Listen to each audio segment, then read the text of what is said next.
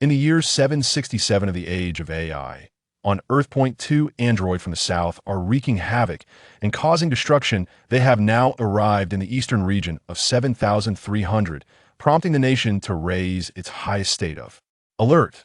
The king himself is leading the army to encircle them, and we believe that these outlaws will soon be apprehended. A reporter sat in a helicopter, the camera focused on the sinister faces of androids 17 and 18. On a small hill far from the city, a cherubic baby gazed thoughtfully at the news broadcast on the television, cradled in his mother's arms. Androids. The youthful Gohan felt a wave of anguish upon seeing the images of androids 17 and 18 on the screen, memories flooding back of Uncle Piccolo and Uncle Krillin. Anger surged within him, and he dashed out. "Gohan, where are you going?" "To train." Chi-Chi watched anxiously as Gohan flew away. The baby observed Gohan's retreating figure, unable to voice his concerns. As he was still too young to speak, he had traversed time and space, having once been an embryo within Chi-Chi's womb, nearly lost when Chi-Chi was devastated by Goku's death. Had it not been for his arrival, there is a strong likelihood that he would not exist at all. Chi-Chi placed Goten in his stroller and stood at the door, gazing with worry in the direction Gohan had flown. 18. It seems there are quite a few mice this time. The beautiful girl known as 18, arms crossed, cast a cold, azure gaze at the army. "This time, I'll leave it to you." 17 squinted his eyes slightly, raising his hand to gather energy and aimed it at the fighter jets in the sky. Boom! On the command platform, the king witnessed a flash of white light on the screen, followed by the debris of hundreds of fighter jets raining down. This is beyond monstrous. The figure of 17 flickered amid the dust and debris. The king, drenched in cold sweat, stared in horror at the silhouette on the screen. That if only that boy were still here. The television broadcast flickered, chaos audible among the crew. Goten lay on the stroller's frame, anxiously watching the news, deeply concerned for Gohan's safety, uncertain if the events of this world would unfold as they did in the original story. 17 hovered in the air, charging straight into the army. The force he unleashed was more terrifying than that of artillery shells, careening through the ranks, leaving destruction in his wake as if they were mere cotton. The onlookers were paralyzed with fear, not daring to utter a sound. How brutish! 17. 18 perched atop a large bus, observing the bloodied face of 17. Enough chatter. 17 glared coldly at the remaining soldiers, offering no mercy. He raised his glowing hands, aiming at them. "Stop!" Gohan appeared, shouting to halt their assault. "How can this be? I thought Gohan was off training." Goten felt a wave of unease upon seeing his brother on the screen. Chi-Chi, too, was worried as she watched Gohan's figure. 17 and 18 turned towards the source of the voice. "Oh, look. Isn't that the little brat who escaped last time?" 18 remarked to 17. "You can handle the small fry. I'll have some fun with this one." Sure. 17 redirected his attention to the soldiers. "Let the games begin." To the onlookers, the handsome youth appeared as a devil from the depths of hell. "Die, demon!" The soldiers raised their weapons, unleashing a barrage of bullets. Any ordinary person would have perished, but 17 was far from ordinary. A faint green barrier enveloped him, absorbing the countless bullets. After a moment, the soldiers ceased fire, checking for injuries on the android. As the smoke cleared, they were astonished to see 17 unscathed. "Back to you." In an instant, a multitude of bullets shot back at the soldiers with even greater velocity. Upon witnessing this, Gohan's energy surged within him as he prepared to protect the crowd, only to be intercepted. "Where do you think you're going?" 18 suddenly appeared before Gohan, delivering a punch to his abdomen. Boom! The blow caused Gohan to double over in pain. Seeing the innocents gunned down, a tumult of rage and guilt surged within Gohan. Why kill the innocent? Why harm them? His expression twisted in fury. A stronger aura erupted from within him. Whoosh! Gohan vanished, reappearing behind 18, delivering a powerful strike to her back. Boom! 18 was sent crashing into a wall. Bang! Bang! Bang! A flurry of energy blasts followed suit. Simultaneously, the king recognized that this was a battle beyond their capacity, issuing a retreat order to the army. However, 17 was not inclined to let them escape. He leaped into the air, gathering energy to unleash upon the fleeing soldiers. Seeing this, Gohan quickly gathered energy blasts to divert the incoming attack. "Run. I'll hold them off." Meanwhile, Goten could no longer see the news broadcast. As the camera had been destroyed by the residual energy, he glanced at Chi-Chi, who was anxiously fretting, uncertain about what to do. He longed to help, but feared that he might hinder Gohan instead. After all, he was still just a baby. Even with the incredible energy within him, he could not utilize it effectively. As the dust settled, "Little brat, you've grown a bit stronger." Point 18 emerged from the wall, displeased as she surveyed her torn clothing. Her frosty gaze fixed on Gohan, she swiftly joined 17's side. Gohan faced the two androids. A weight of gravity pressing upon him, he knew he lacked the strength to defeat them. Casting a glance at the fleeing crowd, Gohan acted first, launching several energy blasts towards 17 and 18, stirring a cloud of dust. Whoosh. 18 shot forward, delivering a rapid punch aimed at Gohan. Boom. Gohan barely managed to deflect the blow using all his energy. Then, 18 unleashed a relentless assault, and Gohan found it impossible to keep up, being struck and sent hurtling away like a cannonball. Bang! Bang! Bang! He crashed through several buildings, finally coming to rest against a wall. His consciousness began to wane, and through blurred vision, he beheld 18 before him. Die! With a cold gaze, 18 gathered energy and shot it toward Gohan. Boom! Suspended in midair, 18 surveyed the devastated buildings, believing Gohan to be dead, and chose not to pursue further. 18, don't kill him, the fun will be over. Point 17 appeared beside 18. This little brat ruined my favorite outfit. I was momentarily infuriated. What a shame that store is long gone. Let's go, we need to get a few new outfits. Chapter 2. The Secret of Transformation. Inside the quaint house on Bowsy Mountain, Gohan opened his eyes to the sight of familiar faces. Gohan, you're awake. Upon seeing his mother, Gohan felt a pang of guilt intertwined with deep sorrow. His thoughts drifted to those who had perished right before his eyes. Yet he had been unable to save them. Hey, you reckless kid, you nearly died. Do you realize that? A stout figure appeared. It was Yajirobe. If it weren't for the sins of beans, you would be gone. He handed Gohan a small pouch. These are the latest sins of beans from Korin. Take them. And don't go dying on us. You're the last warrior on this planet. I'm sorry, Uncle Yajirobe. My business is finished, so I must take my leave. With that, Yajirobe showed no inclination to linger and turned to depart. Yay! Little Goten climbed onto the bed and perched himself on Gohan, expressing concern for his brother's condition. Goten, I'm fine. Gohan lifted Goten and turned to Chi-Chi, saying, Mom, I want to train. Chi-Chi paused momentarily, though she was initially resistant. Gohan's determined expression rendered her unable to voice a refusal. All right, but remember to come home for dinner. To Gohan's surprise, Chi-Chi did not deny him this time. 5 years later, a child with a crab-like hairstyle resembling Goku and a handsome young man were honing their physiques deep in the mountains. Gohan donned a weighted training suit acquired from Master Rashi, engaging in basic physical exercises, while Goten mirrored his actions closely. Goten, it's truly impressive that you can endure training for the first time, Gohan remarked. Brother, I want to become even stronger. Goten replied eagerly. Goten, you're still young. There's no rush. When you're older, I'll teach you how to become more powerful. For now, just focus on growing naturally. But brother, I can also transform now. I want to be as strong as you. Gohan, momentarily taken aback, questioned, what transformation? It's the one where you shine with golden light. Goten exclaimed, and I feel my strength has increased significantly after transforming. Really? Gohan was astonished. You can transform at such a young age? Without further ado, Goten summoned his energy. In an instant, he successfully transformed. As Gohan gazed at Goten's golden hair and blue eyes, he felt as though his perception of the world had been turned upside down. After all, he and his father had awakened their transformations only through intense struggle. Goten, tell me, when did you learn to transform? Gohan grasped Goten's shoulders, excitement evident in his voice.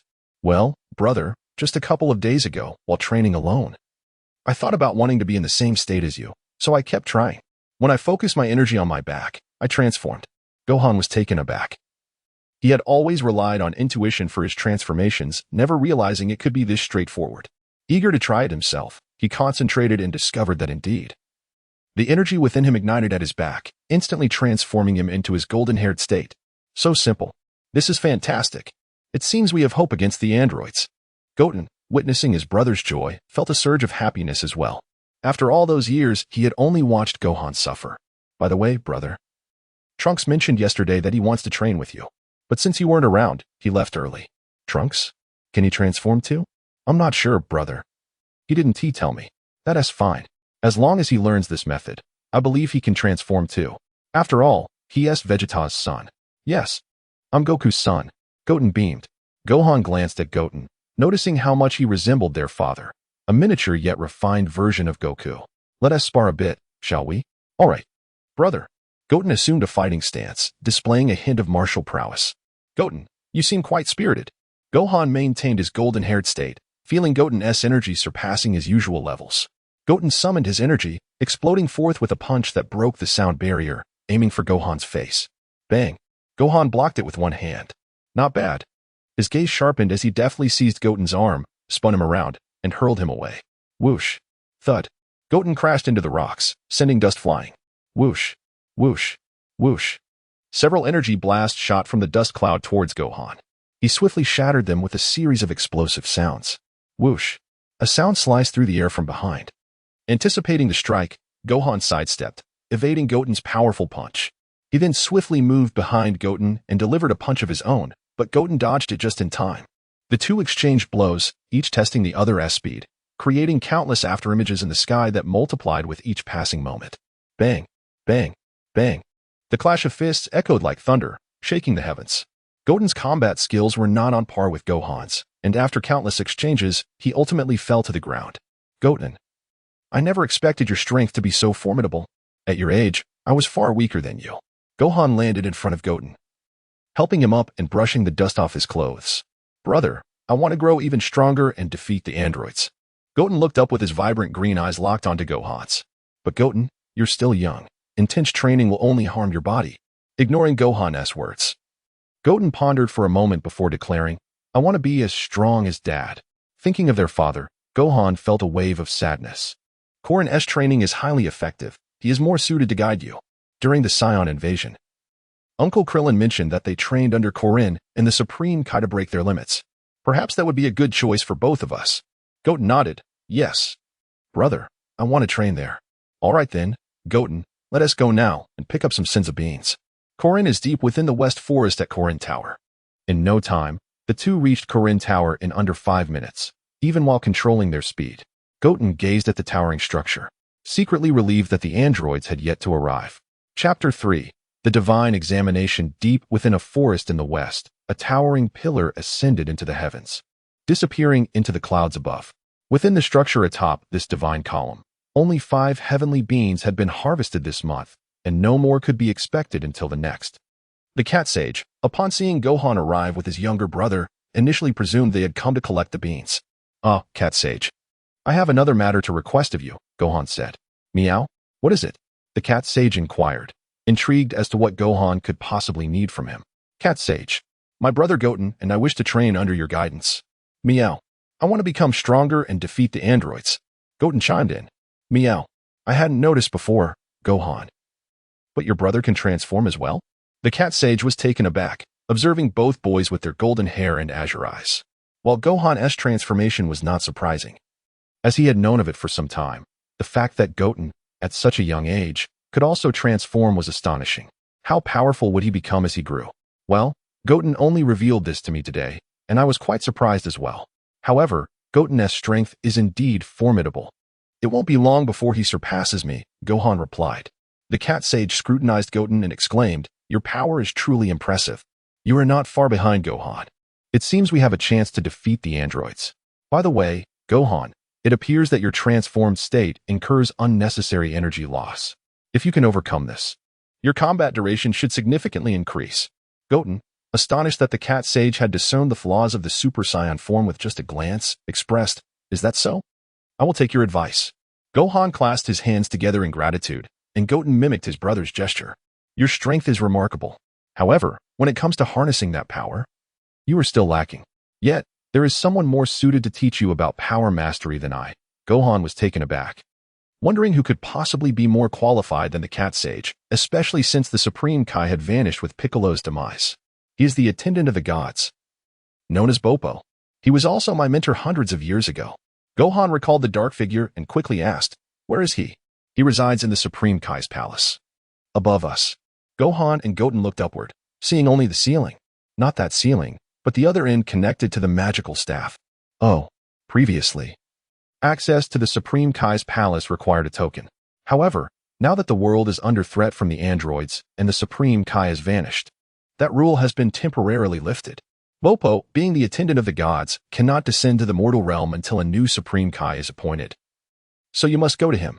With that, the cat sage removed a bell from around his neck and handed it to Gohan.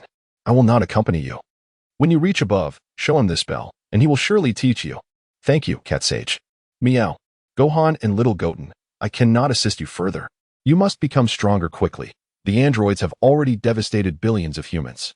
If this continues, humanity will face extinction. Yes, I haven't fought them since transforming into Dad's form, but I feel my power is still lacking.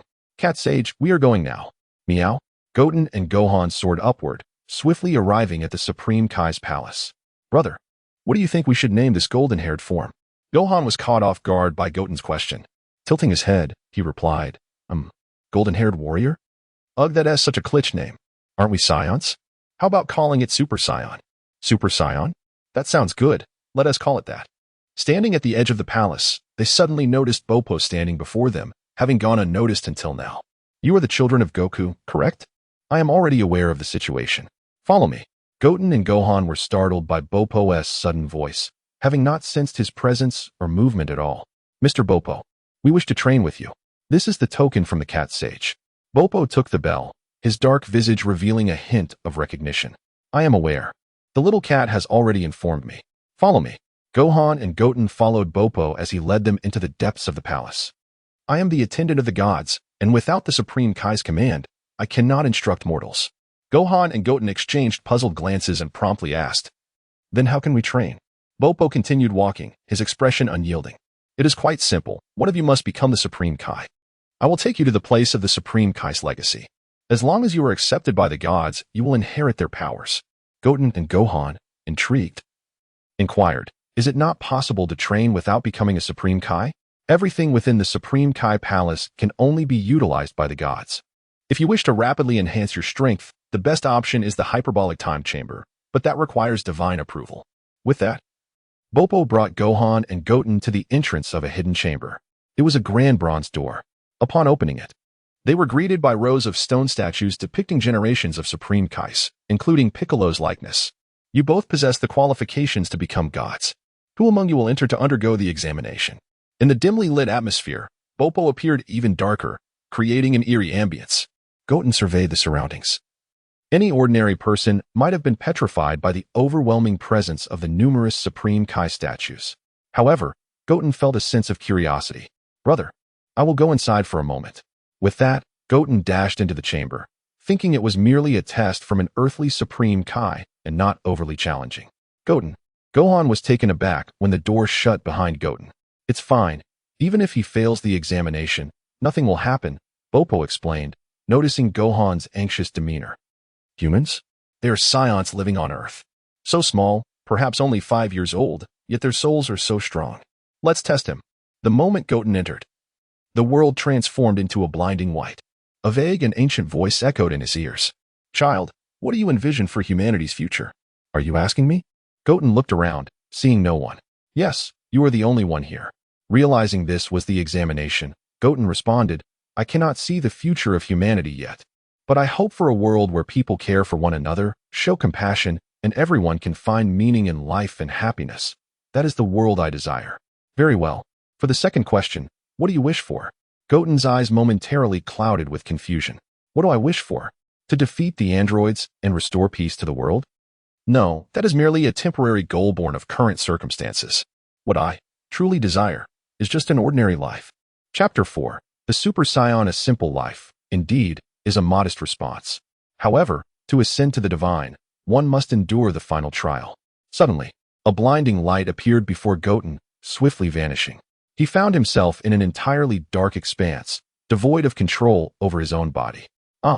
It felt as though invisible walls had emerged, pressing down upon him, rendering him immobile. As the oppressive force intensified, Goten initially managed to withstand it, but as time passed, the pressure escalated beyond his limits. The dual burden on his body and spirit left his consciousness increasingly hazy. In that moment, he recalled the initial sensation. The more he resisted, the stronger the squeezing sensation became. With this thought, he relaxed his mind and ceased to fight against the force. Instantly, the pressure surged through him, and Goten regained his composure. A tranquil state of mind is essential for a deity. Congratulations, you are about to become one of us. The ethereal forms of the gods materialized before Goten, with old Piccolo among them. Have I passed the divine trial? Unbeknownst to Goten, had he possessed any malevolent thoughts, he would have been annihilated in that secret realm. Indeed, from this moment forth, you are a new deity. Old Piccolo's visage appeared before Goten, inquiring. You must be Goku's child. I never expected Goku to show no interest when I made him a god, yet his child has inherited the divine position. What a twist of fate. Goten regarded old Piccolo with admiration, recalling tales of him. Hello, Grandpa Piccolo. I've heard my brother Gohan speak of you. You truly are a kind grandfather. Old Piccolo inquired about the state of the androids on Earth, and upon learning the situation, he was filled with sorrow, lamenting. Had I accepted my darker self sooner, this tragedy might have been averted. Do not blame yourself, Grandpa Piccolo. Once I grow stronger, the androids will no longer pose a threat. After a brief exchange between Goten and old Piccolo, the assembly of gods united to activate their divine powers. In that moment, a colossal statue manifested in the space, depicting a human clad in divine garb, reminiscent of an ancient sage, extraordinary in appearance. Son Goten, chosen by the divine, do you pledge your life to the temple and the future of humanity? Goten gazed at the powerful deities before him and replied candidly, life will inevitably fade. It is fleeting. If my sacrifice serves a noble and radiant cause, I have no objections. A pure-hearted individual is indeed a rarity. The first-generation god reflected upon Goten. Suddenly, the first-generation god's eyes glimmered with golden light, and a divine power coursed into Goten's being. The primal Saiyan bloodline and transcendent spirit awakened through this divine energy. The space began to emanate a golden brilliance, and a beam of divine light descended upon Goten. The environment shifted continuously, alternating between cold and hot, gentle and intense, revealing myriad contrasting sensations that astonished the gods.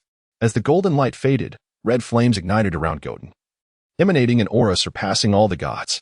The first-generation god was taken aback, realizing that someone could awaken to an alternate state through divine power. Truly, a reincarnated being from another realm, such power would be a waste if not transformed into divinity. Feeling the swelling power within, Goten pondered. How did you know I am a reincarnated soul, first-generation god? Upon receiving the legacy, memories naturally integrated into Goten's mind, encompassing all knowledge of the temple and its history. When you entered this realm, your memories and thoughts became open. Hence, I naturally know. Ah, I see.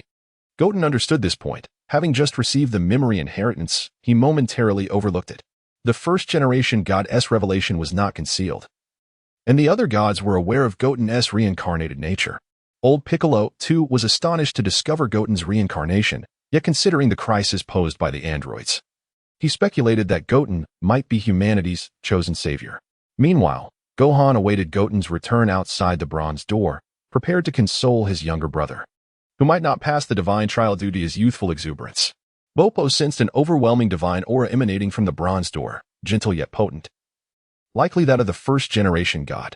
However, this sensation felt markedly more pronounced than before. With a resounding sound, the bronze door swung open. Goten emerged, adorned in divine attire emblazoned with the character for God. Brother Gohan, I did it. I am now a new deity. Gohan nearly stumbled, astonished that his little brother had ascended to divinity. Welcome, Divine One. Popo bowed before Goten.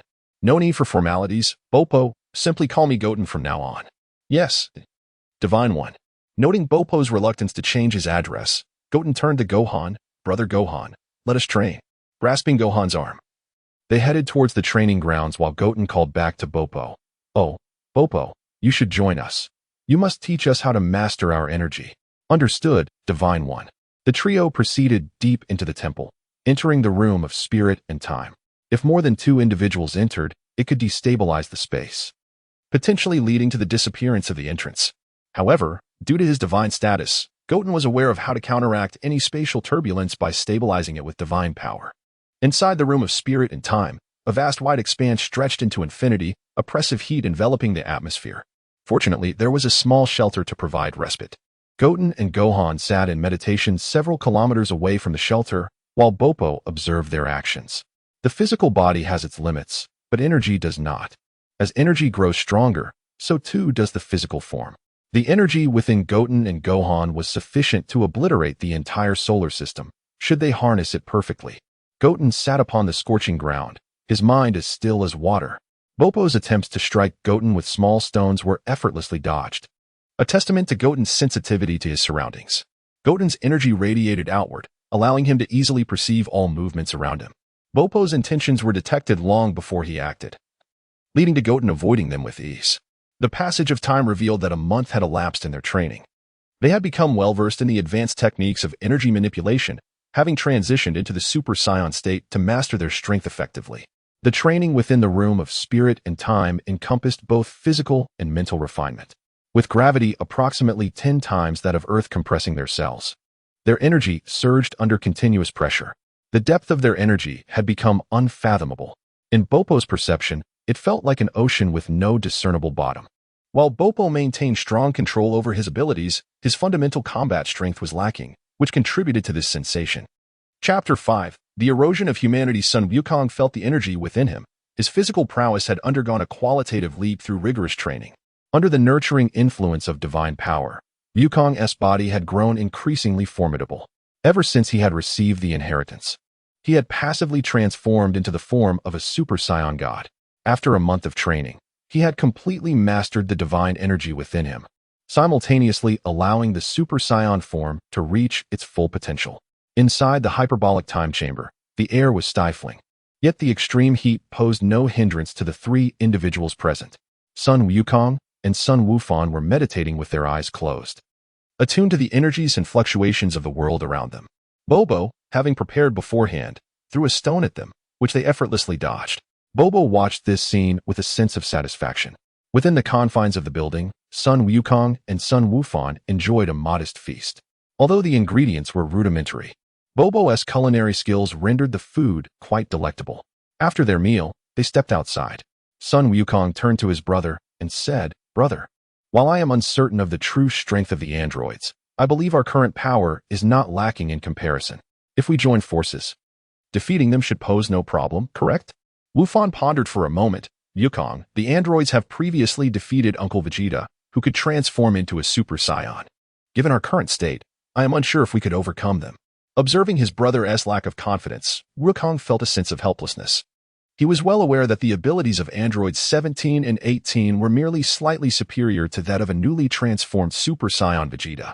Were it not for their infinite energy, Vegeta could still manage to contend with them, as Saiyans' powers fluctuate during battle.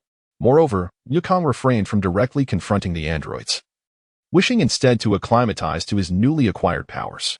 After all, within the hyperbolic time chamber, a month equated to just over 2 hours outside. "Brother, I have recently mastered a new transformation since becoming a deity." Wufan, intrigued, asked, "What is this new transformation?" "You shall see shortly." Wukong gathered his energy, enveloped in a fiery aura that danced around him, enhancing his appearance significantly. "What is this?" Wufan exclaimed, astonished that he could not sense any fluctuations in Wukong's energy. Although he stood right before him, Wukong felt as solid as a stone, devoid of any detectable aura. "This form I refer to as Super Saiyan God. In terms of power, it is exponentially stronger than the Super Saiyan form." Wufan observed Wukong, now engulfed in red flames of energy, instinctively feeling a weight of pressure. What was this transformation? Wufan remained in his Super Saiyan state, having trained under Popo's guidance to maintain this form fully. "Brother, strike me with all your might." Wufan felt a grave seriousness. He knew that within the hyperbolic time chamber, he had not only enhanced his control over the Super Saiyan state, but had also significantly amplified his base power. If he were to unleash his full strength, he couldn't guarantee he wouldn't harm Wukong. "Wukong, be cautious." Yet, as it was a request from his younger brother, Wufan decided to comply without overthinking. With a powerful shout, Wufan unleashed a golden flame, channeling the immense energy hidden within him. In an instant, he appeared before Wukong at thousands of times the speed of sound. He delivered a forceful punch, intending to withdraw upon seeing Wukong's lack of response. However, in the blink of an eye, Wukong's small hand had grasped Wufan's fist. Wufan attempted to break free, but his arm was utterly immobilized. "Brother. How about that? My strength is formidable now. Isn't it?" Wukong released Wufan's hand. Is this the power of the Super Saiyan God? Wufan marveled, taken aback by the surprise Wukong had presented. With such strength, the threat of the androids was insignificant. This form is activated by harnessing our latent Saiyan energy through divine power. To achieve this form, one merely needs to transform all their internal energy into divine energy. Wukong explained. Divine energy? Wufan questioned, somewhat perplexed. Yes, after becoming a deity, I inherited the divine power of the original God, which fortuitously activated my latent strength, allowing me to become a Super Saiyan God. Brother, I believe you can attain this form as well. Wukong had no intention of concealing this knowledge. If Wufan could surpass him, Wukong would wholeheartedly welcome it. In the ensuing 5 months, Wukong imparted divine energy to Wufan, enabling him to sense its presence. During Wufan's 5 years of training, androids 17 and 18 continued their relentless slaughter, annihilating a significant portion of humanity. Despite the king organizing military resistance, it proved utterly futile. Wherever the androids went, they brought only devastation and anguish. In the western region 1300, at a clothing store, 18 was trying on various outfits. This one is too old-fashioned. This one is acceptable, but the color is dreadful. This one, The store owner looked on in terror at the two individuals. 17 leaned against the wall near the door, observing with cold indifference. Hey, 18, can we wrap this up? We've finally found a clothing store, and you still have many outfits to try on. 17 remarked, bewildered by why girls were so enamored with such trivialities. After a while, 17 and 18 sat atop a hovering convertible, new clothes piled in the back, while the clothing store they had just visited burned to the ground, reduced to ruins. As for the owner, he likely perished with the establishment. 17 drove the vehicle, one hand resting casually on the door, his foot pressing the accelerator as they sped away. Meanwhile, 18 leaned against the door, resting her chin on her hand, coldly surveying the panicked bystanders. Upon seeing their appearance, passers-by fled in terror. After all, the name of the androids had spread throughout the globe. Initially, Bulma had provided the king with information. After the warrior's demise, to prevent further casualties, Bulma anonymously relayed the android's signal. Now, upon spotting an android, people fled. Those who did not escape could only rely on luck. Boom, boom. Suddenly, explosions erupted. 17 and 18 hovered above, extending their hands toward the crowd. With each energy blast unleashed, thousands perished. Humans are truly tiresome to watch, 17 remarked. Let us annihilate this area and move on to the next. We've lingered here long enough. Oh, by the way, 18. The memory data indicates that several thousand kilometers from here lies a place called Karen Tower. It seems Sun Wukong defeated Tao Pai Pai there with the help of a cat. How amusing, a cat residing in the heavens. 17 and 18 sneered as they ruthlessly devastated their surroundings until the entire city lay in ruins. Chapter 6. The end of the androids in the dilapidated city of West Capital. Beneath the crumbling structures lies an artificial underground sanctuary where Bulma and Trunks spend the majority of their days. The androids had previously ravaged this area, yet they narrowly escaped devastation due to Bulma's foresight in constructing the subterranean refuge. However, Bulma's parents were not so fortunate and had perished long ago. With the androids resurfacing in the nearby city, Bulma once again sought refuge with Trunks in their underground safe haven. Now 6 years old, young Trunks comprehends the terror of the androids and yearns to train under Gohan to become powerful enough to eradicate them. Today, he stealthily ventured into the devastated zones, rescuing those nearly crushed by collapsing walls. Witnessing the ruinous state of the surroundings only strengthened his resolve. Within the confines of their sanctuary, Bulma sat vacantly before her computer, poring over the data sent by doctor briefs. A frantic thought flickered in her mind, yet as she turned to survey the desolate room, a sense of helplessness washed over her. The table beside her bore a meal, a rarity in these times, which Bulma had procured at a steep price. She had contemplated growing her own vegetables and fruits, but found herself lacking the requisite knowledge, and with the ability to purchase food, she temporarily shelved that idea. Trunks navigated the ruins of the city, hastening home to avoid reprimand for his tardiness. Outside the temple, Goten perched on the edge, peering through the mist at the world below. The entirety of Earth lay within his view, including the locations of androids 17 and 18. Contemplating their heinous deeds, Goten's heart grew cold. Armed with the capability to annihilate them, he saw no reason to allow them to continue their malevolence. However, he turned his gaze toward Gohan, who was training in the distance, believing it best for Gohan to deal with the androids. Narrowing his eyes, A faint red glow flickered in his pupils as a cerulean energy sphere materialized at his fingertips, flying towards the earth below. It was a divine judgment of sorts. Gohan, perceptive as ever, sensed a disturbance in the atmosphere and glanced toward his brother, pondering whether he had just witnessed a flash of light. Did you find them? Gohan inquired. Yes. Meanwhile, Android 17 drove leisurely westward with 18, as dusk approached and the sun dipped low. It's getting dark. We should head to the nearest town, 17 suggested, searching his memory chip for a nearby destination. Suddenly, a radiant burst of light, akin to the sun, erupted, forcing them to shield their eyes. What is that? With a thunderous crash, the light dissipated, revealing a massive crater where the androids stood, their tattered clothing and numerous wounds evident. They struggled to their feet, hovering in the air, and shouted, "Who was there? Show yourself." Back at the temple, Goten chuckled inwardly, knowing that while his previous attack hadn't been lethal, it had planted a bomb within the androids, set to explode at his will. "Brother, let's go eliminate the androids," Goten stated as he rose, glancing at Gohan. All right. In an instant, Gohan transformed into a Super Saiyan. Where are they? He asked. Goten pointed eastward. If you fly about 1,000 kilometers that way, you'll find them. Understood. Gohan's golden aura flared, and he vanished in a heartbeat. I'll follow, Goten said, hurrying after him. Only B remained at the temple, watching their departing figures with concern. You must win, he urged, sensing the androids' presence was elusive and their strength indeterminate. In the wild, androids 17 and 18 floated in the air, scanning for their unseen assailant. After a fruitless search, 18 contemplated unleashing destruction upon the area. They're really good at hiding. I hope I find them soon. She fired energy blasts in frustration, obliterating vast stretches of land and mountains. 18, there's a unique energy signature similar to Gohan's, 17 remarked, hovering behind her. What? 18 turned to the source of the energy fluctuation. Two golden auras streaked across the horizon, materializing before them in an instant. Gohan, 18 gasped, astonished by the transformed figure before her. His essence bore a striking resemblance to Gohan's, yet he appeared as a striking young man. Androids 17 and 18. If you promise not to harm the innocent any longer, I shall grant you mercy. Gohan stood tall before them, exuding an air of authority. Ha! You think we'll spare you just because you look different? You're still nothing but a bug in our grasp. They laughed, and 18 lunged first, her fist clenched, channeling her energy as she charged at Gohan. With a swift motion, Gohan caught her right hand, yanking her upward and delivering a powerful kick that sent her sprawling.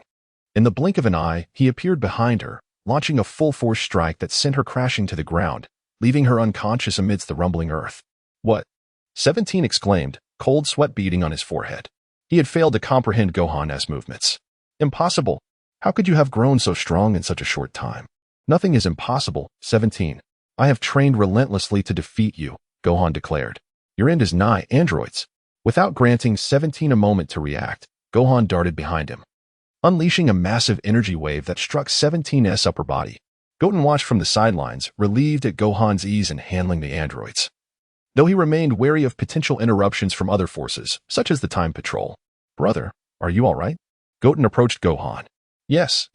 I just didn't expect them to be so weak now, Gohan mused, reflecting on the source of his newfound strength, grateful to Goten for inspiring his training. He realized he had not been alone in this fight after all. Chapter 7. Journey to the Underworld. The people on North Kai's planet Sun. Goten approached the site where Android 18 had fallen, contemplating whether she was truly dead. A prominent fissure, stretching for several dozen kilometers, marred the earth. He carefully lifted the still faintly breathing Android 18 from the ground. Brother, I've brought her back. She still seems to have a spark of life. Son Gohan pulled son Goten behind him. Goten, step back. Noticing Gohan's resolute gaze, Goten refrained from arguing and turned his attention elsewhere. A tremendous rumble echoed through the air. After a moment, Gohan said, Let us go. The androids have been completely eradicated. All right, brother, Goten replied, casting one last glance at the flattened ground, feeling a sense of change in his sibling. Upon returning home, Gohan was greeted by Chi-Chi, who had been anxiously awaiting their return. Where have you two been? Skipping lunch? I was worried something had happened.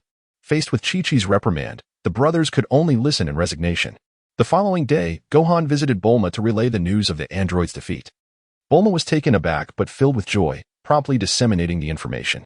Little Trunks, upon seeing Gohan, disregarded Bulma's comments and earnestly expressed his desire to train alongside him. yearning for strength. Gohan could only acquiesce, and Bulma did not oppose this decision, allowing Gohan to take Trunks for training. As she watched their departing figures, Bulma pondered whether to proceed with her time travel plans. In the Heavenly Palace, Son Goten donned the attire of a deity, seated cross-legged in midair. Due to his divine status, he was able to communicate with the underworld and travel there. At that moment, he was explaining to King Yama his intention to visit North Kai. As long as you grant permission, I shall proceed, he stated. King Yama regarded Goten's projected image on the table. Earth's deity, what is your purpose in visiting North Kai? I cannot permit you passage without a clear reason. Lord Yama, my father is Son Goku, a disciple of North Kai. Having become the deity of Earth, I long to visit North Kai and see my father, Goten explained.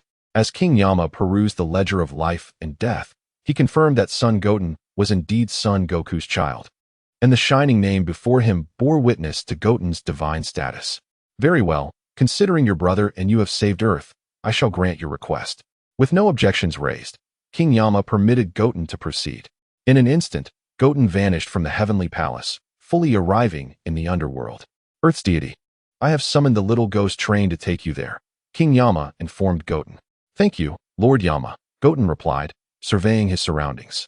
The underworld lacked sunlight, yet was as bright as day, with golden clouds dotting the distant ground beyond the gates. Standing beside King Yama's workstation, Goten found it intriguing to observe the transparent souls being judged. Deity, the train has arrived. Please board, a little ghost with blue skin beckoned Goten. He nodded in acknowledgement and followed the ghost to the train, which was orange and filled with numerous transparent souls, their destination unknown. Curiously, Goten inquired, where are these souls headed? They were all virtuous individuals in life and have been judged to enjoy pleasures in the afterlife. The train's destination is the Elysium Star, where any soul arriving there experiences immense joy. North Kai's planet is the second stop. The Kai is a being revered even by King Yama. I have yet to meet them, the little ghost explained. Understood, Goten replied, stepping onto the train. As it began its journey with a clink, the train was filled with transparent souls, the driver resembling the little ghost. The train traveled swiftly, soon arriving at the second stop. Goten disembarked in the skies above North Kai's planet, allowing gravity to guide him to the surface. Upon landing, he noticed a small house in the distance and walked over. North Kai was reclining in a chair, taking a midday nap, surrounded by familiar faces, Son Goku, Krillin, Tan, Kaiatsu, and Piccolo, who were enjoying a picnic on the ground. Though Piccolo was merely sipping water, Yamcha and Por had already been reincarnated, while the others remained with Goku due to lingering attachments to Earth. Goku was voraciously consuming food when he suddenly sensed something and turned to look behind him, but saw nothing. This is delicious. I never expected the underworld would have such tasty food. Goten eagerly grabbed a dish from Goku's spread, delighting in the feast. Startled by Goten's sudden appearance, the group exclaimed, "Who are you?" Goku and Krillin stood up, curiously examining the unexpected child. "Goku, he looks just like you," Krillin remarked, poking Goku's side. Piccolo stared intently at Goten's attire, sensing a familiar aura emanating from him. "What an adorable little one. Where did you come from?" Kaiatsu floated around Goten in confusion. After finishing the last bite of barbecue pork, Goten wiped his mouth and turned to Goku. "Father, hello." "Huh? Father? Are you talking about me?" Goku replied, utterly bewildered, clearly unaware of events on Earth. "Yes, Father. I have come from Earth to see you and to ask North Kai for the coordinates to New Namek, to use the Dragon Balls to resurrect you all." "What?" The group was taken aback, astonished that this child was indeed Son Goku's son. And the notion of using the Namekian Dragon Balls for resurrection was a plan Piccolo had considered but never voiced due to uncertainty about North Kai's capabilities. Resurrection through the Namekian Dragon Balls? Goku pondered, realizing it was feasible. While Goku had not considered resurrection, he felt content in the underworld, possessing a body and numerous formidable adversaries to challenge. In his heart, living and dying felt rather similar. "By the way, what is your name?" Goku asked, still unaware of his second son's identity. Goten, feeling a sense of exasperation towards his irresponsible father, replied, "I am Son Goten. Mother named me this because she misses you in the heavens." Upon hearing Chi-Chi's name, Goku's guilt became evident, dimming his expression. "Speaking of which, how is Earth faring? Are the androids still around?" Krillin inquired. Goten turned to Krillin. "Uncle Krillin, the androids have been vanquished by me and brother Gohan, and Earth has returned to peace. However," he turned back to Goku, Father, even if you do not wish to be resurrected, I will bring you back to Earth. Haha. Goku scratched his head, not refusing the idea. That's wonderful. The androids have been defeated. Krillin, Tien, and the others rejoiced. Yet, the thought of Yamcha's reincarnation left Krillin feeling somewhat wistful. Wuten, I promise you, whenever the opportunity arises, I shall be resurrected and return to Earth, Sun Wukong replied earnestly as he gazed at Sun Wutien. Chapter 8. The art of instant transmission. The North Kai was in a deep slumber when a sudden shout jolted him awake. Ah, Goku, keep it down. The North Kai, initially wishing to continue his rest, suddenly realized he might have been seeing things. Since when did Sun Wukong become so diminutive? Rubbing his eyes, he exclaimed, Wukong, where did you learn this shrinking technique? You look utterly adorable. Lord Kai, I am Sun Goten, and Sun Wukong is my father. Sun Wukong and his companions stood beside Goten.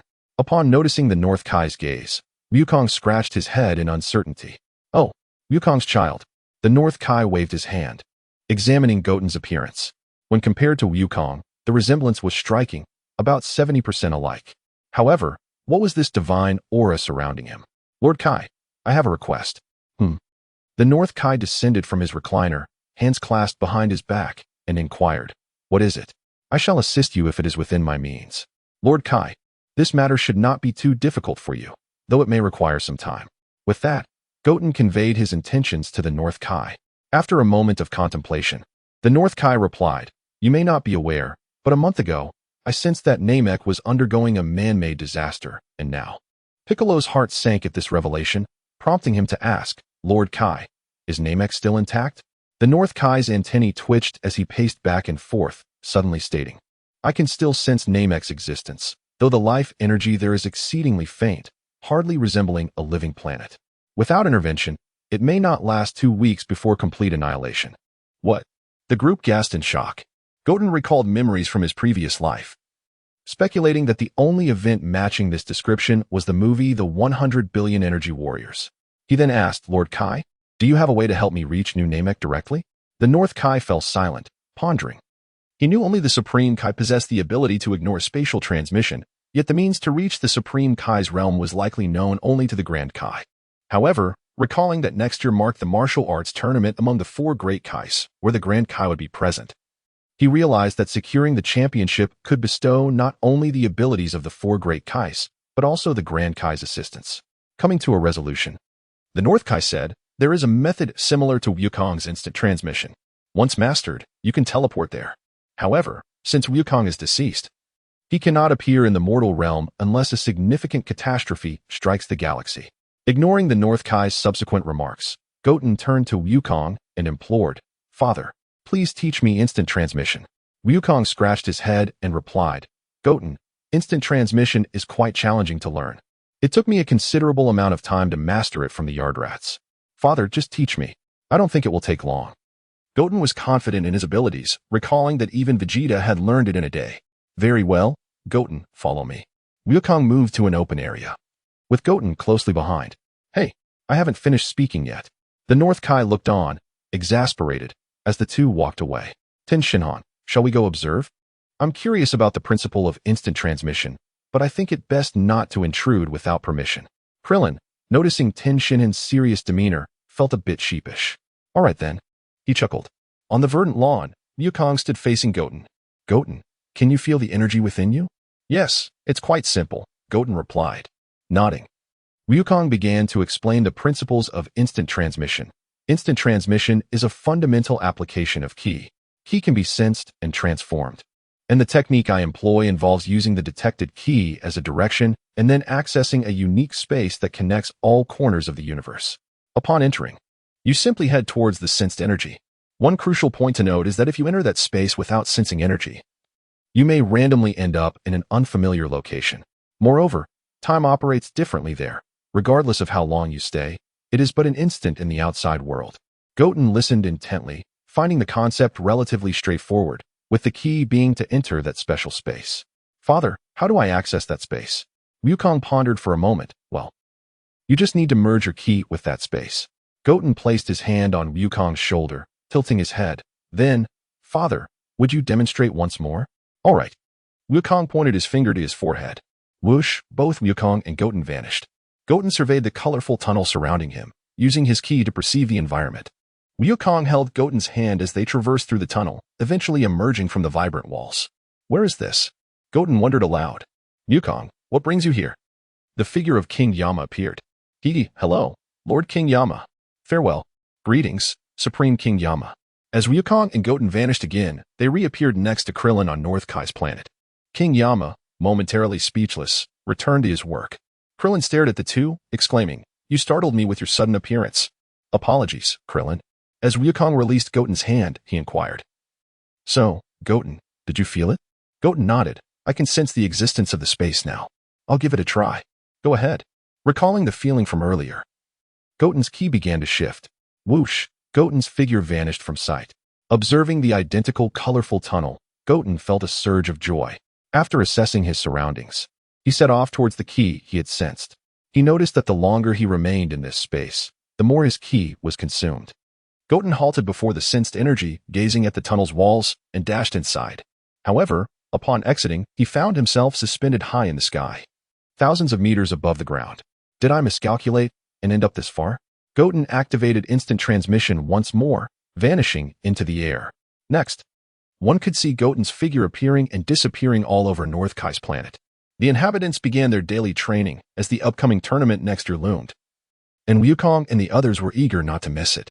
Meanwhile, Goten continued to appear and vanish alongside the others, repeating this for several hours. Chapter 9. Arrival on Namek on North Kaio's planet. Everyone gathered together. Son Goten looked at North Kaio and said, Lord Kaio, I have mastered instant transmission. Please tell me the location of Namek. North Kaio was surprised by Son Goten's talent, realizing he had grasped such a complex technique in just a few hours. Ahem. Goten, Namek lies at the edge of the North Galaxy. You should focus your senses in this direction. Son Goten gazed toward the direction indicated by North Kaio, then placed his hand on his forehead, concentrating. In an instant, countless energies and images flooded into his mind. After searching for a while, he realized he was unfamiliar with the energy signatures of the Namekians. Lowering his hand, he turned to Son Goku and said, Father, I cannot sense the Namekians' energy. Son Goku pondered for a moment, walked behind Son Goten, and placed a hand on his shoulder. Goten, I will transmit their energy to you through telepathy. Try again. Son Goten nodded and began to sense once more. His mind filled with unfamiliar images and the previously indistinguishable energies of the Namekians.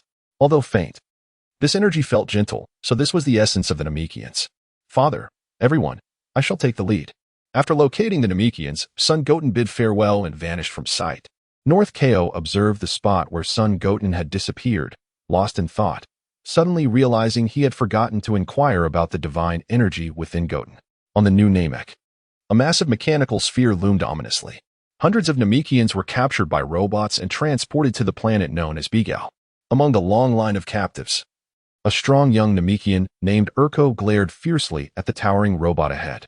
Enduring the torment had pushed Urko to his limit. Harnessing his combat power, which soared into the tens of thousands, he broke free from his restraints. The elder Namekian behind him gasped in shock and shouted for Urko to stop. However, Urko ignored him and unleashed his full power, charging at the robot. Just as Urko thought he would succeed, the robot abruptly turned, its massive claw striking down and sending Urko crashing to the ground. Boom! The robot fired an energy blast that knocked Urko unconscious. A rope shot out, binding him once more, and he was taken toward Bigao. Son Goten stood atop a rock, surveying the situation below. So this is Namek. These robots are products of Bigao. If we destroy the core chip of Bigao, they will vanish. A small energy blast shot from Goten's fingertips, hurtling toward the robots. The blast pierced through the robots without halting, continuing its path and detonating, causing a chain reaction that obliterated hundreds of them. It seems these machines are not as formidable as they appear. Son Goten descended gracefully before the gathered Namekians. Greetings, I come from Earth. I am the son of Son Goku, and my name is Son Goten. Without further explanation, he revealed his father's name, shocking the Namekians and eliciting expressions of excitement. An elder among them, Muley, stepped forward and asked, Has Son Goku come as well? Goten shook his head. Regrettably, my father passed away 5 years ago. I have come to Namek to seek the Dragon Balls to resurrect him and my loved ones. Ah, I had no idea. Muley sighed, uncertain of what to do next. Are the Dragon Balls still safe? Goten inquired. We had the Dragon Balls long ago. It wouldn't take long to gather them. But now our planet is overrun by these strange beings. If we are discovered, we will be captured and sent to that planet. Most of our kin have already been taken, and their fate seems dire. Understanding their plight, Goten declared, "I will go rescue them." Without waiting for their response, he dashed toward Bigao. Boom. Son Goten broke through a mechanical wall, entering the metallic environment. He began to pursue the faint energy signatures of the Namekians. Creak, creak. A figure resembling Frisia appeared before Son Goten. What rodent dares intrude here? As Gula scrutinized Goten's appearance, he was struck by the resemblance to Son Goku. What is your connection to Son Goku? Son Goten remained silent, not responding to Gula's question. Seeing Goten's nonchalance, Gula raised his hand, aiming at him. If you want to speak, then perish. Boom. A large energy blast erupted, striking Son Goten and shattering the surrounding metallic walls, sending dust swirling. Is he dead? Gula mused. Assuming Goten was incapacitated. As he turned to leave, he heard faint footsteps behind him. Gula, brother of Frisia. Hello, I have come to eliminate you. With that declaration, Son Goten vanished and reappeared behind Gula, thrusting his arm through Gula's body. What? Gula was taken aback by Goten's speed. Boom. Goten withdrew his arm, and Gula's body exploded. It appears my divine form possesses considerable strength, Goten remarked to himself. The divine form was an incomplete Super Saiyan God state, its power fluctuating with his base strength. Without lingering, Goten disappeared, utilizing instant transmission to reach the captive Namekians. They were confined within a large iron cage, appearing gaunt. With most of their energies feeble, lines on the walls siphoned their energy. Upon his arrival, a punch suddenly flew toward Goten's face. He stepped back just in time to evade the blow. The Namekians glared at him menacingly. As Goten prepared to explain himself, a voice rang out. Stop, everyone. This young warrior has come from Earth to aid us. A figure resembling a youthful Piccolo stepped forward, shielding Goten. Hearing Dandy's words, the Namekians settled down. Greetings. I am Dandy. The elder transmitted to me, stating a youth from Earth has come to rescue us. Yes, that would be me. I am Son Goten, the son of Son Goku. Dandy expressed astonishment, realizing that so much time had passed, and Goku had a second child. Chapter 10. The beginning of wishes hand in hand. You shall be transported back. Upon hearing this, Dandy felt a tinge of confusion but placed unwavering trust in Son Wukong, rallying everyone to take action. Whoosh in an instant. They vanished, reappearing beside the inhabitants of planet Namek. Elder. Dandy rushed to the side of the elder muley. Wukong, without much thought, glanced at the distant Bigelow star before addressing the group. Please wait here for a moment. I shall destroy that object. Under the watchful eyes of the crowd, Wukong disappeared once more, vanishing towards Bigelow star. Countless metallic gulas surged from Bigelow star, encircling Son Wukong. Who are you? The gula inquired. Wukong replied nonchalantly. I am Son Wukong, the god of Earth. Earth? How is that possible? How can a human from Earth possess such energy? Seeing Wukong's reluctance to speak frankly, the metallic gula initiated an assault, charging at Wukong. With a subtle shift, Wukong evaded the attack, delivering a swift chop that cleaved the gula in two. The explosion resounded. The other metallic gula, witnessing this, unleashed a flurry of energy attacks. Millions of energy blasts surrounded Wukong. A colossal sound erupted as a mushroom cloud ascended, threatening to tear planet Namek asunder. Hidden within the core chip of Bigelow's star, Gula felt a flicker of unease even as his attack struck Wukong. The eerie blue chip crackled ominously. As the mushroom cloud dissipated, Wukong stood unharmed at the epicenter of the energy. Impossible. Gula began to consider fleeing. The combined might of thousands of metallic gula could not vanquish this mysterious child, pushing Gula toward despair. It seems this is the end. Wukong's body ignited with crimson flames, resembling a human sun. Whoosh, whoosh, whoosh. Boom, boom, boom. Wukong's figure flickered in the sky, each appearance heralding the demise of hundreds of metallic gula. How can this be? The chip gula began to retract its energy output, and the metallic tendrils of Bigelow's star started to withdraw. The metallic gula surrounding Wukong, deprived of energy, lost their ability to move and began to plummet. Wukong turned to glance at Bigelow's star, noticing it had distanced itself from planet Namek, drifting into outer space. He had no intention of sparing Gula. Having ascended to godhood, Wukong no longer required oxygen to survive. In his Super Saiyan God form, he surged into the depths of Bigelow's star in an instant. With relentless force, he wreaked havoc, obliterating a significant portion of Bigelow's star. Wukong's hesitation to destroy the planet stemmed from ulterior motives. Gula's damaged form merged with metal, repairing its own deficiencies. A colossal Gula materialized before Wukong, gathering the energy of the entire planet for a final strike. An enormous energy cannon erupted from Gula's mouth, aimed squarely at Wukong. This time, faced with Gula's ambush, Wukong did not evade. Kamehameha. A blue wave of energy surged from Wukong's palm, instantly redirecting Gula's energy cannon back at it. No, it's impossible. Gula was engulfed by the energy wave, leaving only half a head suspended in the air. This was due to Wukong's divine energy shielding, or else it would have been obliterated. Wukong hovered before Gula, extending a hand. Gula, rest easy in death. I shall safeguard your legacy. A red energy emanated from Gula's severed head, severing the link between the chip and Gula. Wukong grasped the chip, pondering its use. The chip seemed to possess a consciousness of its own, propelling itself toward Wukong's forehead, adhering to his skin. A blue diamond-shaped mark appeared on Wukong's forehead, signaling the chip's transformation. He sensed an energy attempting to merge with his mind. Wukong did not resist, allowing it to synchronize with his cerebral signals. The chip lacked self-awareness but possessed an instinct for survival. This sensation was quite pleasant. The entirety of Piccolo's star fell within Wukong's perception, granting him the power to manipulate it at will.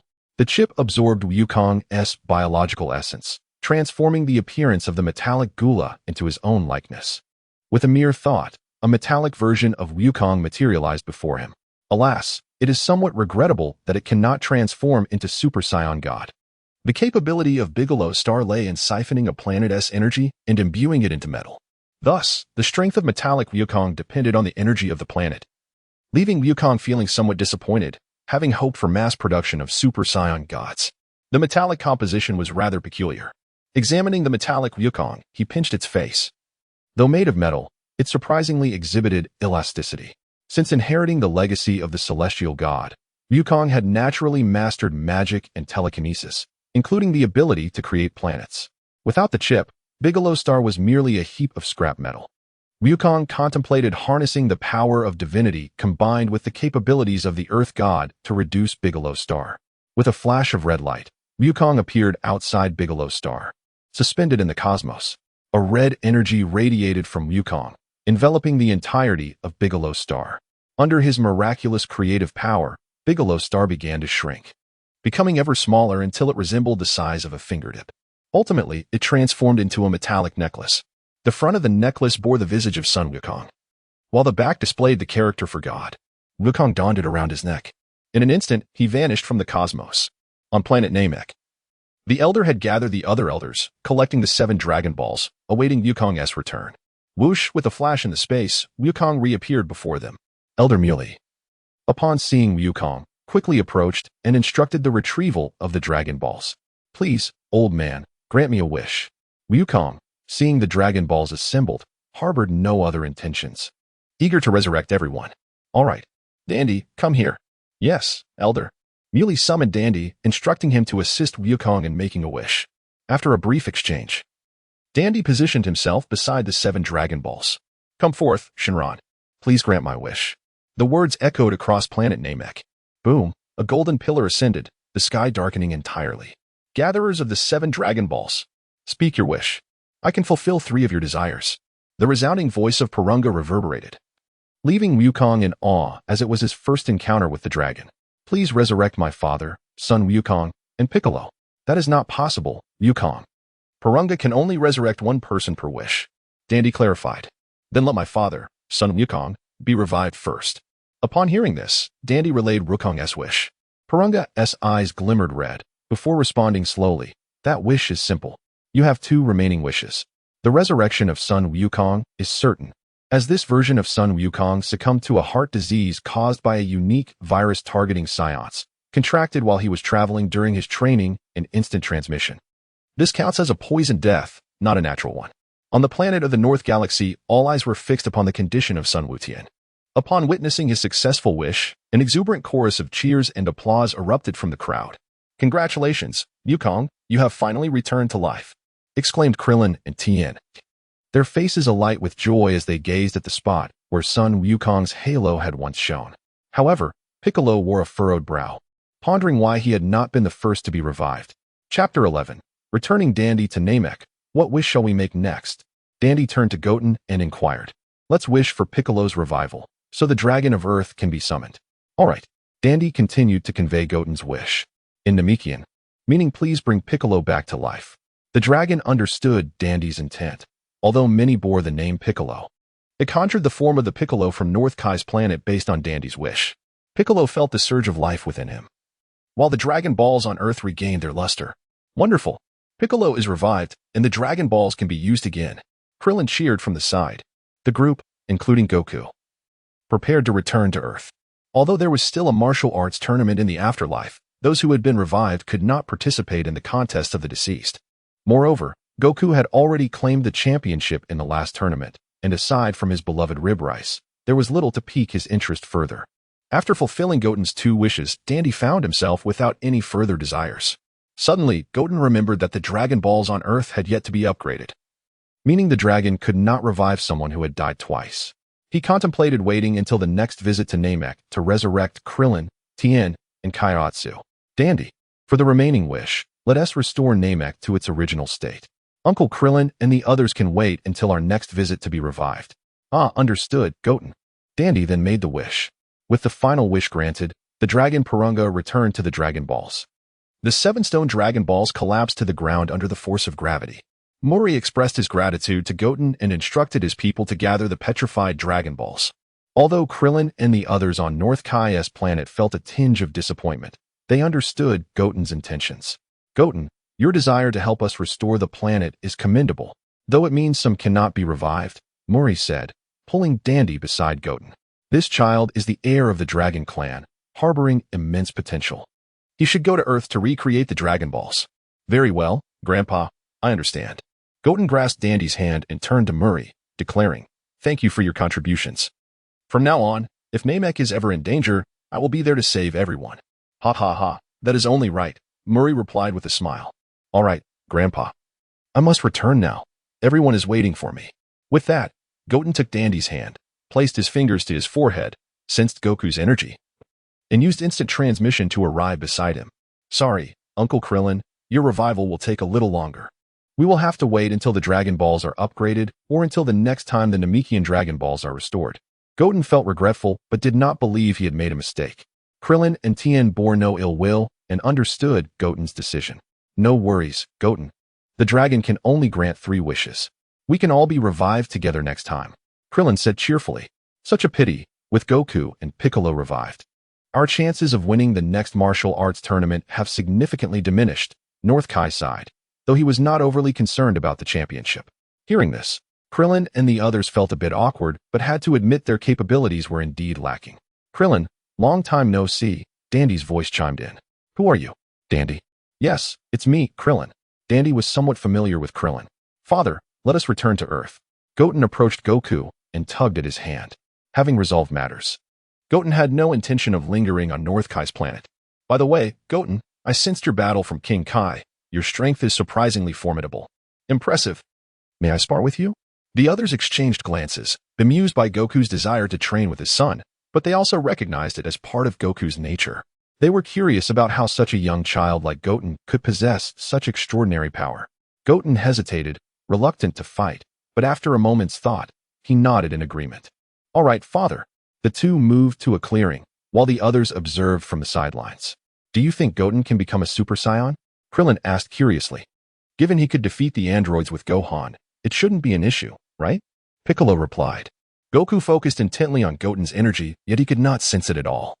As if it were a stone. "Goten, your control over your energy surpasses mine by far. No matter how I try, I cannot completely conceal my own energy." "Father, my energy has transformed into divine energy.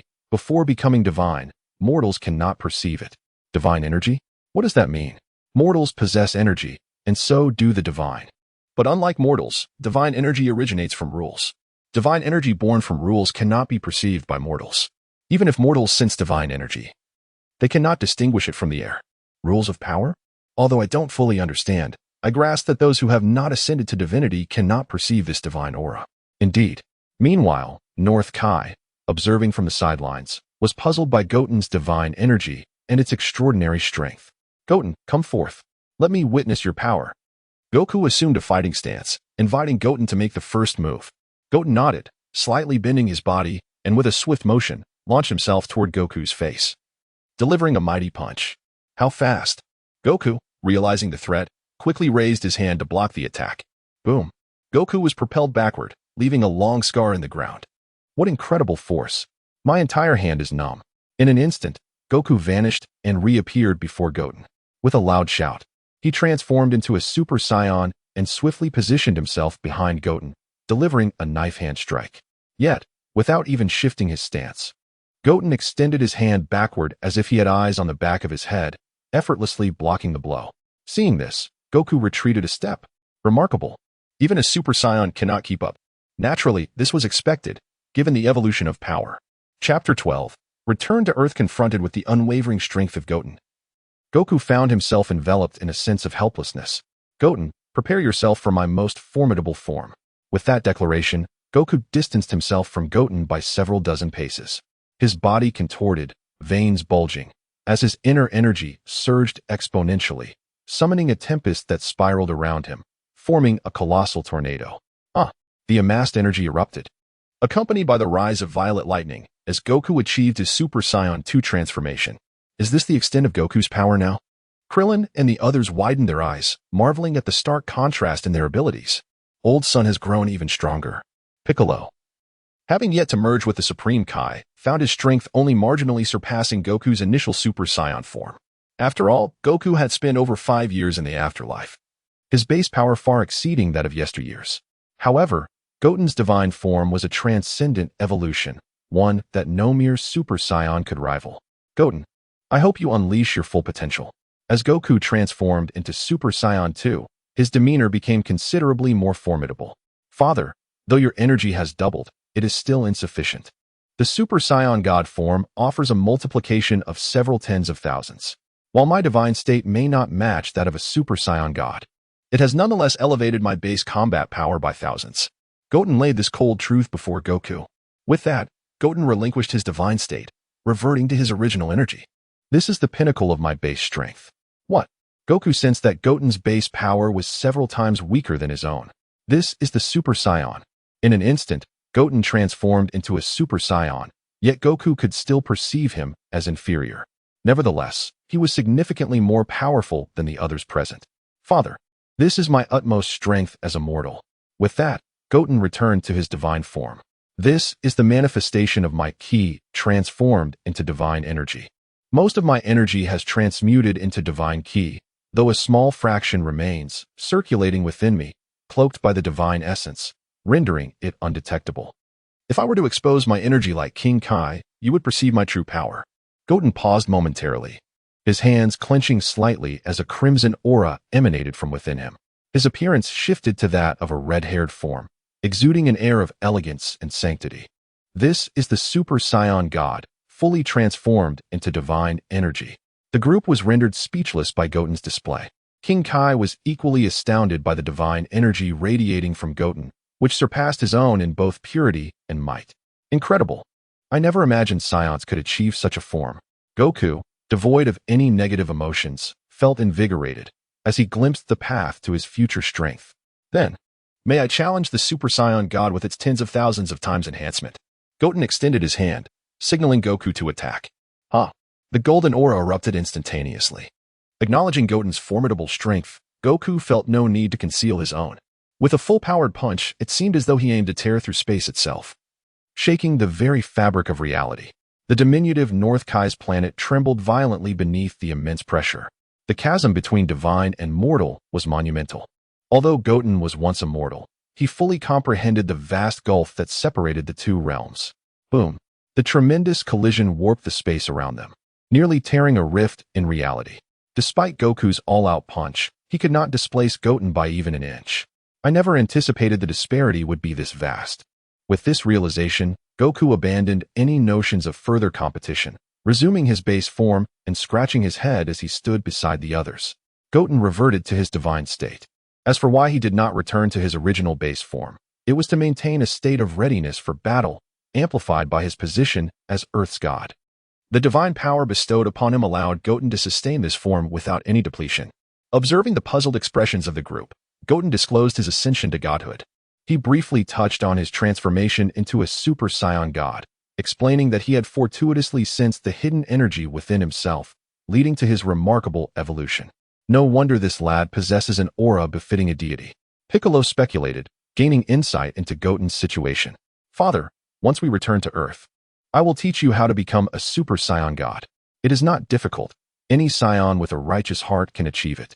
The group was taken aback by the revelation that such a transformation could be imparted to others. Very well, Goten, I shall rely on you. Earth's divine temple, in the heart of the sanctuary, with a flicker of movement, Goten and the others returned from the afterlife to Earth. Gazing upon the familiar temple, nostalgia washed over them. You have returned. An aged voice resonated, prompting the group to turn, revealing the resurrected Supreme Kai. Supreme Kai, you have returned, Goku exclaimed with joy, rushing to greet him. Indeed, after Piccolo's revival, my body was restored, allowing my soul to reunite with my physical form. The Supreme Kai elaborated on the nature of his resurrection. Buu stood behind the Supreme Kai, maintaining his signature dark demeanor, yet his eyes sparkled with joy and excitement. After all, the Supreme Kai had been his companion for the longest time, and the bond between Buu and the elder Piccolo was profound. I am no longer the Supreme Kai. That title has been passed on to Goten, allowing me to relinquish some of my burdens. The elder Piccolo gazed at Goten with pride. Rest assured, Supreme Kai, I will oversee the affairs of Earth, Goten assured, introducing Dondi and explaining his purpose for coming. I have instructed Buu to gather the Dragon Balls. If we wish to modify the Eternal Dragon, I can transfer the authority over the dragon to young Dondi. Following a series of maneuvers, Dondi assumed control over the Eternal Dragon. Under the original framework, the modification would require 2 days. Dondi outlined the upgrade direction for the dragon. The group decided on 2 wishes: to resurrect everyone without limitation, including those who had died of natural causes, unrestricted by the number of times they had perished. This was the outcome of the modifications, a true embodiment of omnipotence befitting the Eternal Dragon. Chapter 13. The tutor, the resurrected dragon, has brought back all souls, except for those harboring malevolent intentions. Notably, Vegeta was not among the revived, as he perished from exhaustion and was not a virtuous individual at that time, thus being excluded from the granted wishes. Krillin and the others, brought back to Earth by Goten, were also part of this miraculous event. The dragon had 2 wishes, the second of which was to revive Vegeta. After all, as Bulma's husband, it would have been inappropriate not to bring him back. Goten and his companions did not wish to rely on the dragon to accomplish the task of rebuilding the Earth village. They believed it was a goal that could be accomplished through human effort without wasting the dragoness power. Additionally, there was no necessity to eliminate the so-called fears as depicted in the original narrative. More than a month has elapsed since the dragon resurrected everyone, and peace has returned to Earth. Chi-Chi, having spent money, hired a tutor for Goten to assist him with his studies. The tutor was a demure-looking girl, clad in a long white blouse with a collar and a knee-length black skirt, her thighs wrapped in white stockings. Wenlin found it rather strange that someone would reside in such a secluded forest. Had it not been for the generous payment, she might not have come here at all. Politely, she knocked on the door. Knock, knock, hello, are you the newspaper delivery? Goten rubbed his eyes and looked at the girl, who was half a head taller than him. What a delightful child, Wenlin thought to herself. For some unknown reason, Goten had always been quite charming since childhood, although his face bore resemblance to Son Goku. Little one, is this Chi-Chi's home? I am here to tutor, Wenlin said. Yes, please come in, Goten replied, opening the door and leading her inside. The house was modest, featuring a bright hall with a kitchen adjoining it. As one walked straight through the entrance, one would find 2 rooms, one larger room belonging to Son Goku and Chi-Chi, while the opposite room was for Son Gohan. Goten did not have his own room. He typically slept with his parents. As they entered the hall, Goten invited Wenlin to sit on the sofa while he went to pour her a cup of tea. Being taken care of by a child made Wenlin feel rather bashful. However, she instinctively sensed that this family was quite well-mannered. Sister, my mom and dad have gone to the village for groceries and will be back soon. Have you had breakfast? If not, I can bring you some bread and milk. And no, it's all right. I've already eaten, Wenlin replied, taking a sip of the tea, as she felt quite parched from her journey. Little one, is your name Goten? The student I am tutoring is named Goten. Yes, that's me. I do have some homework I'm struggling with. Let me get my books. And you can help me with the questions, he said. Half an hour later, Goten sat at Son Gohan's study desk, pen in hand, diligently working on his homework without feeling bored. Wuten guided him through some complex theoretical concepts that could not be comprehended without foundational knowledge. As Goten encountered concepts he could not grasp, he meticulously dissected each term and its meaning, connecting all the steps until the knowledge became clear. In the books Goten was studying, the language section was the most straightforward, requiring little more than the connection of words to their meanings, which he could easily memorize. Got it. A child's voice rang out from outside the window. Goten and Wuten turned to see a blue-haired boy leaning against the window, waving at Goten. Trunks? What brings you here? Goten asked, moving closer to the window to see Trunks. Goten, Gohan promised to teach the Martial Arts Alliance today. Let us go and watch. Trunks exclaimed. The Martial Arts Alliance was an organization formed by the king, aimed at recruiting righteous martial artists to maintain order in various cities. No wonder my brother disappeared early this morning, Goten thought, glancing at the fine weather. All right, Trunks, let us go. Upon hearing their conversation, Wuten realized that the world-saving hero, Son Gohan, was their brother, which explained the similarity in their names. Goten, can I join you? Wuten asked. As a girl, it was quite natural to admire heroes, especially one who was still alive. Big sister, if you want to come, just hold my hand, and I'll take you there directly, Goten offered, as he could teleport and did not need to run around. Wuten, still incredulous, found the scene before her remarkable for a normal person. She stepped forward and grasped Goten's small hand, asking, "Is this all right?" "Yes," Goten responded, sensing Son Gohan's energy, realizing he was several thousand kilometers to the south. Whoosh! In an instant, Goten and Wuten vanished from sight. Where's Goten? Can't he keep up with my speed? Trunks mused, having trained with Gohan. His power level had reached nearly 10 million. Never mind, Goten knows the location. I'll go ahead, he thought, increasing his speed. The Martial Arts Alliance's base was a large training ground. After witnessing the true power of martial arts, the king had set it up. At the center of the area, Son Gohan was demonstrating the principles of energy training, surrounded by martial artists. Among the crowd, one could spot a familiar figure, Satan. During the Android saga, Satan had intended to participate in the World Martial Arts Tournament, but it was destroyed by the androids during the event. He had survived by hiding under a pile of rubble, perplexed as to how a person could unleash destructive attacks akin to cannon fire. Now, seeing someone explain the concept of energy, he still found it hard to believe that humans could accomplish such feats. Mr. Gohan, I wish to challenge you. A voice surged from the crowd, causing a stir as everyone turned to see who dared to challenge the savior. Oh, step forward, Gohan responded, noting that the challenger was a robust middle-aged man. He did not shy away but invited him to approach.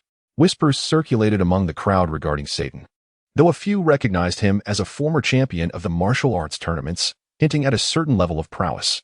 As Gohan assessed Satan, a familiar energy suddenly emerged. Chapter 14. The Spring and Autumn Cicada? A sudden encounter. In an instant, Gohan was taken aback as two figures appeared before him.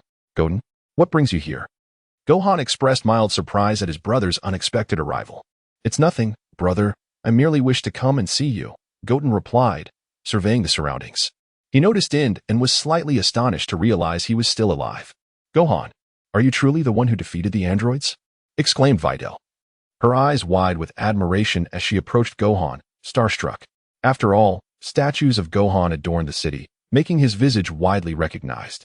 The reason everyone knew Gohan had vanquished the androids was due to the king, who had been surveilling their actions via satellite, fortuitously capturing the battle between Gohan and the androids. Under the king's influence, Gohan had become the hero of the world. HLO? Gohan stammered, feeling bashful as such attention was rare for him. Den was equally taken aback by the sudden appearance of Goten and Videl, who seemed to materialize without warning. The martial arts masters surrounding them were equally astonished by Goten's miraculous teleportation, engaging in hushed conversations about it. After explaining his situation to Goten, Gohan watched as Goten pulled Videl aside. Gohan, I humbly seek your guidance. Den, sensing no obstacles, initiated his challenge. Huh, Den shouted, charging at Gohan with his fists clenched.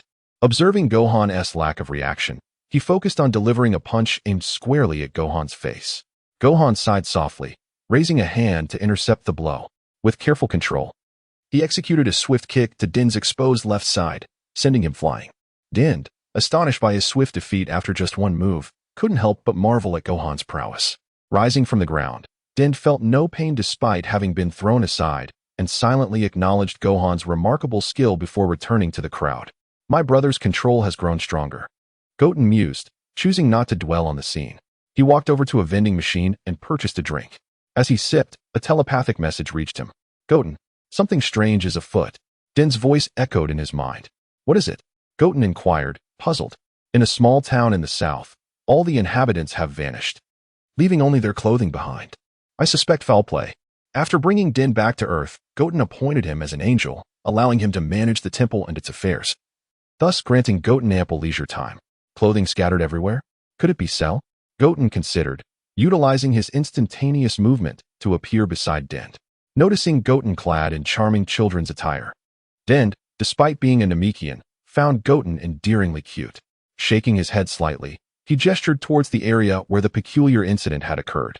Goten peered down at the town, observing the complete absence of its residents, with only their abandoned garments strewn across the ground. Din, continue searching for a green-skinned creature resembling Kaiatsu in the vicinity. I will investigate further. In the blink of an eye, Goten arrived at the small southern town, picking up a piece of clothing. He noticed a distinct small hole in the fabric, confirming his suspicion that Cell was responsible. However, based on the original timeline, even if the cell had not been destroyed, he would not have matured so rapidly. Contemplating this, Goten surmised that this cell must have originated from an alternate timeline. With his energy concealed and being an animal by nature, Cell was challenging to locate. As he walked through the desolate streets, surrounded by deserted clothing, a sense of vengeance began to stir within him. As long as I am on Earth, there is no way you can evade my gaze. Goten summoned his divine powers, and an Eye of God materialized in the sky, surveying all below. The Eye of God, a manifestation of Goten's authority as Earth's supreme ruler, allowed him to witness scenes from the planet's past, albeit at a significant cost to his divine energy. Ascending into the sky, Goten positioned himself at the center of the eye. A series of images unfolded before him. He beheld a time machine resembling an egg with 4 legs materializing on the ethereal screen. As the images flowed, Goten glimpsed the cocoon within the time machine. The device had fallen into the wilderness, and Cell had reverted to his initial cocoon form to enter the time machine, falling into a deep slumber due to a lack of energy. It took 3 years for him to finally emerge from his cocoon. What followed were scenes of Cell mercilessly slaughtering humanity. With a wave of his hand, Goten accelerated the images, eager to discover Cell's whereabouts. After exterminating the entire town, Cell fled into the wilderness, ultimately hiding within a cave thousands of kilometers away. I have found you.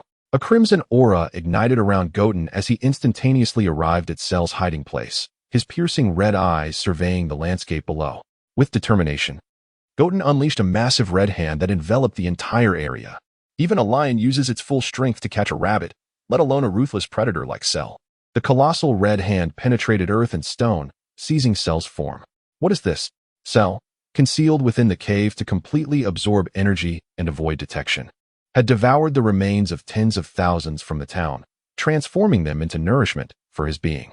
This Cell had ambushed and killed Android 16, seizing his time machine to traverse dimensions. His goal was, of course, Androids 17 and 18. Absorbing them would enable Cell to reach his perfect form. Unbeknownst to him, however, both androids had long been eliminated. With 2 massive red hands firmly grasping Cell's body, even as he unleashed his full power, it was to no avail. You should not have come here. Goten loomed over Cell, his presence imposing. Who are you? How do you know my name? How can an existence like you be in this era? Cell bellowed, struggling against his bonds. There is much you do not know. Goten slowly expanded a brilliant blue energy sphere in his hand. Consider yourself fortunate to be ignorant. Goten spoke softly, directing the blue energy sphere towards Cell, enveloping him completely. Cell was bombarded by the explosive energy, and the rate of his cellular regeneration could not keep pace with the destruction. In mere moments, he was reduced to nothingness. Though Cell was vanquished, those he had slain would eventually be resurrected. However, as the Dragon Balls had only been utilized less than 2 months prior, they would have to wait until the following year. With this in mind, Goten approached the location where the time machine was stored. Moving to the side, he examined the area and discovered the switch for the universal capsule. Boom! As white mist enveloped the area, the time machine was safely stored within the capsule. Chapter 15. Seeking a bride for Gohan, putting away the time machine, Goten returned to the Heavenly Temple. Dandy, I have eradicated all the monsters in the town.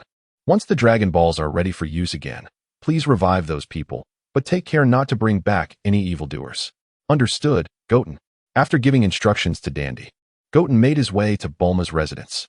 At that moment, Bulma was engrossed in research in her laboratory. Aunt Bulma, a youthful voice called from outside. Hearing this, Bulma paused her work, tidied her workspace, and walked to the door, pressing a button on the wall. The metallic door slid open. "Oh, Goten, come in quickly. Auntie will pour you a glass of water and fetch you some snacks." Goten nodded and entered. Bulma's laboratory was equipped with numerous functions. She pressed a button on the workbench, and delightful treats and drinks rose from the floor. "By the way, Goten, Trunks came looking for you this morning. If you were here to see him, he's not around." Bulma placed the snacks on the table in front of Goten. "Yes, I know. Trunks is probably with my brother. I came here to show you something." Goten glanced around and, finding a spacious area, opened a universal capsule. With a puff of smoke, a large time machine materialized in the open space. "What is this?" Bulma approached, her curiosity piqued as she examined the time machine. "This is a time machine. I believe it is something you invented in the future, Aunt Bulma." Bulma gazed at the machine, astonished, as its design bore a striking resemblance to her sketches. However, she had abandoned the development of the time machine, so why had her future self continued its research? The time machine appeared immaculate, having been cleaned by Goten. "Goten, where did you acquire this?" Goten took a sip of his drink and replied nonchalantly, "I found it in the wilderness. A monster emerged from it, but I took care of it." "A monster? How could a monster appear in a time machine? Did something unfortunate happen in the future?" Bulma felt an unsettling instinct, her mind racing with various speculations, though she dismissed them. After all, Goku and Vegeta had both been revived. As long as they were present, no calamity could befall them. This was a conclusion Bulma instinctively accepted. Shaking her head, she decided to set aside her worries. "Goten, let me study this time machine for a while to see if I can uncover anything." "Sure. I came here to hand it over to you since you are the only scientist I know." After enjoying some snacks and discussing the time machine, Goten departed from Bulma's home and returned to the martial arts dojo. In the dojo, everyone sat cross-legged, attuning to their inner energy, a method taught by Gohan. Trunks was also present, guiding the bewildered participants. Wen had been closely following Gohan, captivated by his handsome visage. Satan was attempting to sense his inner energy with closed eyes, but found it difficult to grasp the aura Gohan described. "Everyone, don't rush. Each person's energy intensity varies. With focus, you will surely sense your ki," Gohan encouraged. Having been invited to lead the Martial Arts Alliance, he felt responsible for enhancing everyone's strength. Interestingly, the tuition fees for Goten's education were drawn from Gohan's salary. Gohan had been instructing everyone for some time, yet no one had managed to sense their ki. Whether due to their lack of talent or other reasons, he contemplated whether to initiate physical training to bolster their energy first. When Goten returned to the training ground, he retrieved the drink he had left behind and approached Gohan. "Brother, how long will it take to cultivate a martial arts master with this method? Why not directly channel the energy into them to elevate their ki? After all, we have ample energy to spare." Gohan's lips twitched at the suggestion. Although feasible, it seemed somewhat akin to forcing growth. "Goten, where have you been? You've taken quite a while." Trunks rushed over, eager for Goten's company, as he was his sole companion. "I dealt with a few issues." "Issues? You encountered something fun without inviting me. I promise to include you next time." Goten brushed off Trunks' disappointment, recognizing his youthful exuberance. Turning to Gohan, he noted his brother's reluctance to adopt his suggestion and opted not to press the matter further. He then approached Satan, who was still seated, and called out to him, "Uncle, is your name Satan?" Satan was immersed in sensing his internal energy when a voice disrupted his concentration, causing him to feel irked. "You little brat, what do you want?" Seeing the irritated expression on Satan's face, Goten understood his thoughts. "Uncle, please don't be angry. It's just about sensing ki. I can help you." Satan looked skeptical, doubting that anyone could assist him in this endeavor. Goten raised his hand, and a faint white energy flowed into Satan's body.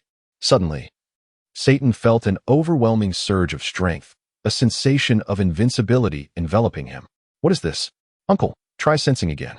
Is it easier to perceive your ki now?" Satan resumed his cross-legged position, focusing inward, and found that the once dim and droplet-sized energy had expanded to the size of a bucket, distinct and clear. "So this is ki." Following Gohan's teachings, he directed the energy to his palm, and a small glowing orb appeared in his hand. "Wonderful. Haha, I've finally done it." The others nearby couldn't help but envy Satan. They understood that the young boy had somehow infused something into Satan's being, leading to his newfound success, which they found immensely enviable. Gohan approached, glancing at Goten with a mix of exasperation and amusement. Goten chuckled and quickly hid behind Satan. Congratulations, Satan. Trunks ran to Goten's side, puzzled. Why did you help him, Goten? Trunks, I'm seeking a bride for my brother. Please don't disrupt my plans, Goten whispered to Trunks. Haha, Mr. Satan, you should thank Goten's brother. Without his help, I wouldn't have sensed my ki so quickly. Goten emerged from behind Satan, adding, Indeed, brother. This is much faster than if they were to rely solely on their own efforts. Satan's ki had strengthened exponentially, feeling capable of defeating a dinosaur with a single punch. Goten tugged at Satan's sleeve, urging him to lean down. Uncle, don't you have a daughter named Videl? Look at my brother. They seem quite compatible. Upon hearing Goten's words, Satan broke into a cold sweat. Little brother, what do you mean by that? Just think, your daughter and my brother would make a great match. Why not arrange a date for them? We might become in-laws. Goten grinned mischievously and swiftly darted away. Gohan sighed as he watched Goten flee. Even with his strength, he could still hear their conversation. Haha, Mr. Satan, don't take my brother's nonsense to heart. I'm not of marriageable age yet. Chapter 16. Time still, the sun shone brightly at noon as Goten and his companions returned to Bowsy Mountain, a perfect moment for lunch. Under the verdant shade not far from their home, tables and chairs were set, laden with an array of delicious dishes. Goten savored the delectable char siu, a dish he had grown fond of since tasting it on North Kai's planet, prompting him to request that Mama Chi-Chi prepare it regularly. With peace restored, Grandpa Bull Demon would occasionally visit Bowsy Mountain as well. Haha, Wukong, let us have another drink. Delicious.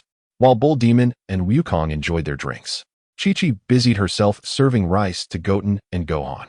Although the family were all hearty eaters, fortunately, there was an ample supply of food. Otherwise, they would have gone hungry by the standards of an ordinary family. When Lin, seated beside Chi-Chi, was taken aback by the sight of Wukong and Gohan's voracious appetites, surprised by their capacity for food. In the afternoon, Gohan returned to the Martial Arts Alliance's dojo to continue instructing others in their training, while Goten engaged in his studies at home. He hummed a little tune while diligently completing his homework. When Lin sat nearby, occasionally glancing at Goten's progress, when she noticed Goten struggling with a problem, she would lend her assistance. Time passed swiftly, and soon it was evening. The sunset cast a warm glow through the layers of clouds. Goten glanced at the clock on the table and realized it was already past 6 o'clock. He closed his book and tidied the desk. Lin, shall we take a stroll outside? Stretching his limbs, Goten felt a pleasant sense of relaxation. Lin, resting her head on the table, was slightly drowsy but instinctively responded to Goten's invitation. As she gazed at Goten's delicate features, she couldn't help but admire his remarkable beauty. Goten walked to the hall and called towards the kitchen. Mama, when Lin and I are going out for a bit, we'll be back soon. All right. Don't linger too long. Dinner will be ready. Chi-Chi replied from the kitchen. With a nod, Goten took Lin's hand and stepped outside.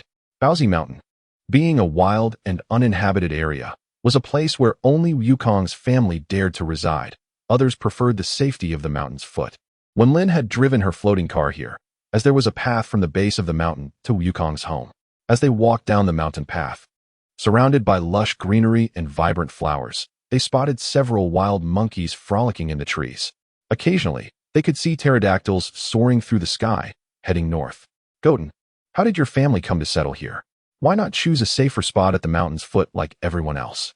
Without hesitation, Goten replied, because this is where my great-grandfather used to live. Back then, my dad lived here with him. Although my great-grandfather has passed away, my dad chose to settle here in his memory. When Lin was taken aback by this revelation, surprised that such a story lay behind their residence. Just then, several wild boars suddenly dashed out from the side of the path, scurrying to the other side and disappearing into the thicket. When Lin gasped, quickly pulling Goten behind her for protection. Wild boars? She pondered, confused about their presence. Suddenly, a 5-meter-tall humanoid lion burst forth from the trees, its massive hands pushing aside the foliage as it searched for food, likely after the wild boars.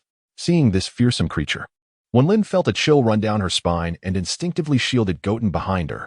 Damn hunters. If they hadn't injured my leg, I could have caught those wild boars. The humanoid lion growled angrily. It should leave soon.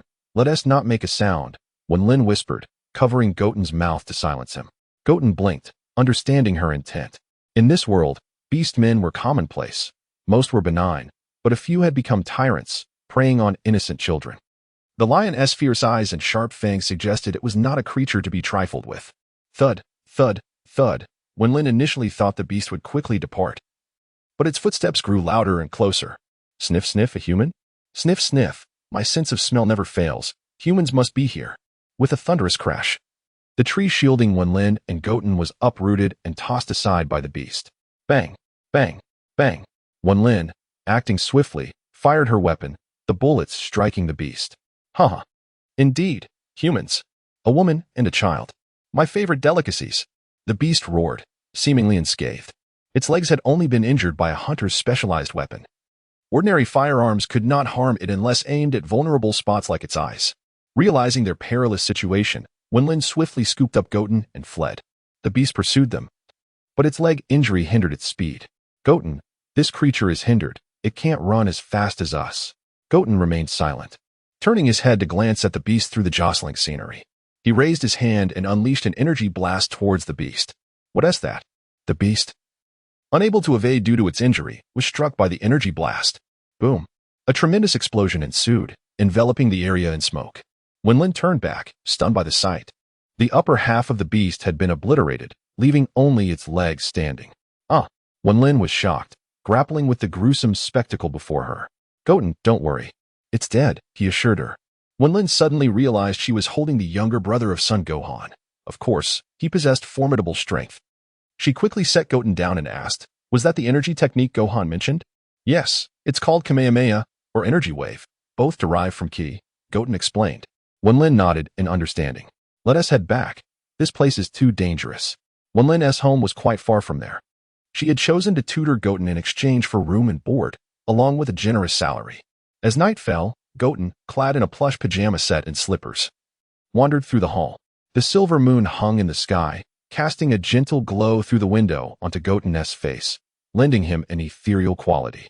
After sipping some water, he lay on the sofa, gazing at the night sky through the window, an inexplicable sense of unease washing over him. He felt an unnameable emotion stirring within. Chapter 17. Time travel. The morning light streamed through the windows, casting its warm glow into every corner of the room. Wuten had spent the night sprawled on the sofa and awoke to find himself covered with a blanket. Although he was unaware of who had done this kind act, he paid it little mind. Rubbing his eyes and glancing at the sky, he noted that it was still early. After freshening up, he ventured outdoors to stretch his limbs. Since attaining divinity, Sun Wuten had become increasingly adept at harnessing energy. However, his recent lack of exercise meant that his usual combat prowess had not significantly improved since 2 months prior. After enjoying breakfast, he found himself at a loss for what to do, so under Wenlin's guidance, he resumed his homework. By noon, Bulma paid a visit. In the hall, Bulma and Chi-Chi engaged in lively conversation, sharing laughter and stories. Meanwhile, Sun Wukong was outside, training his physique in the forest, typically occupied with farm work. Wukong finished his tasks swiftly, allowing him time to retreat into the unknown depths of the wilderness for training. How has little Wuten been these days? Chi-Chi inquired. Oh, Wuten has been quite well. He's been diligent in his studies. He may very well become a great scholar in the future. Chi-Chi mused about what lay ahead, blissfully unaware of Wuten's true thoughts. Indeed, he is far better than Trunks. Ever since Vegeta's revival, he has been shadowing his father in training, nothing like my boy. Bulma sighed. As time passed, it became necessary for Chi-Chi to shoulder her responsibilities as a homemaker and prepare the day's meals. Bulma, eager to lend a hand, joined her in the kitchen to whip up some delicious dishes. After their meal, Bulma sought out Wuten to discuss the matter of the time machine. I discovered my own notebook from the future within the time machine.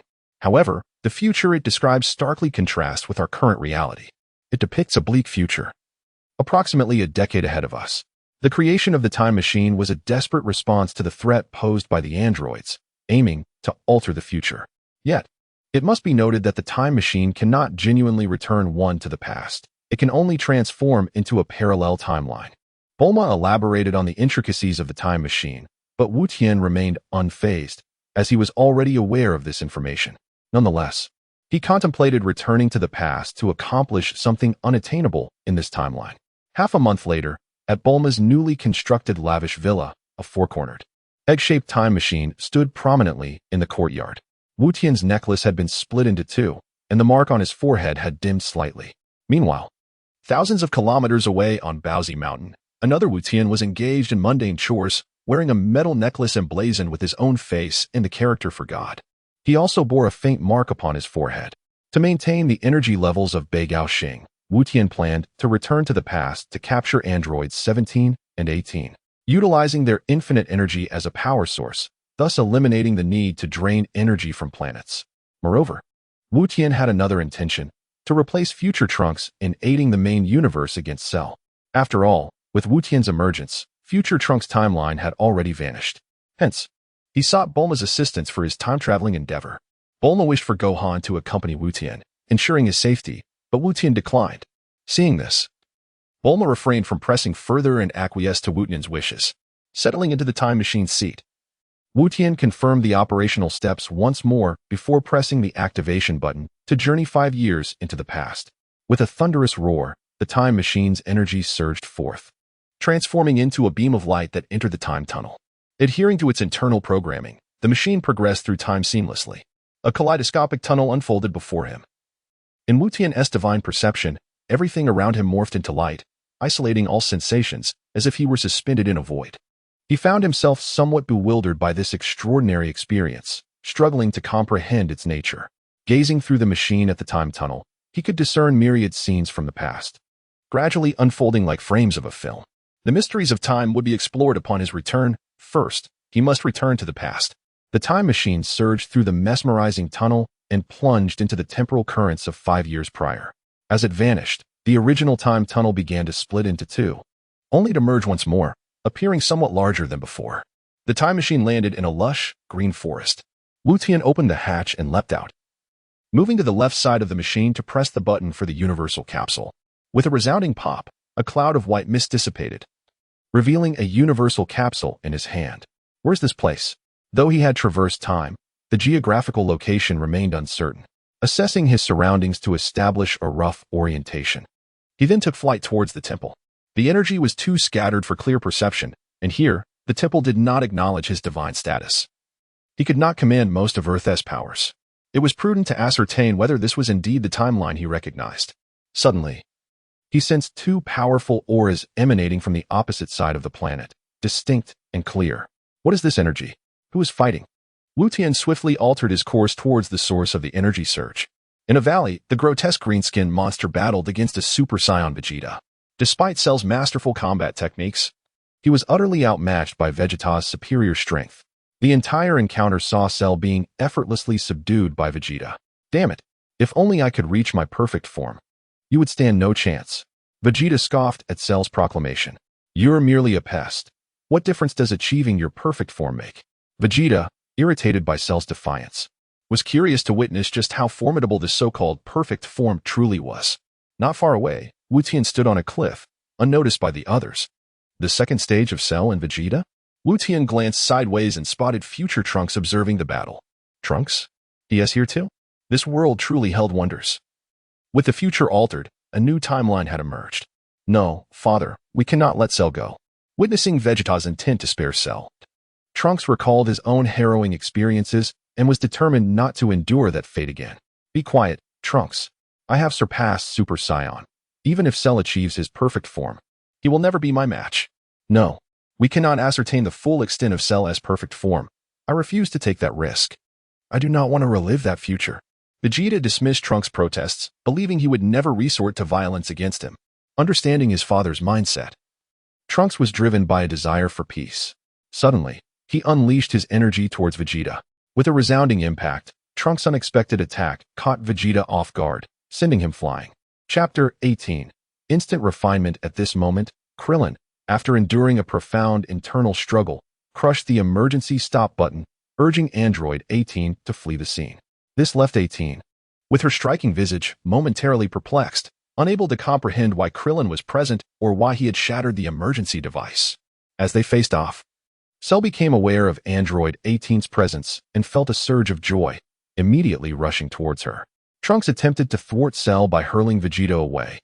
But it was too late. Cell unleashed a devastating solar flare. The blinding light rendered everyone unable to see. In an instant, Cell was upon Android 18, his tail's absorption device lunging toward her. Just as it seemed that 18 was destined to be absorbed, An unexpected transformation occurred. A child resembling a youthful Goku suddenly appeared beside Cell and 18, gripping Cell's tail with unwavering determination. Son. Son Goku? No. Who are you? Cell exclaimed, both furious and astonished, not anticipating an interruption at such a critical moment. Trunks stared in disbelief at the suddenly materialized Goten, pondering whether the temporal disturbance he had caused had led to this unforeseen outcome. Meanwhile, Krillin, upon realizing that 18 had not been absorbed, felt a rush of joy, yet remained curious about the identity of this sudden child, who bore a striking resemblance to Goku. I hail from the future, sent for androids 17 and 18. Goten stated candidly. Behind Goten, android 18 regarded him with confusion, scrutinizing the diminutive figure who appeared younger than herself. What do you want from us? Cell, frustrated by his inability to free himself from Goten's grip, retaliated by throwing a punch at the boy's face. Boom. Goten made no effort to evade. Cell's punch landed. Yet he felt no harm, while Cell's fist received a jarring recoil. Though your strength may be lacking, your energy is still sufficient for a challenge, Goten remarked. A glimmer of red light enveloping him as he effortlessly transformed into Super Saiyan God. With a swift motion, he drew Cell closer, unleashing a flurry of punches that left Cell riddled with gaping wounds. How can you be this strong? Fear began to creep into Cell's heart. A colossal red hand emerged from Goten, reaching out to grasp Cell. Helpless to resist, Cell was ensnared within the giant hand. At this moment, the necklace around Goten's neck glowed crimson, morphing into a 5-meter-tall miniature star, which forcefully engulfed Cell. No, not yet. I haven't achieved my perfect form. I cannot end like this. Cell's golden aura erupted as he summoned all his strength to break free, but the grip of the giant hand remained unyielding. Ultimately, Cell was compelled into the star, which reverted to a necklace and returned to Goten's neck. Witnessing Cell's effortless defeat brought immense joy to Krillin and the others. Though they remained curious about Goten's origins, Android 18 turned to Goten and expressed her gratitude, contemplating leaving with Android 16. You dare thwart my plans, little boy. Vegeta landed before Goten, casting a disapproving glance at Trunks behind him. You had better withstand a round at my hands. Vegeta scoffed, looking down at Goten with disdain. However, Goten ignored him, pondering whether to capture 18, though this version of her seemed to possess a noble heart. Ignoring Vegeta, Goten turned his attention back to 18. Have you ever taken a life? 18 paused, her cold, beautiful eyes flickering with surprise. Why would I kill? Although I am an android. My brother and I merely seek to live peacefully in this world. We never intended to harm anyone. She tucked a strand of her golden hair behind her ear. Assessing the refined appearance of Goten. Never killed? It appears you are similar to the beings in the main universe, Goten mused quietly, choosing not to act further. You may leave. While I desire the eternal energy core within you, I am not so cruel-hearted. Also, there is another android 17 within Cell. I shall release him as well. Just as Goten contemplated freeing 17, a sudden energy blast hurtled towards them. You little brat. You dare to ignore me. Die! Vegeta shouted. Of course, his intent was not lethal, merely a display of bravado. Boom. Dust erupted around Goten. 18's face registered shock. She had not expected Vegeta's sudden attack. Father, what are you doing? Trunks rushed to Vegeta's side, feeling his father's actions were unjust. I am teaching this little brat a lesson for defying the decree of the Saiyan Prince, Vegeta sneered, gazing through the smoke at Goten. Come out. Surely, you possess more than this paltry strength. Honestly, I have no interest in conversing with any version of Vegeta, regardless of the timeline, Goten replied, waving his hand to disperse the surrounding dust. If you wish to fight me, your power is insufficient. Defeat my metal duplicate, and I shall consider engaging you. Though Goten remained calm, he was irked by Vegeta's underhanded tactics, recognizing that this version of Vegeta was particularly ruthless. With a flash of golden light, a figure identical to Goten emerged before them. Unlike Goten, this metal version could sense the energy around him. This metallic Goten had divided 1/3 of his planetary energy and substantial energy from Cell, making him significantly stronger than the current Vegeta. Uncle Vegeta, let us take this fight to the skies. Destroying this place would be unwise. The metallic Goten displayed a playful demeanor, not entirely under Goten's control. His appearance was reminiscent of the earlier Cooler, with a silver-white complexion. The consciousness of the metallic Goten was a blend of Goten's own and the chip's programming, which had absorbed much knowledge of humanity, resulting in a slightly altered persona. Humph! Watch as I shatter you to pieces, you hunk of scrap. Vegeta soared into the sky. Following the metallic Goten, Trunks, seeing his father engage in battle with an unknown child, felt conflicted, contemplating whether to intervene.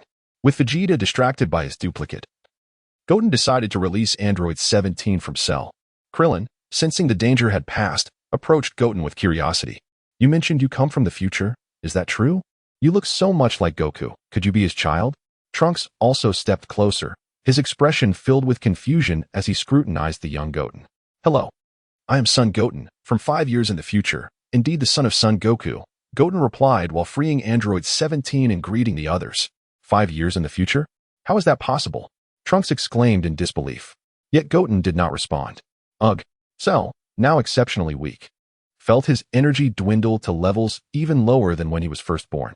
After receiving several punches to his abdomen from Goten, he expelled 17. 17. Android 18 exclaimed with joy upon seeing her brother alive, rushing to his side to help him rise. Chapter 19.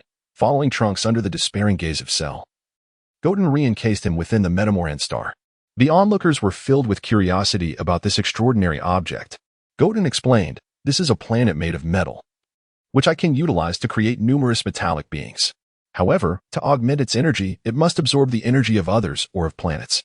He transformed the Metamoran star back into a necklace and donned it around his neck. Such a marvelous creation.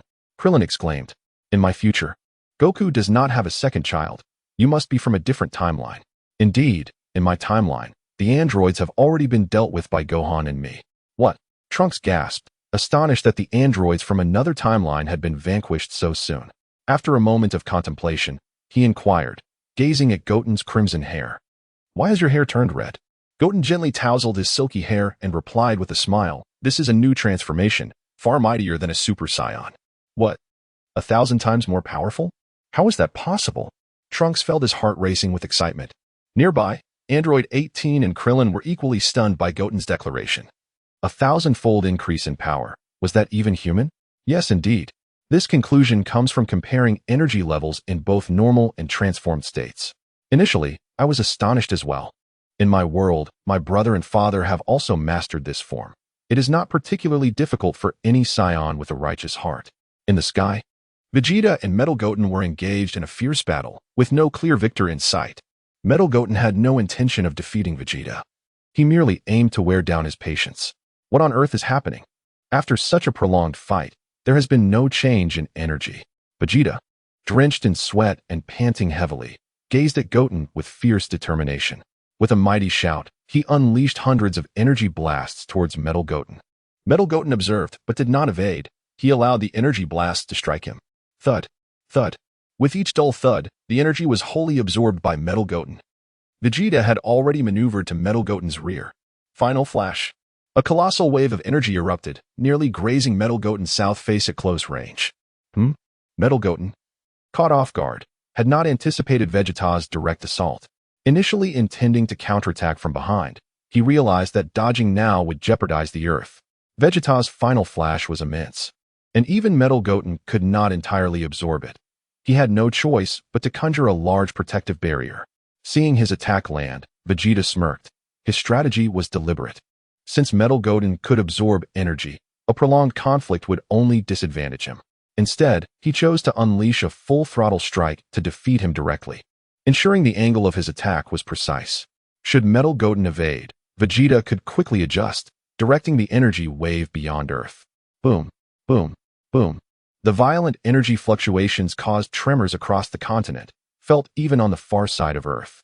The commotion drew the attention of Goten, Trunks, and the others. That battle seems rather intense, Goten remarked. After all, he was not in control of the fight. It was all governed by the chip, and he could merely perceive the scene and Metal Goten's thoughts. To think a mere metallic being could rival Vegeta's strength, truly remarkable. Krillin reflected on the spectacle. Android 18, supporting the unconscious Android 17, found herself at a loss regarding their current predicament. How about we go observe the flowers and animals? Suggested Android 16, sensing the atmosphere. All right, Android 18 replied, glancing at Goten and Krillin before departing with Android 16. Trunks, noticing their intent to flee, swiftly appeared before them. You cannot leave. I must eliminate you here. Having endured the evil androids, Trunks harbored no fondness for Androids 17 and 18. Trunks? Krillin attempted to intervene. But Goten had already stepped in front of Trunks. Trunks, they are not villains in this timeline. It would be disastrous if you were to kill them. But Trunks hesitated, grappling with his resentment. Ultimately, he recognized Goten's truth and released androids 17 and 18. How despicable, Uncle Vegeta.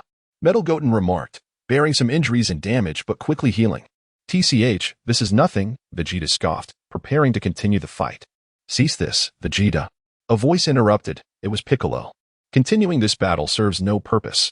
Vegeta understood. He had sought a graceful exit from the confrontation. With Piccolo's arrival, he had an excellent reason to call for a truce. Greetings to you, Piccolo from another world.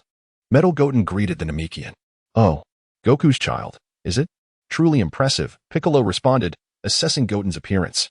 Goten retracted Metal Goten back into his possession. Piccolo, possessing the memories of the Supreme Kai, was aware of the entire situation. Goku and Gohan had entered the hyperbolic time chamber for training. If they were to learn of the events transpiring here, they would undoubtedly be shocked. You are Goten, right? Is it acceptable for me to call you that? Of course. Uncle Piccolo. Goten replied, sensing a divine aura emanating from Piccolo, likely a remnant of the Supreme Kai. Now that the crisis has been averted, I shall return. With my current strength, defeating the 17 and 18 of my timeline poses no challenge. Trunks addressed the group, having come to aid in resolving the crisis.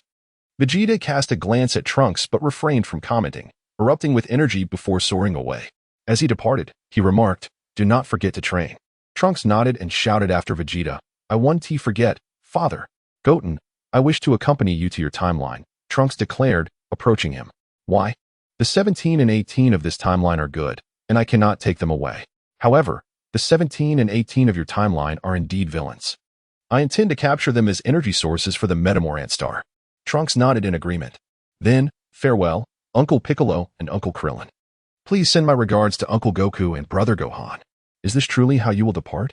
Won't you wait for Bulma and the others? Piccolo inquired. No, Uncle Piccolo. My world remains in peril. It is best for me to return swiftly. Observing Trunks' determination, Piccolo did not insist further and nodded in understanding. Then, farewell, Trunks. Chapter 20, Refinement. Capturing androids 17 and 18, Trunks activated the versatile capsule and the time machine suddenly materialized before them. Goten, let us depart. Sure. The time machine featured but a single seat, and Trunks settled into it. Observing the lack of space, Goten perched himself upon Trunks' lap. Under the watchful gazes of Krillin and Piccolo, the time machine roared to life, soaring into the sky and vanishing in a brilliant flash. As they entered the time tunnel once more, Goten transformed into his Super Saiyan God form, extending his senses to attune to the surrounding environment. Goten? Trunks sensed an intense energy emanating from the boy. Sho, do not disturb me. I am perceiving the structure of the time tunnel. Goten turned to signal Trunks to refrain from interrupting him. All right. This process was brief, as the time machine plunged into the currents of time. We are emerging. Alas, I have yet to fully comprehend the composition of the time tunnel. The two found themselves walking through a desolate street, surrounded by crumbling ruins. The buildings unrecognizable from their former glory. Is this your timeline? I did not expect it to be devoid of life. Yes. Only a few thousand people remain on Earth now. I had not anticipated such severity. As they walked, Trunks abruptly halted. We've arrived. Trunks led Goten to a cramped space. Mother, I am back. Upon hearing Trunks' voice, Bulma rushed out. Trunks, you returned so soon. How was the past? Mother, the androids of the past are different. I did not eliminate them, but they should no longer pose a threat. It seems much has transpired, but I am relieved you returned safely. Bulma embraced Trunks, only to later notice Goten's presence. Oh, this child resembles Goku. Hello, Bulma auntie, I am Son Goten, indeed the child of Son Goku. However, I hail from another timeline. Is that so? It appears timelines are not singular. They can give rise to various timelines based on probability. Haha, I do not fully comprehend that either. By the way, Bulma auntie, have the Dragon Balls vanished here? Upon hearing Dragon Balls, Bulma's expression dimmed. They turned to stone long ago and can no longer be used. Goten nodded, choosing not to mention the situation on Namek, as its status here remained uncertain. Turning to Trunks, he asked, shall I deal with the androids? Do you wish to accompany me? Yes, I shall join you. After all, this matter pertains to my timeline. All right. Trunks and Goten bid farewell to Bulma and ventured onto the street. Trunks, the androids lack detectable energy, making them difficult to locate. Let us proceed to the temple. From there, we can observe all on Earth. Trunks nodded and followed Goten to the temple, only to find it in ruins. Angered by the sight of the partially destroyed temple, Goten surveyed the area and discovered Buu's remains. After a moment of silence, he respectfully placed Buu's body into a coffin designated for the deceased within the temple. These androids are truly despicable. Goten approached the temple's edge, gazing down at the desolate land below. A single glance sufficed to take in an area before he moved on to the next. An hour later, he turned to Trunks. "Let us depart." "All right." Trunks, waiting patiently, nodded and followed Goten downwards. In the northern region 14, androids 17 and 18 stood upon a dilapidated structure, seemingly searching for something. Suddenly, a streak of light struck them, sending them crashing to the ground. What was that? The duo quickly regained their composure, alert to their surroundings. "Damn it. Could it be that brat Trunks ambushed us?" "Leave them to me," Goten said to Trunks, appearing before androids 17 and 18. "A child?" They were taken aback, then grinned cruelly. "It has been ages since we encountered a living being. You dare to emerge and play hide and seek." With a fierce expression, 17 dashed towards Goten, throwing a punch. It seems the androids in this world have indeed lost their sanity. Goten remained silent for a moment before raising his hand to block 17's strike. "Perfect.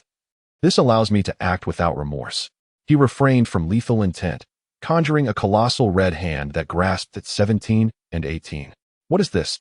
The sudden appearance of the massive hand caught them off guard, with 17 swiftly being ensnared, though 18 initially attempted to break free from the red hand. Her efforts proved futile, and she too was captured. The hand transformed into Buu, consuming both androids. Countless metallic tendrils secured their limbs, siphoning their energy. Nearby, Cell had already been drained to the point of existence, his energy even less than that of an ordinary human. Oh dear. It seems Cell is on the brink of demise. Goten realized Cell's predicament. After all, he was a biological entity in need of energy sustenance. Yet, Goten remained unconcerned about Cell's fate, for his initial intention in absorbing Cell was solely to replenish Buu's energy. Trunks watched in shock, as such a method was something he had only witnessed from Goten. Is it resolved? Goten turned, revealing his crimson eyes, blinking once, and replied, "It is taken care of. Now, with an eternal energy source, Buu's energy issue will be resolved." Goten glanced at Trunks and suddenly unleashed an energy blast aimed at Trunks' rear. Boom. "After lurking behind for so long, you ought to reveal yourself." Cough, cough. "You insufferable brat. How dare you ambush me?" Babiti's wrinkled visage appeared. "I cannot believe that merely a few centuries have passed, and this planet has transformed so drastically. I intended to control these two evil beings, but you, child, have thwarted my plans.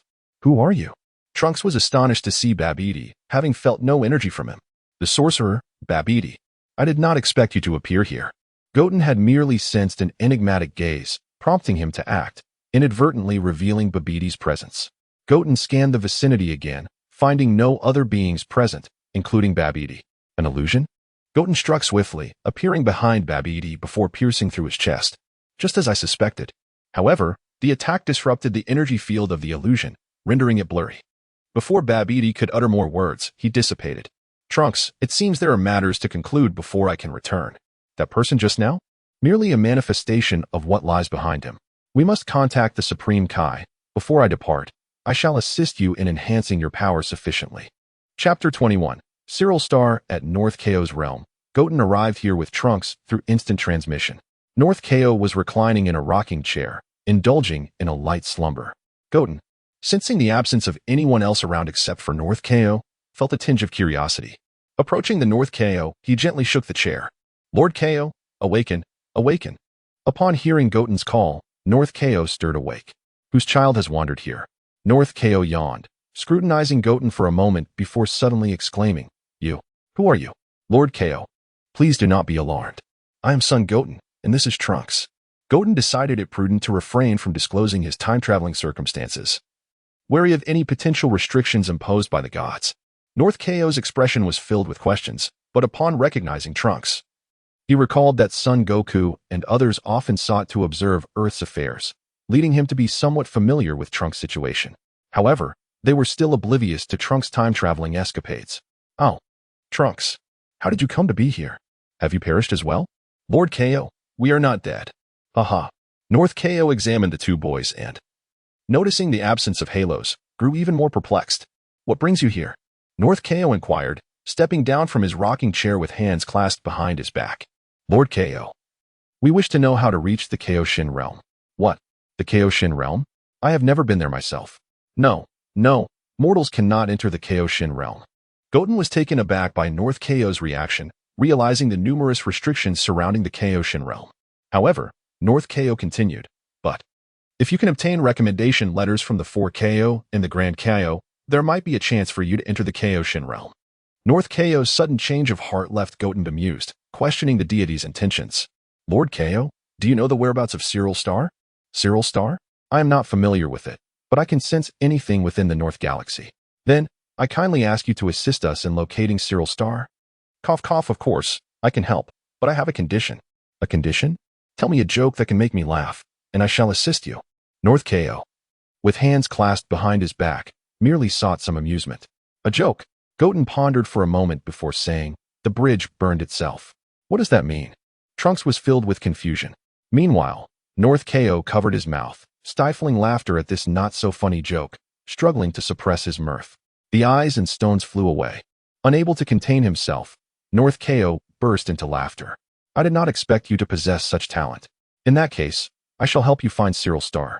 Thank you. Goten nodded and took a seat. Trunks followed suit, pondering Goten's earlier words. Unable to decipher their meaning, he turned to Goten and asked, what did your joke mean? Goten paused, then smiled and replied, it is a sorrowful tale, but even if I told you, you might not understand. It is a story of a pitiful child who was abandoned. He left the latter part unspoken, falling silent. Very well. Trunks, recognizing Goten's reluctance to elaborate, refrained from pressing further. Oh, I did not expect Cyril Star to be here. North Ko glanced at Goten and proceeded to share the specific location and direction of Cyril Star. Goten began to sense the energy emanating from that direction. North Ko observed Goten's actions and felt a sense of familiarity. Was this not Goku's signature technique?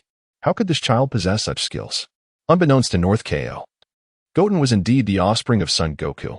A gentle Namekian presence, albeit faint, indicated the presence of the Namekians from that star. Trunks, we must go. Goten grasped Trunks' hand, and their figures vanished in an instant. Indeed, they truly possess instant transmission. North Ko was taken aback, realizing why this child sought his assistance. Cyril Star. Granola, unaware of Frisia's resurrection, harbored no desire for power to exact revenge, and thus had not summoned the eternal dragon Tarambo to become the universe's mightiest warrior. At this time, he was still laboring under the command of Zeta. Moreover, Monate had never mentioned the eternal dragon to Granola.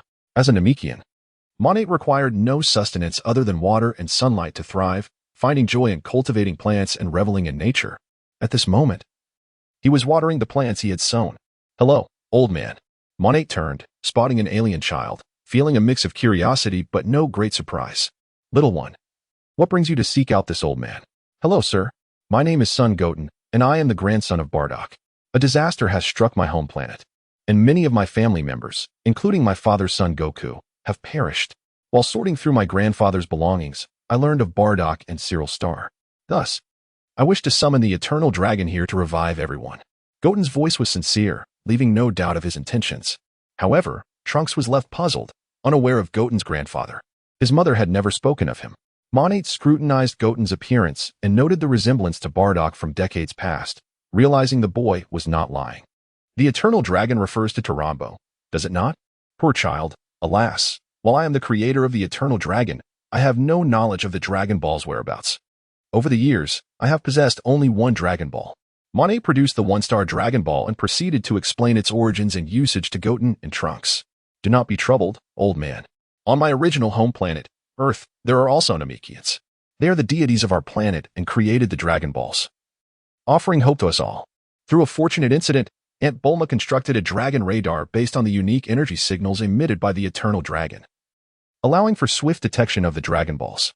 Goten retrieved the dragon radar and demonstrated its functionality to Monate. Beep, beep, beep. The dragon radar emitted sounds, displaying a glowing dot in the central interface. Goten magnified the image, confirming that the one-star Dragon Ball was indeed in Monate's possession. Incredible. Such a device exists. It seems Earth has undergone many changes. I can provide you with the Dragon Ball, but you must be cautious not to use it for revenge, as it may attract new foes. Chapter 22. Hundreds of Wishes. Why? Wuten, puzzled, inquired of Monet. It is the nature of things, Monet replied. When one foe falls, another shall rise to take their place. It is best to rely on oneself to overcome the challenges before you.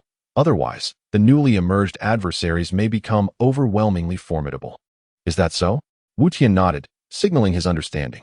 Very well. I shall go in search of another Dragon Ball. Wuten activated the Dragon Ball radar. Listening to the rhythmic beeping, he gazed in the direction of the Dragon Ball. Trunks, wait here for me.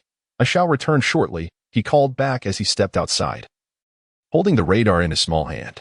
Be careful on your way, Trunks replied. In an instant, Wuten's figure vanished. Trunks felt an inexplicable sensation as he watched the spot where Wuten had been. Child, some things cannot be forced, Monet suddenly spoke to Trunks, uttering an odd remark. Perhaps? Trunks mused. If only my world had a Wuten, he might make a splendid companion. Amidst the verdant mountains and azure sky, Wuten reveled in the caress of the natural breeze. Ever since he had learned to fly, he had grown fond of this sensation. Soon, a small town came into view, and Wuten checked his radar, confirming that the Dragon Ball was within the city. After a brief flight, he descended into an open area. As he walked forward, some curious inhabitants regarded him with intrigue. A few bold individuals greeted him, to which Wuten, surprised, responded in kind. Arriving at a large exhibition hall, Wuten checked his radar once more and confirmed that the Dragon Ball was indeed inside. However, as he attempted to enter, he was stopped by a fish-like guard.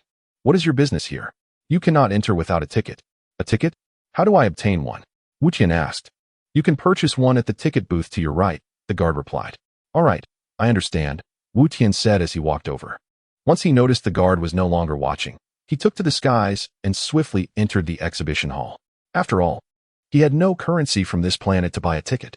Inside, Wuten observed the hall filled with shimmering, jewel-like objects. His eyes quickly found the Dragon Ball, a small sphere that he could easily grasp in his hand. He glanced around to ensure no one was watching and approached it. How do I get it out? He pondered. This was indeed a dilemma. The Dragon Ball was encased in glass, and to retrieve it, he would need to remove the barrier. After considering his options, Wuten decided on the simplest method. In an instant, he transformed into a Super Saiyan God. Within less than the blink of an eye, he used his energy to slice through the glass, retrieving the Dragon Ball and replacing it with a metal sphere of his own making. He then adhered the glass back into place. While it was rather unscrupulous, Wuten had little interest in the consequences that would follow. Having secured the Dragon Ball, Wuten teleported away. Meanwhile, the guard remained stationed at the entrance, oblivious to the switch that had just occurred inside. In a lush forest, surrounded by vibrant flora, Trunks sat upon a rock. Wuten, I'm back. Wuten suddenly appeared beside him. Did you get the Dragon Ball? Indeed. Mission accomplished, Wuten exclaimed, revealing the 2-star Dragon Ball. Impressive, Wuten. You found it so quickly. Enough flattery, Trunks. Let us make our wish. Yes, but what should we wish for? Of course, to resurrect Piccolo. This way, the Dragon of Earth can bring him back, and then we can utilize the Dragon Balls of Earth.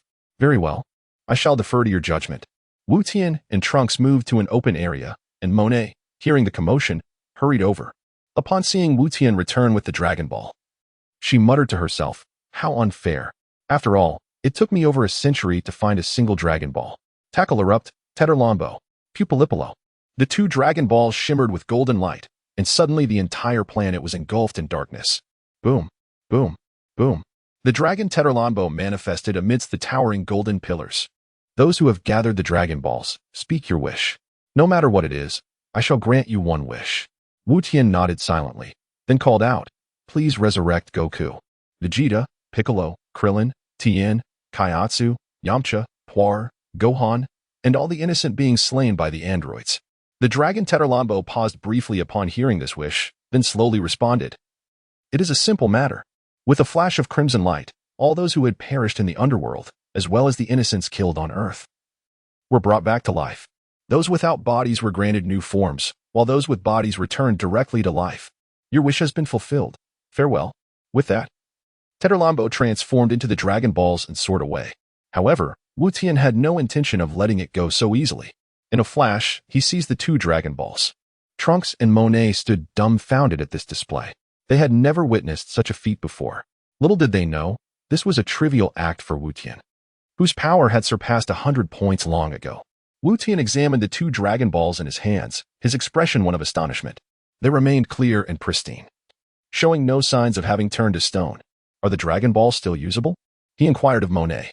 Monet nodded. I designed Tetherlambo to store energy with its power. It can grant hundreds of wishes.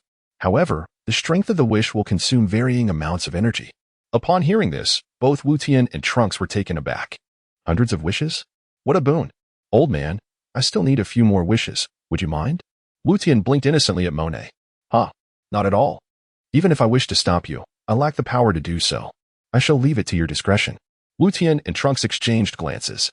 Trunks, I will grant you a wish that will elevate you to the strongest being in the universe. The strongest in the universe? Well, not just yet. Wishing for such a title would merely squander my lifespan. However, I am quite curious. What if I wish to be the strongest in the universe? And then have the Dragon Balls restore the lifespan expended? After a moment's contemplation, Wuten decided against seeking a false title. Chapter 23. The power not born of training yet still mighty by virtue of Goten's wish, Earth underwent a remarkable transformation. Once a planet with merely a few tens of thousands of inhabitants, it now blossomed with life anew, instantly restored to a state of billions. Bulma, hearing the commotion outside, stepped out, her face awash with disbelief and her eyes slightly reddened. It had been a long time since such merriment had graced the world. In the afterlife, Sun Wukong and his companions, having returned to North Kai's planet, felt an unusual sensation. It took them a moment to realize that they had, astonishingly, been resurrected. On Earth, atop a rocky outcrop, Vegeta surveyed his body in astonishment. Just moments ago, he had been enduring torment in hell, and now he found himself resurrected among the living. Suddenly struck by a thought, he soared into the sky, searching for any trace of the androids. What had transpired? Goten pondered deeply about what wish he should articulate. Should he wish for the ability of the Beagos star to fully replicate his biological information, achieving power equal to his own, to attain the wisdom of the entire world, to comprehend all laws, to possess supreme intelligence, to create Dragon Balls himself after acquiring the ability to forge them, to enjoy infinite longevity, to possess unparalleled strength? Each of these desires was tantalizing to Goten. Trunks, on the other hand, held no particular wishes. He sought only world peace and the simple joy of living under the sun with everyone. Ultimately, Goten summoned the eternal dragon Shenron. After the ceremonial appearance, Goten declared, Please allow Trunks and me to unlock our potential to the fullest without affecting our lifespans. Initially, Goten intended for the Elder Kaioshin to assist. But lacking knowledge of the Kaioshin realm, he had to abandon that thought. It was a simple task. Shenron's crimson eyes glowed intensely. A golden light enveloped Goten and Trunks as Goten felt a continuous surge of power swelling within him, fortifying and solidifying. After a while, the radiance faded, and Shenron recited his farewell, preparing to transform back into the Dragon Balls. Yet, Goten managed to retrieve the Dragon Balls before they could vanish. Upon returning to the ground, Goten released his Super Saiyan form and carefully assessed his newfound power. It was formidable. This strength surpassed the sensation of his Super Saiyan God form, rivaling that of a true Super Saiyan God. Truly, Shenron was powerful enough to render the universes might seem trivial. Calming his excitement, Goten turned to Trunks and asked, What do you think? Trunks, without a word, stepped aside and unleashed a punch, obliterating an entire mountain in an instant. How impressive. Truly, this was Trunks. Goten sensed Trunks' energy, realizing it was even greater than his own. The ease with which such power was obtained, for some reason, left him feeling uneasy. It's all right. Power knows no morality. As long as we remain true to ourselves and do not lose our way, we shall be fine, Goten reassured. Goten continued to summon Shenron. Please allow Trunks and me to maximize our potential without any adverse effects. With Shenron's assistance, Goten and Trunks achieved an unparalleled level of strength. Their mastery over energy became perfect, and they acquired a wealth of martial knowledge. Except for divine skills, they obtained many astonishing abilities. Monet, watching this unfold with wide eyes, was taken aback. She had expected them to cease but was astonished to see them escalate their ambitions. What formidable foes might arise in the future as a result? Realizing the gravity of the situation, Monet approached the two and warned, The power of Shenron comes with a price, young ones. The greater the strength you acquire now, the unimaginable calamities you may face in the future. Goten dismissed her concerns. No matter how strong future adversaries become, we shall simply become stronger. Old man, since the power of the Dragon Balls remains, do you have any wishes to fulfill? Oh, I have no wishes to realize. My current life is quite satisfactory. For Monet, wealth was merely a series of numbers, and he had lived long enough, hundreds of years, in fact, to feel no need for additional life. As a Namekian, his desire for power was minimal, peace was paramount. Moreover, with age, his thirst for strength had diminished. Thus, he truly had no wishes to fulfill. Goten nodded, returning the 2 shimmering Dragon Balls to Monet. Shinran has been immensely helpful. We are truly grateful. Well, since your wishes have been granted, you may return now, Monet replied. Somewhat resigned, he sensed that the 2 were not malicious but hoped they would not stray down a dark path. Subsequently, Goten and Trunks bid farewell to Monet and returned to North Kai's planet. Amidst golden clouds and verdant landscapes, outside North Kai's modest abode, everyone feasted heartily. The sudden resurrection took them by surprise, followed by overwhelming joy. However, North Kai bore a troubled expression. His free laborers had vanished. As for the reason behind the resurrection, North Kai surmised it was likely linked to the dragon from the Cyril star. Lord Kai, we have returned. Still lost in thought, North Kai was startled by the sudden announcement. What? Oh, it's you. You appear as elusive as Goku, he muttered. Goten surveyed the area and was pleasantly surprised to see Goku and the others present. Initially, he had not noticed them and wondered if something had gone amiss. Soon, Goten and Trunks greeted everyone. Upon learning that Goten hailed from another timeline, they expressed their astonishment, followed by warm hospitality. Trunks, too, had not seen Gohan in quite some time and engaged him in conversation. Goten joined the festivities, sitting beside Goku to compete in a feast. After a whirlwind of consumption, the group decided to return to Earth. They had missed their chance to return before, but now, with their resurrection, it was time to go back. On Earth, atop the Divine Temple, the revival of the Supreme Kai enabled everyone to return home with his assistance. Goten pulled Trunks aside into a corner. Trunks, we have an enemy to confront. Majin Buu, right? Through their wish, Goten and Trunks were well aware of Majin Buu's current status. Yes, we need not destroy Majin Buu. We simply need to eliminate Babidi. Seeing their furtive demeanor, Sun Wukong approached and inquired, is there something amusing happening? Nothing, just a minor inconvenience. You needn't worry about it. Goten replied, not wishing to divulge details about Majin Buu to the group, especially since he and Trunks could easily handle the matter without alarming anyone. Chapter 24. Return in a desolate land. The residence of Babidi lies concealed beneath the ground within a spaceship. Babidi continues to observe the sealed egg of Majin Buu. The energy required for resurrection is still less than 1/5 prepared, and it remains uncertain how long it will take to revive Majin Buu. How did that little imp discover my magic? Babidi reflects on the events of the previous day. He felt an unsettling aura from Goten.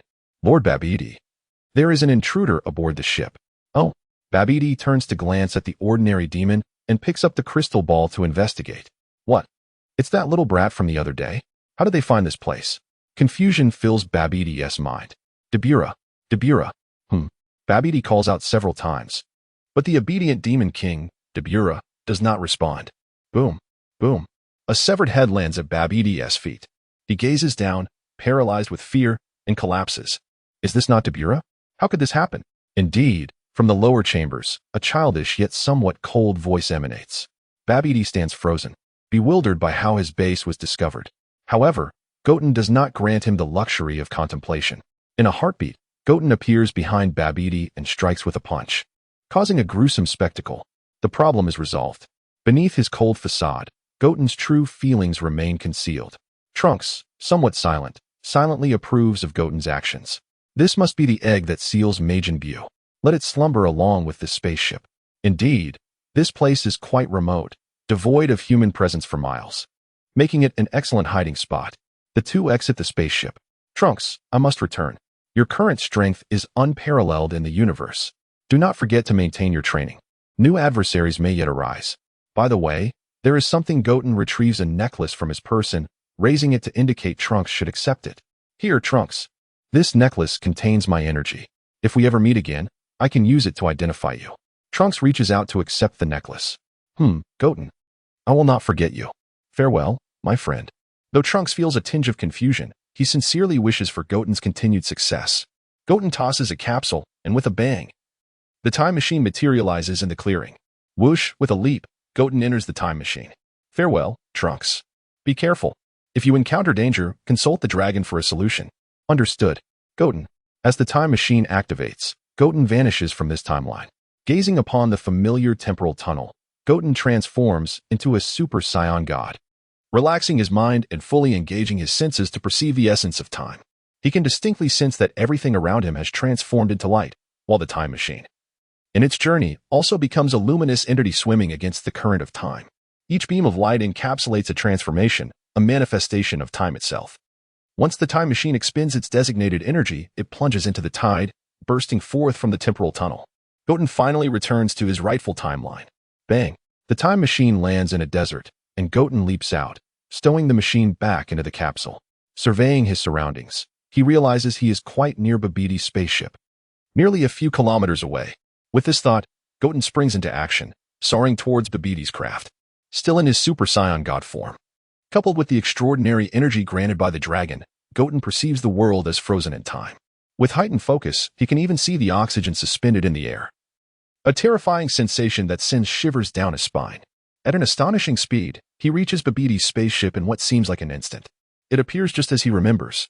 To Goten, why wait to resolve trouble when it can be addressed from the outset? Is there truly a need to regret only when circumstances spiral out of control? This time, returning to his own timeline, Goten is determined not to grant Babbidi any opportunity. Boom, boom, boom. With precise strikes, Goten obliterates Babbidi's spaceship, leaving nothing but the egg-sealing mage in view while everything else is reduced to dust. Months later, at Mount Pozu, in a dense forest, Goten hangs upside down from a tree, his large eyes watching his father and brother fishing by the lake. Splash! Wow! What a big fish! Goku exclaims, reeling in a 2-meter-long catch. Gohan watches in excitement. With a quick motion, Goten sways on the branch, loosens his body, and gracefully flips down to the ground. Today has also proven fruitful. With more free time lately, the three have ventured outdoors for fishing. The tranquil days are pleasant, free from crisis, and everything unfolds naturally. Goten does not make a conscious effort to socialize. He spends most days studying at home, occasionally enjoying outings with Trunks. His martial prowess remains largely unused. Yet the power bestowed by the dragon has proven beneficial in daily life. For instance, his enhanced ability to simulate biological life forms allows him to perfectly replicate a being resembling himself. And this improved clone possesses the ability to transform into a Super Saiyan God. This revelation surprises Goten, as he initially intended the clone for simple tasks, not combat. Of course, engaging in special endeavors is not out of the question, but that would require a different price. At the Sun household, Chi-Chi is assisted by Videl with household chores such as sweeping, washing dishes, and laundry. Videl's help is much appreciated by Chi-Chi, who secretly encourages Gohan and Videl to spend more time together. Over the past few months, Gohan and Videl have grown more familiar, occasionally exchanging jokes. Yet Gohan remains overly sincere, lacking deeper intentions. Their relationship remains that of ordinary friends. As for Bulla, Gohan encounters her regularly at the dojo, as she is now considered one of his students. After hearing Goten's suggestion, Mr. Satan reflected on its merit and decided to have Bulla learn martial arts from Gohan, facilitating their acquaintance. Bulla possesses remarkable talent, far exceeding that of the average individual, and her capacity for learning is commendable. Gohan has a favorable impression of her, although she can be somewhat fierce at times. Chapter 25, Transformation Technique. Soul Purification. The sun shone brightly, and the sky was clear. Wuten, Goku, and Gohan were swimming in the lake, frolicking in the water. In the midst of their playful scuffle, Wukong suddenly plunged Wuten and Gohan beneath the surface. Startled for a moment, the two quickly regained their composure, with one seizing Wukong's arm and dragging him underwater as well. The trio competed to see who could hold their breath the longest, enduring for over half an hour, but ultimately Wuten emerged victorious. Wukong and Gohan broke the surface, gasping for air. Wow, I didn't expect Wuten to last longer than us, exclaimed Wukong. Yes, Wuten mentioned to me before that once he became a deity, he no longer needed to breathe to survive, Gohan replied, catching his breath. Is that so? This child never ceases to amaze me. Wuten, overhearing their conversation, slowly emerged from the water with his adorable little head. Indeed, I no longer require breath. The power within me automatically maintains my bodily stability. I have analyzed the phenomenon. By transforming the energy within me into the necessary components for my body, I can sustain myself, he explained. To resolve the issue of breathing through energy? That's quite a challenge. Even if one knows the direction to take, the method remains elusive. Gohan mused. Allow me to share the method of transforming this energy with you. You only need to follow its flow to adjust the energy within your bodies, Wuten offered. Wow. Is it really possible to do that? Wukong was astonished by Wu Tian's profound understanding of energy. After all, he had previously studied energy manipulation on Yardrat, but had not grasped it as deeply as Wu Tian had. Suddenly, a milky aura emanated from Wu Tian, expanding rapidly to envelop Wukong and Gohan. They received the method of energy transformation, and within a short time, they comprehended its principles. Remarkable, Wu Tian. I never imagined energy could be utilized in this manner. Wukong and Gohan immersed themselves in the water, manipulating their energy without the need to breathe, feeling utterly at ease. The energy within us is a universal essence. If applied correctly, it can transform into anything.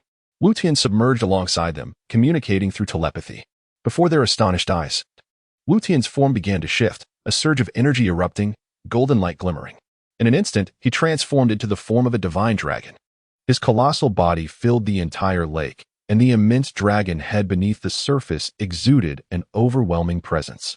Wu Tian's transformation was not a mere puff of mist. Unlike Oolong's transformation, which simply cloaked the exterior, Wu Tian's metamorphosis was a simultaneous internal and external change, a level above that of the transformation seen in Southern Kindergarten. Wow! Wu Tian, how did you achieve this? Gazed in awe at Wu Tian's majestic form, which truly resembled a divine dragon. Wu Tian soared above the water, leaping into the sky, roaring with a thunderous dragon cry that resonated deeply. Inspired by Wu Tian's magnificent transformation, Wukong and Gohan decided to attempt their own. Their hands morphed, elongating and shortening alternately. After several attempts, Wukong indeed transformed into a monkey-like figure, subsequently achieving the same divine dragon form as Wu Tian, soaring alongside him. Not to be outdone, Gohan persevered through numerous trials and ultimately succeeded, though his appearance bore minor imperfections. Nevertheless, he resembled a divine dragon overall. The three dragons ascended higher and higher, reaching the Earth's surface, gliding in the vacuum of space, circling the planet dozens of times. Their dragon forms were captured by satellites and transmitted back to Earth, causing quite a stir, though they remained blissfully unaware and indifferent. That night, atop Baozi Mountain, Wu Tian sat by the window, gazing at the bright moon. The tranquil days were, indeed, devoid of excitement. Lingering too long made one feel rusty. The last wish he made had imparted many lessons, and his inner strength had reached unprecedented heights. Yet, he remained unfamiliar with the divine techniques. Perhaps it would be wise to master these skills.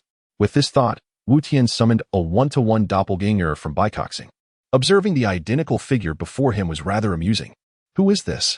So adorable, he exclaimed, noting the doppelganger's charming appearance. The doppelganger, Wu Tian wore an expression of mild exasperation. Indeed, the cutest in the world, he replied coldly. As a doppelganger of Baicoxing, Wu Tian could perceive the thoughts and memories of his counterpart, as it was a biological entity, not entirely under Wu Tian's control. Wu Tian I'll rely on you for matters at home, he instructed. Understood, came the emotionless response from Wu Tian. With a flash, Wu Tian himself vanished amidst golden clouds of radiance. He arrived at North Kai's planet, where North Kai was preparing a meal. Sensing the commotion, he peered through the window. Ah, Wu Tian, what brings you here? North Kai inquired, stepping out with his cooking utensils. I've come to seek your guidance and training, Wu Tian replied. Goodness, you and your father are both training enthusiasts, aren't you? What do you wish to learn about divine techniques? North Kai asked, momentarily at a loss for words. Wu Tian nodded, acknowledging his understanding. I have heard that there is a place in the underworld dedicated to storing and purifying resentment, and I wish to observe it. After contemplating, North Kai saw no reason to refuse. Very well, I will inform King Yama. Wait a moment, and I will arrange for the little ghost train to take you there. Okay, Wu Tian replied. Is your meal ready? Are you hungry? North Kai asked. A bit, Wu Tian admitted. Then let's have a meal first, North Kai suggested. All right. Wu Tian boarded the little ghost train, though this time it was devoid of other souls, likely due to the return journey. The train traveled at a decent speed, quickly arriving at King Yama's palace. The earth deity, Lord Kai, informed me that you wish to observe the purification of souls, King Yama stated. There's not much to see in that little place, but if you wish to go, then by all means. King Yama handed Wu Tian a work log detailing the staff involved. Following the little ghost, Wu Tian made his way to the soul purification facility. Upon examining the log, he noted only a few staff members. Zhamba, 1002 years old, a regular employee who joined 200 years ago, previously part of the Qiansui fruit personnel. Guru, 3, 814 years old, a managerial staff member. Wuten recalled that the character who transformed into the evil thought wave in the movie was an ordinary little ghost and had yet to be employed. Chapter 26. The Essence of Life. Upon encountering Sun Wukong, Guru greeted him enthusiastically, and they exchanged pleasantries. Following Wukong's request, Guru began to elucidate the apparatus of the purification chamber. This device, known as the grievance absorber, is designed to capture all malice from the souls, and it is said to have been created by a figure named Meng Pua, though few have laid eyes on her. Another device, the grievance purifier, is tasked with cleansing this malice, also attributed to Meng Pua. Together, they work in tandem to assist the underworld in alleviating the burdens of lingering souls. Wukong observed the contraptions with wonder, noting their resemblance to production lines on Earth. It appeared that the deities of the underworld possessed remarkable ingenuity to have conceived such inventions. As he watched a worker named Zhanba pour a vial's contents into the machine's opening, he inquired of Guru, "What is contained within that vial?" Guru replied, "This is the raw material for the purifier, derived from the fountain of life. The gas within is the essence of life itself." Wukong hefted a vial, noting its considerable weight. "What is this essence of life?" he asked, turning to Guru. It is akin to what is referred to as Qi on Earth. We simply call it the source of life here," Guru responded. "Qi?" Wukong pondered, curiosity piqued. "If it is indeed Qi, why can I not sense it? Is it perhaps contained within the vial?" He considered this, recalling that the vial's mouth had been opened when the gas was poured into the machine. How could this essence remain undetectable? I too am puzzled. This is a question I have not contemplated in my millennia here. Perhaps the divine beings who provide us with the source of life might possess the answer, Guru mused. Wukong shook his head, deciding against troubling others for the moment. "No need. I shall explore this myself for a while. Should I require assistance, I will call for you. Indeed, Earth deity, I am at the Soul Processing Center. Should you need anything, you may find me there. Zhanba will handle the tasks here, and he is familiar with some of the simpler matters." "Greetings, Lord Deity." Zhanba respectfully acknowledged. "Hello, Zhanba. I am Sun Wukong. You may call me Wukong," he replied. "That is not permissible. You are a deity, distinct from us mortals. You cannot be addressed casually, lest you incur divine wrath," Zhanba exclaimed, only to receive a light punch on the head from Guru. "Fool, always fixated on those tedious rules. The deity has permitted you to call him as such. Simply comply." "Understood. But why must you hit me, Guru?" Zhanba grumbled, gazing at Guru with reproach. Cough, cough. "Enough of this. I shall return to my work. You take care of familiarizing the deity with the surroundings." Seeing the exchange between the two, Wukong lost interest in further conversation and wandered to the front of the machinery to investigate. The life essence, once entering the apparatus, transformed into energy capable of purifying malice, a remarkable phenomenon, yet he was left wondering about the underlying principles. His thoughts drifted to Dr. Jero, whose extraordinary research into Qi had birthed inventions such as the eternal energy furnace, and beings like Cell, who existed through cellular fusion. Wukong understood that Qi emanated from cells, fundamentally an energy that could manifest in myriad forms. It was indeed a unique existence. The divine Qi represented this energy governed by certain rules, rendering it imperceptible to mortals. Should a mortal grasp the method of transmuting Qi into divine Qi, they could undergo a profound transformation, emerging as a pseudo-deity, much like a Super Saiyan God, possessing divine Qi without an official divine station. To perceive this energy, mortals must comprehend the principles governing divine Qi. If Wukong had not ascended to Super Saiyan Godhood, he would not have easily discerned the corresponding rules of divine Qi. In his exploration of the rules associated with Super Saiyan Godhood, Wukong noted that it was primarily designed for combat. The first rule was that the more one fought, the stronger they became, coupled with the ability to regenerate their energy. These two abilities were the extent of Wukong's current understanding. However, whether Super Saiyan God possessed other latent powers remained unclear. The essence of life before him was enigmatic. As Wukong possessed means to perceive both Qi and divine Qi, yet this essence eluded him. This left him perplexed and eager to unravel its mysteries. The grievance purifier was laden with centuries' worth of malice. It was not incapable of purification, but rather, the machine's efficiency was such that it would require an extended duration to cleanse all grievances. In the ensuing days, Wukong remained in this small locale, delving into the principles of purification. Meanwhile, all was tranquil on Earth. No significant events unfolded. Wukong's doppelganger managed daily affairs seamlessly, while Chi-Chi and Goku remained oblivious to Wukong's peculiarities. as the doppelganger's energy signature mirrored Wukong's own. Goku and Gohan, however, were somewhat curious as to why Wukong had abandoned his divine form. At the dining table, Goku's family, along with Wuten, enjoyed lunch together.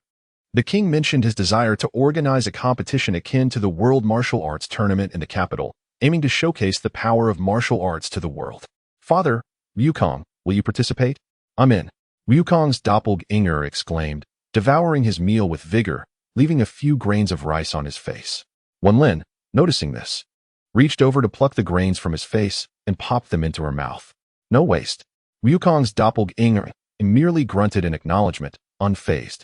Wukong, would you like to train together? The champion will receive a villa in the capital along with a reward of 10 billion. Initially, Chi-Chi had felt exasperated at the prospect of combat, but her eyes gleamed at the mention of the extravagant prize. Goku, you must participate this time. Fine. I'll join.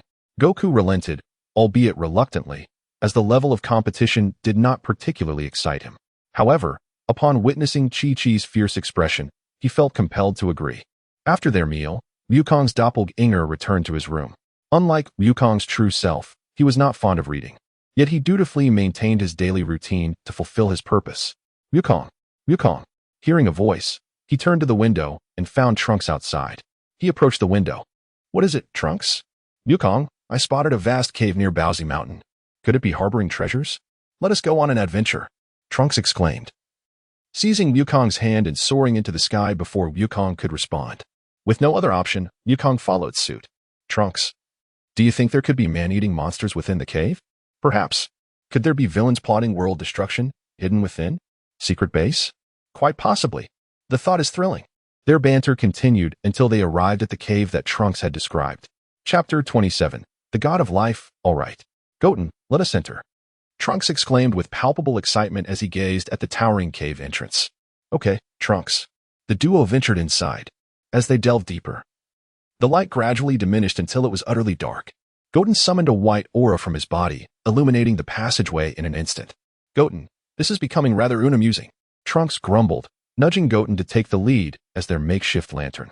After wandering for over 10 minutes and encountering several forks in the path without discovering anything of note, Trunks sighed. Why is there nothing here? Wait, Trunks, it seems there is another fork ahead, Goten pointed out. It appears there is something. Trunks' eyes sparkled with curiosity. They peered in the direction Goten indicated, spotting what seemed to be a glass sphere. Before them lay a large puddle, with a small landmass atop its surface. Could that be a Dragon Ball? Goten speculated. A Dragon Ball? Would it really be found in such a place? How peculiar. They mused. The two boys flew over and picked up the glass sphere. 1, 2, 3. It's the 6-star ball, Trunks exclaimed, handing the counted Dragon Ball to Goten. Indeed, it is a Dragon Ball, but it differs from those we are accustomed to, and its stars are black. Goten noted with intrigue. How strange. Could it belong to those other Namekians? Trunks pondered. Let us take it back. It would serve no purpose remaining here. Agreed. Goten followed Trunks back to his home. In the underground laboratory, Bulma was engrossed in her research, her expression serious. Mom, Goten and I found a Dragon Ball with black stars, Trunks announced eagerly. Ah, Trunks and Goten. A Dragon Ball with black stars? Bulma paused her work, embracing Trunks. Look. Mom, he urged. Bulma examined the Dragon Ball closely, confirming its unusual color. How fascinating, she remarked, retrieving the Dragon radar. After a few beeps, she frowned. There is no signal for this Dragon Ball. Could it be a fake? Oh no, it's a fake? Trunks' face fell, though he quickly regained his enthusiasm, eager to show Goten his newly acquired toy. In the underworld, Goten had spent several days studying the purifier and had grasped some of its principles. He realized that the energy could also be transformed into a means of cleansing malevolent spirits. However, one question lingered. Why could he not sense the existence of the source of life energy? With that thought, Goten left the machine and spoke with Janemba before heading toward the Soul Processing Center where Guru resided. After traversing a lengthy staircase, he arrived at the grand door marked Soul Purification Facility. Before him lay a seemingly endless line of souls, while Guru sat at his workstation, processing souls into the malevolent energy absorption device. Upon noticing Goten's arrival, Guru instructed a nearby minion to take over his duties and approached Goten. Lord of the Gods. What brings you here? Guru, there is something I do not understand. Do you know the whereabouts of the god who governs the fountain of life? I wish to find him, Goten inquired. Upon hearing Goten's request, Guru wrote down specific directions on a piece of paper. Lord of the gods. It's not that I don't wish to accompany you, but the tasks here are many, and any lapse in attention could lead to grave errors. Please forgive me for not being able to guide you. That's all right. I can manage on my own, Goten replied. Bidding farewell to Guru as he followed the directions on the note toward the god of life as abode. The note indicated he would encounter a group of little angels along the dream bridge, pass through their forest, and find a river. Walking to the right of the river for about 10 kilometers, he would meet a tiger who could guide him to the god of life. Adhering to the note's guidance, Goten soon arrived at the river specified. After walking for a while to the right, he indeed spotted a fierce-looking tiger. I am the journeying tiger. Where do you intend to go? I can take you anywhere in the underworld except hell. Hello, journeying tiger. I wish to visit the god of life. Please take me there, Goten requested. However, the journeying tiger did not hastily lead Goten away. Instead, it circled Goten twice. Do you come bearing a gift? I do not escort travelers for free. Goten was taken aback by the tiger's request for a gift, unaware of such customs. After some thought, he produced a stack of gold bars. Would you like these? The journeying tiger shook its head and replied, I prefer to consume life energy. It strengthens me. Very well. In front of the tiger, Goten forcefully collected some life energy from a few trees in the forest. Is this sufficient? You dare to forcibly seize life energy. The journeying tiger exclaimed, astonished and even fearful. What's wrong?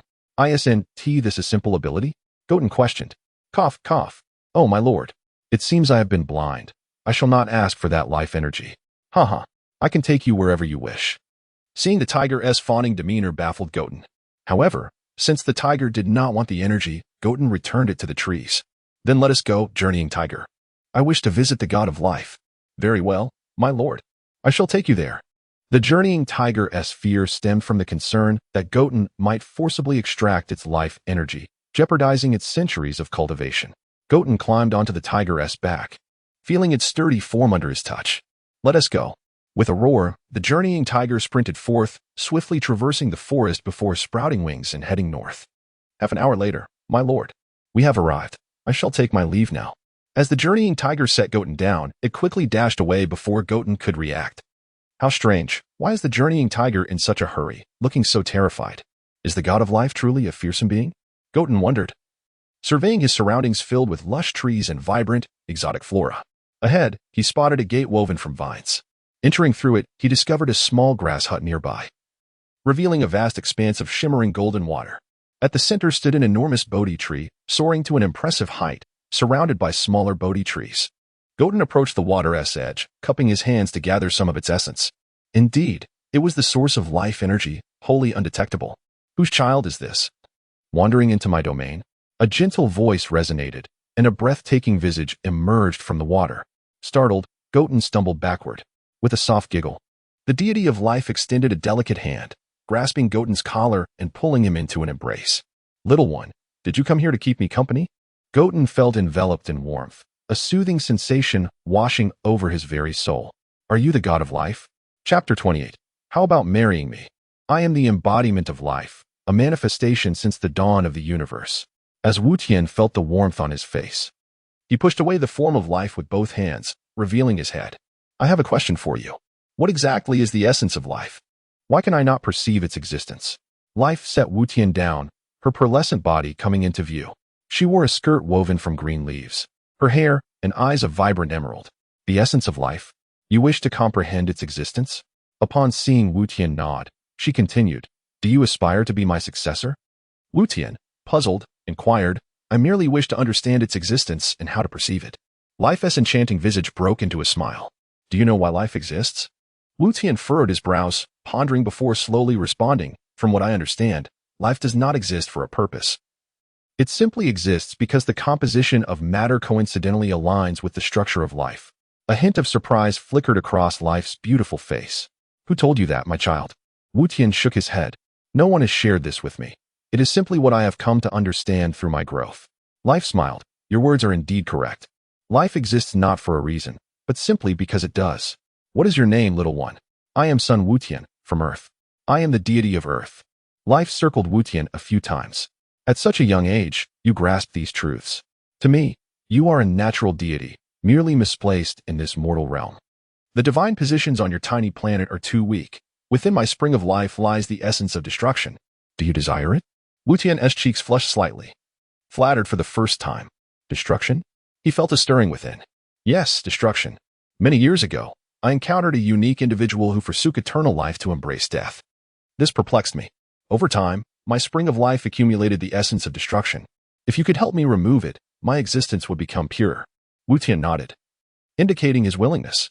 However, you still have not answered my question about the essence of life. Life pinched Wutian's little nose. Child, is this truly such a simple concept that you cannot comprehend? Wutian swatted her hand away. I have pondered for 3 days and still have no clarity. Life tapped Wutian's forehead. Then think some more.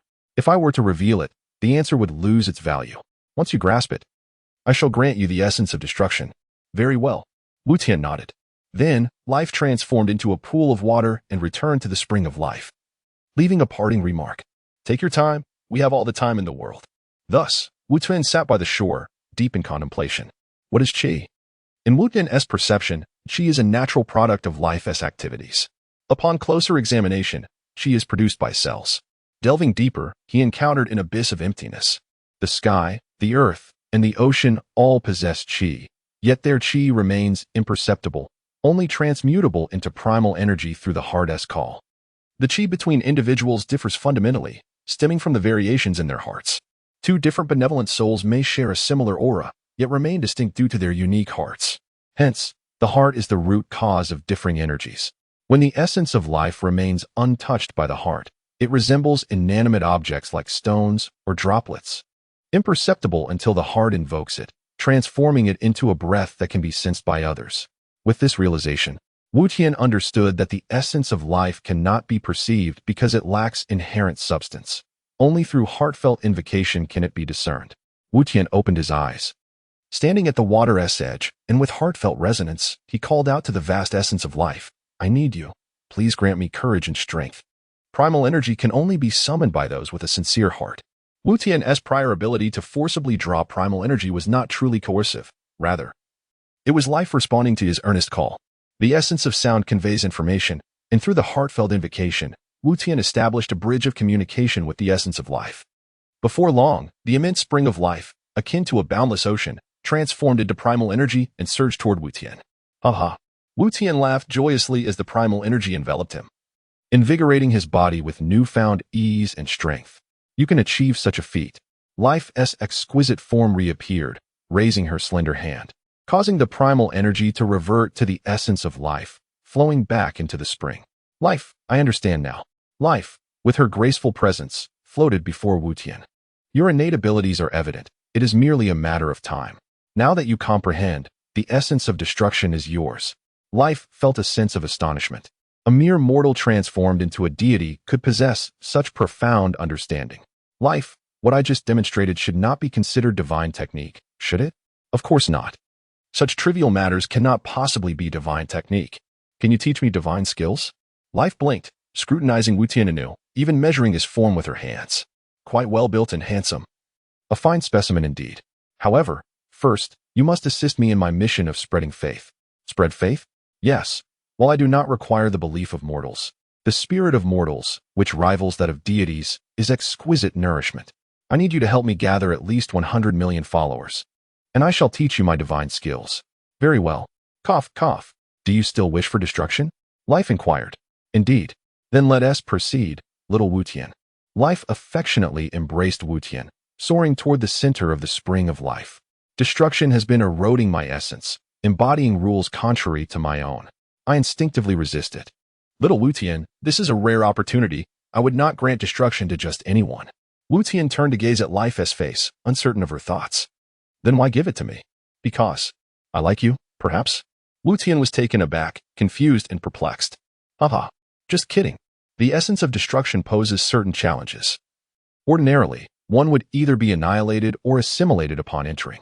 Only those with extraordinary hearts and immense power stand a chance of gaining its acceptance. Little Wutian, the immense strength within you is sufficient to withstand the repercussions of failure. Even if destruction does not acknowledge you, you will be unharmed. Wutian regarded life with skepticism. Yet her expression did not suggest deceit. Life, if I inherit destruction, once I mature, how about marrying me? Chapter 29. The God of Destruction. Let us talk once you have truly inherited destruction. The entity of life pinched the delicate face of Goten, and then, noticing the discomfort on his countenance, lifted him into the air above the fountain of life. Under the Bodhi tree, vibrant greenery thrived, and beneath the surface of the water, golden fish frolicked, their luminescence resembling a dreamlike vision. Little Goten gazed down at the center of the fountain of life, where any mortal who fell would transform into a being of nature, endowed with the ability to communicate with it. However, if one lingered for even a moment too long, they would become a part of the fountain itself. Yet, being divine, our essence protects us from such assimilation, so fret not, young Goten. I shall guide you to the heart of destruction's legacy. A smile graced life's beautiful visage as she embraced Goten and submerged into the water.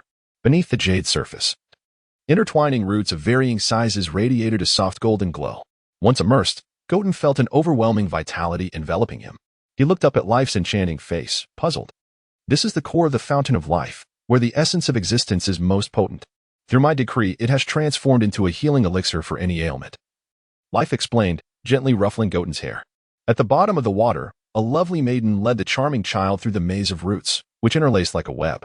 They traversed through shimmering threads of gold, halting before a small Bodhi tree that emanated a silvery gray light. The vicinity radiated a silvery glow, extending for roughly 100 meters. To prevent the rules of destruction from ravaging my essence, I have sealed it within this tree. Goten nodded, surveying the tree's appearance. He released the hand he had been holding and stepped into the silvery light, approaching the Bodhi tree. With each step, a profound fear rooted in his soul intensified. Life watched silently, her smile vanished, her countenance now cold and contemplative, recalling the words of an ancient saying, life, in its essence, inevitably brings forth destruction. Her gaze dimmed slightly. She wished to forget that world. To her astonishment, Life noticed that Goten had reached the foot of the tree.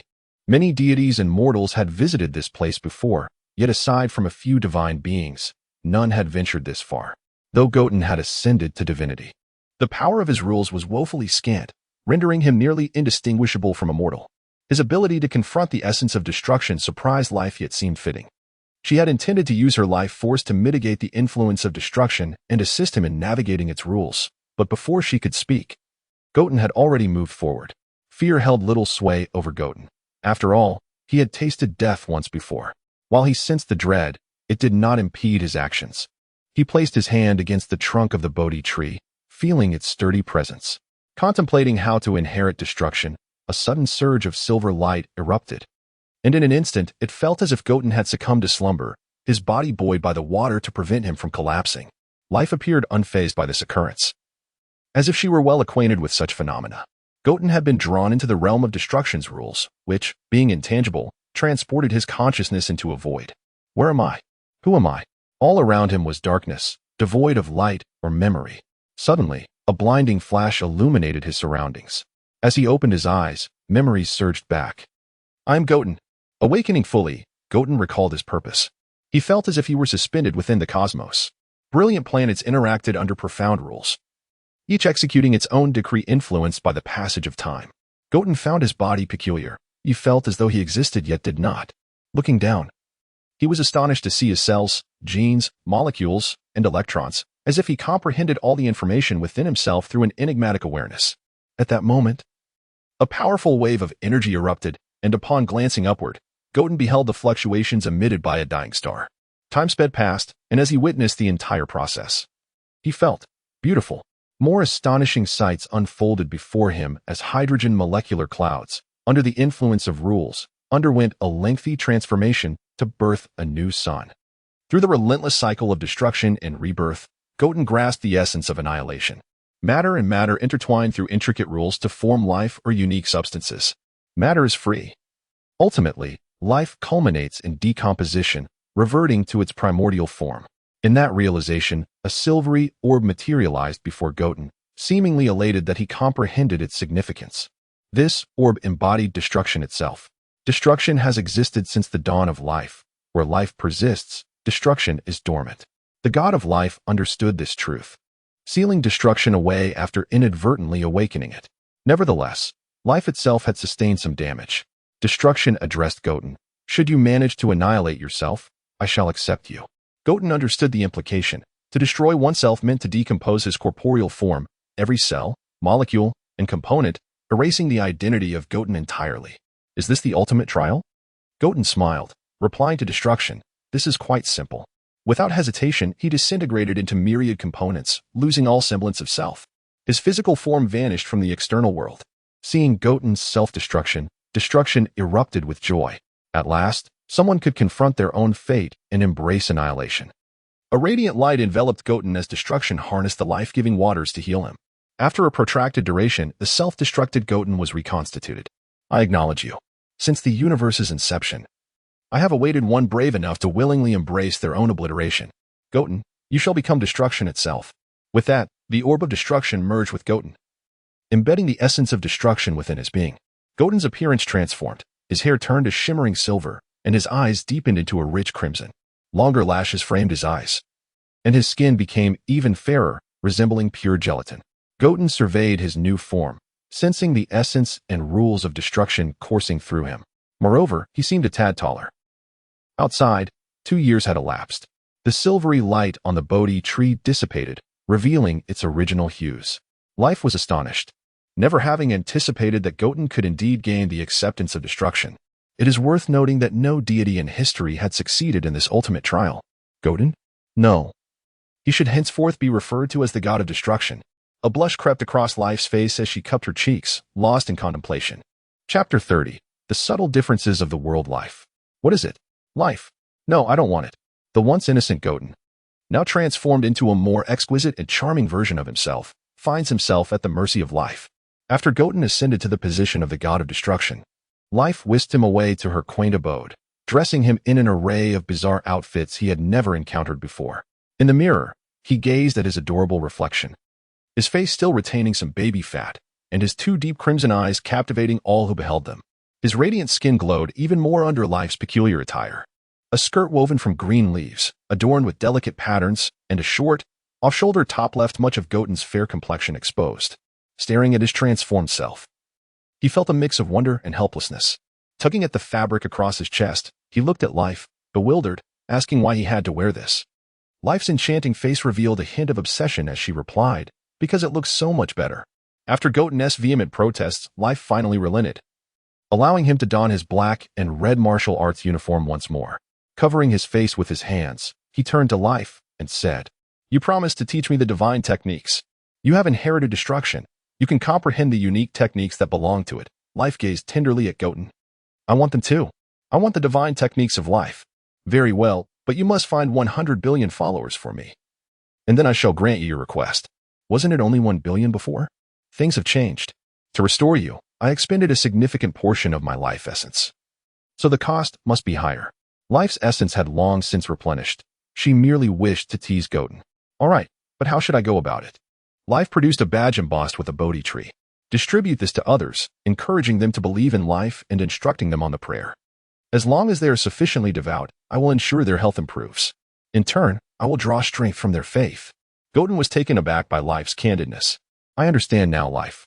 On Earth, 2 years had passed filled with significant events. Goten's avatar achieved 3rd place in the martial arts tournament. The 1st place was claimed by son Gohan, while the 2nd was taken by son Goku. This martial arts competition was broadcasted live globally, with Bulma's high-speed cameras capturing a substantial portion of the fights. The event sparked a worldwide martial arts craze, with nearly everyone taking up training. However, during his studies, Goten's avatar found the technological state of the world to be woefully outdated. Drawing from the knowledge stored in Goten's memories, he developed advanced technologies. He established the Goten Company, collaborating with the king on projects like Starlink, androids, powered armor, smartphones, and intelligent AI, all of which came to fruition. Goten's avatar, being an intelligent chip containing the entirety of Goten's wisdom, alongside Bulma's assistance, was able to realize these innovations. He also invested in the Capsule Corporation, collaborating with Bulma on numerous groundbreaking products, notably a device capable of spatial teleportation. This technology, based on the principles of instantaneous movement, was a superlative achievement birthed from the collaboration between Goten's avatar and Bulma. The effectiveness of their inventions was astounding. Yet they chose not to release all of their best technology to the public market. Instead, They constructed large-scale teleportation devices capable of pinpoint teleportation to any location equipped with a teleportation device. These inventions amassed considerable wealth for both, with Bulma being the world's richest individual, unbothered by material wealth. However, Goten, from a modest background, found his coffers overflowing through inventions and patents, propelling him to become the second richest individual in the world after Bulma. Goten entrusted his earnings to Chi-Chi, who was initially taken aback by the lengthy string of zeros on her bank card, fearing Goten had robbed a bank and crying out to turn himself in. After Goten's explanation, Chi-Chi realized the money was from their inventions with Bulma. From that point on, tranquility was a distant memory in their home. Goten's tutor, Wen-Lin, soon found herself unable to keep up with Goten's avatar's learning pace. Regrettably, she resigned, expressing her intent to seek a new job in the big city, quietly departing after a farewell gathering. After agreeing to life's missionary request, Goten departed the underworld, utilizing the abilities of the celestial beings to return to the temple on Earth. Perched on the temple's edge, his silver hair danced in the gentle breeze as he closed his eyes, absorbing memories transmitted from the celestial realm. Due to the great distance between the underworld and Earth, he had been unable to fully control his avatar's actions, delegating authority to it instead. Little did he know, his avatar had accomplished so much. Goten, you're back. Since Dandy became an angel, he effectively assumed the role of a celestial being, observing the affairs of the mortal world and managing the weather systems daily. Bobo also imparted much knowledge to Dandy. Yes, Dandy, although it has been quite some time. For me, it feels like mere moments. Goten reclined, his wine-red irises reflecting Dandy's face. Dandy, have we as deities of Earth ever appeared before the mortal realm? Yes. Bobo mentioned that this is to avoid interfering with the development of mortals. Thus, the celestial realm has regulations against meddling with their affairs. However, it hasn't been explicitly stated that we cannot reveal ourselves to mortals. That seems to be the case. Goten declared, Dandy, I have a task for you. He clearly outlined the missionary duty and handed the life badge to Dandy. Under Goten's authority, the badge could be replicated indefinitely. In a distant corner of the universe, a colossal tree towered, and upon a floating stone lay a purple-skinned, hairless cat, purring with a sound that resonated throughout the divine tree. Whis was in the kitchen preparing world-renowned delicacies he had self-taught. Only 42 years remain until Lord Beerus awakens. I must prepare some exquisite dishes. Whis's long fingers rested on his face, his expression flushed as he swayed, seemingly lost in thought. Suddenly, the crystal orb atop his staff flickered, prompting Whis to put down his spoon and fix his gaze upon the orb. Sister? The orb reflected the figures of Kampa and Vados. Abruptly, Vados lifted her head slightly, smiling through the crystal orb in Whis's direction. What are you doing? Vados, hurry and search for the Dragon Balls. That lazy Beerus is surely still asleep. Yes, Lord Kampa. Vados replied, raising her staff, enveloped in radiant light, as the two vanished, their destination unknown in the vast cosmos. Sister and Beerus's brother? Huh? Well, since Lord Beerus is napping, I suppose I needn't worry, Whis shrugged, setting his staff aside to sip the prepared soup. Chapter 31. The Machine Cat on the summit of Bowsy Mountain. Goten's avatar resided in the research institute he had established, diligently continuing his exploration of new technologies, such as Dr. Gallo's flawless creation, the Eternal Energy Furnace. During this period, Goten's avatar was engrossed in studying its principles, striving to decipher its profound mysteries. Had it not been for the information sharing with his original self, Goten's avatar might have remained tirelessly engaged in his research. Truly, Dr. Gallo is a genius for having developed such a rule-defying invention. Goten's avatar had received information regarding androids 17 and 18, surpassing that available in the High Star realm, and had gained considerable insights into the Eternal Energy Furnace. However, to truly decode it, at least another year of calculations by the chip was required. The workspace flickered between light and darkness, and suddenly the illumination extinguished. Sigh. Another research failure. Goten's avatar removed his light-blocking helmet, revealing his fair visage, and set down his notes. Perhaps it would be best to leave the study of the Eternal Energy Furnace to the chip. This was truly beyond human capability. Xiaoguan. Goten's avatar slumped onto the soft chair, calling out to his surroundings. Coming. Doctor. A charming blue robotic cat scurried out from beneath the table. Xiaoguan. Give my legs a massage. Of course. Doctor. Slap, slap, slap. How does it feel, Doctor? Xiaoguang's technique is quite good, isn't it? Doctor. When will you make me a pair of shoes? Goten glanced down at Xiaoguang's round, toe-less feet, reflecting for a moment. You don't need them. This is perfectly fine. Xiao Guang felt a twinge of disappointment, having been rejected for the third time, her heart heavy. In the capital's center, pedestrians exhibited an array of peculiarities. Some walked on their hands, shouting phrases like burning, while others flew at low altitudes without their feet touching the ground. They were merely strange practitioners of martial arts. Surrounding them were shops selling Gohan figurines and martial arts uniforms, the proprietress appearing to be a beautiful woman with golden, wavy hair, likely a fan of Gohan. Before one shop stood a strength testing machine, promising a prize of 10,000 yuan for a perfect score, yet no one could achieve it. To max out the machine, one would need a minimum of 3,000 pounds of strength, a feat beyond the capability of most, even for ordinary martial artists capable of brief flight. A queue formed before the machine, and a robust man took a deep breath, delivering a punch that landed with a dull thud, the gauge halting at 200 pounds. Disappointed, he shook his head and stepped aside. Next, a striking girl with long black hair approached, wearing a loose white short-sleeved top, black shorts, and green-black shoes. Standing just shy of 5 feet 6 inches. "Biddy Lee, watch me," she called, waving to those behind her. "Biddy Lee, be careful not to break it." Gohan, wearing a mask to prevent recognition, stepped back. Up. Biddy Lee assumed her stance, her right fist emanating a milky aura, striking the machine and embedding her fist into its protective padding. Beep, beep, beep. Ultimately, the red gauge stabilized at 3,000 pounds. Ding, ding, ding. Not bad, right? Biddy Lee turned to Gohan, whose face was obscured. Gohan stepped forward, pulling her away. "Biddy Lee, let us go. Aren't we supposed to watch a movie?" "Master, I've improved. Haven't I?" "Yes, indeed, you've surpassed your father." As they walked, they paid no mind to the shopkeeper who had already produced the prize money. Many people, intrigued by those capable of maxing the strength tester, pulled out their smartphones to capture or record the scene. Meanwhile, Goten's original self returned to Baozi Mountain. Gazing at his refreshed home, a blend of familiarity and strangeness. Entering through the door, he regrettably did not hear that familiar voice. The one that had always explained things to him, now returned to her own life. He sat on the floor, removing his cloth shoes and placing them on the shoe rack by the wall, stepping into panda-patterned slippers as he entered the hall. With a leap, he flopped onto the sofa, finally finding a moment of respite from his busy life. Silver strands of hair obscured his entire face, and he closed his eyes, drifting into slumber. "Doctor?" Xiao Guang, observing through the surveillance, saw a figure resembling the doctor enter his home. Glancing at the doctor asleep in the experimental chair, he decided to investigate further. "Is this the doctor's family?" Xiao Guang pondered, scrutinizing the human lying on the sofa, adorned with beautiful, glistening silver hair that sprawled around.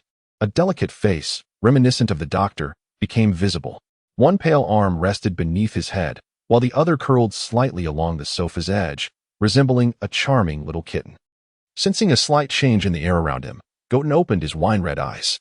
Upon seeing a plump blue cat, memories of his avatar flooded back, and he felt compelled to tease this adorable machine cat. "Xiao Cat, the doctor is going to give you to me." "What?" Xiao Guang was startled. He had never heard the doctor mention this. It must be a trick. Leaning back against the soft sofa, Goten continued, "Xiao Cat, pour me a glass of water." Gazing at the face that echoed the doctor's, Xiao Guang hesitated to disobey, hastily running to the water dispenser to fetch a cup of warm water. "Quite obedient, aren't you?" Xiao Guang was designed by Goten's avatar to alleviate loneliness, typically hesitant to contradict what Goten's avatar said. Goten took a sip of water, examining Xiao Guang's appearance.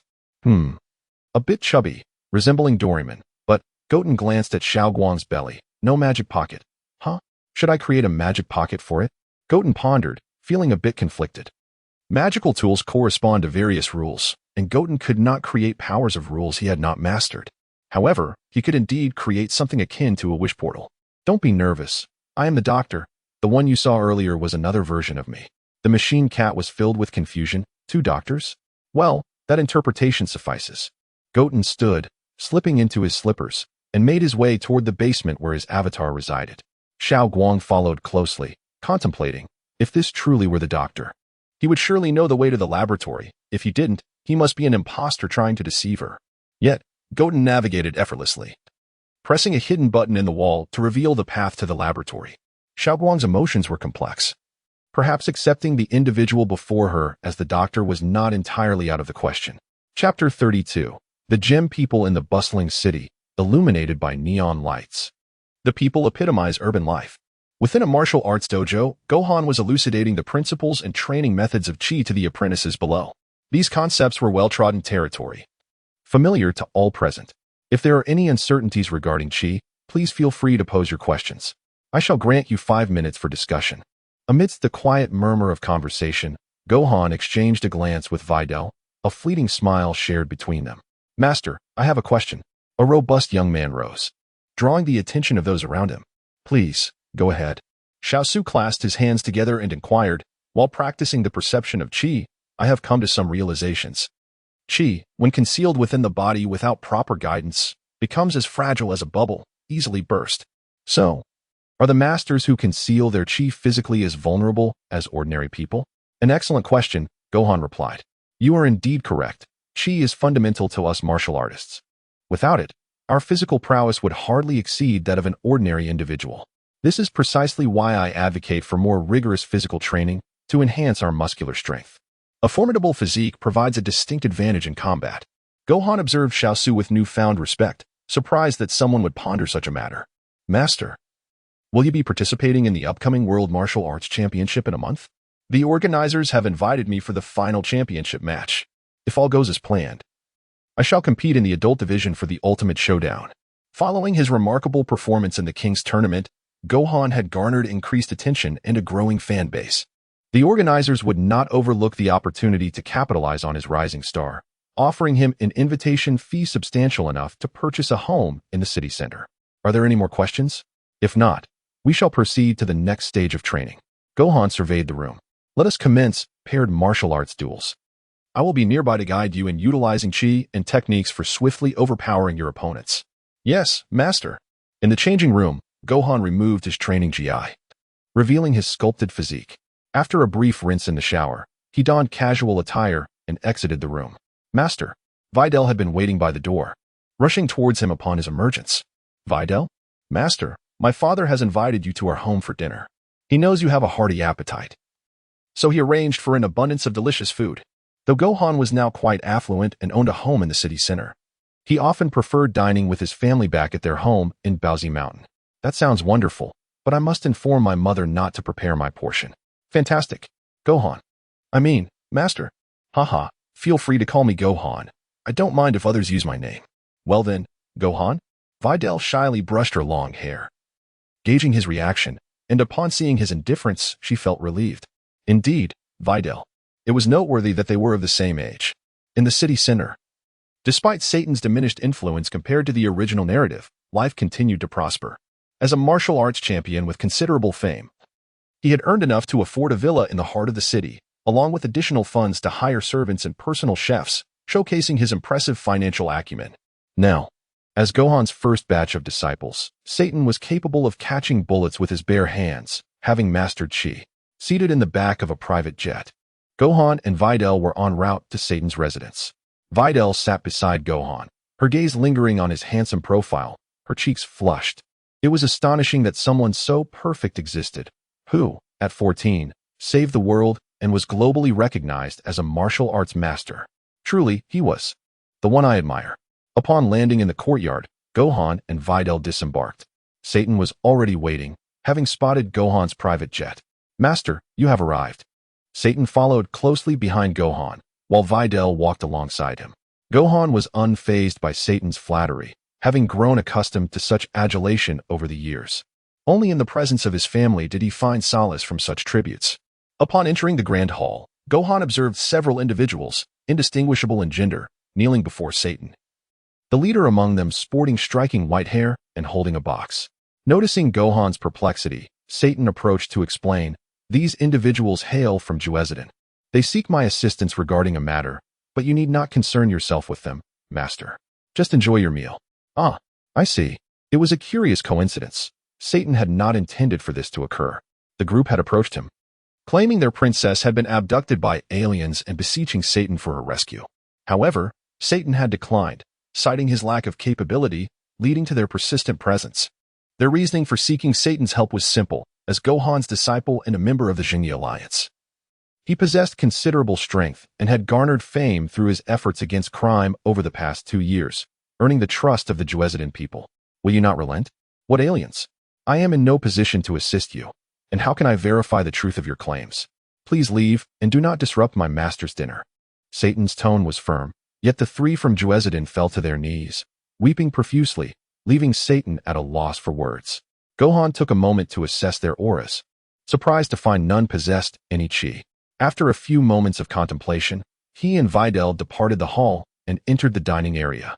Satan had indeed shown great thoughtfulness, preparing a lavish feast that made Gohan's mouth water. MMM. Gohan began to indulge heartily, while Videl sat beside him, accustomed to his voracious appetite, quietly admiring his handsome profile. Mr. Satan, please, you must save our princess.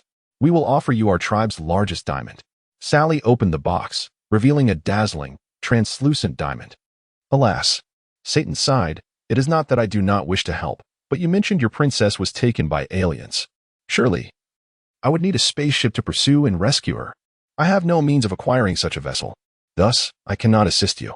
Sally momentarily faltered before hastily clarifying that the criminal gang had not left Earth but was pillaging gems in their homeland, causing them great distress, which is why they sought help. As for why they approached Satan instead of Gohan, it was merely because they had seen Satan's promotional banner.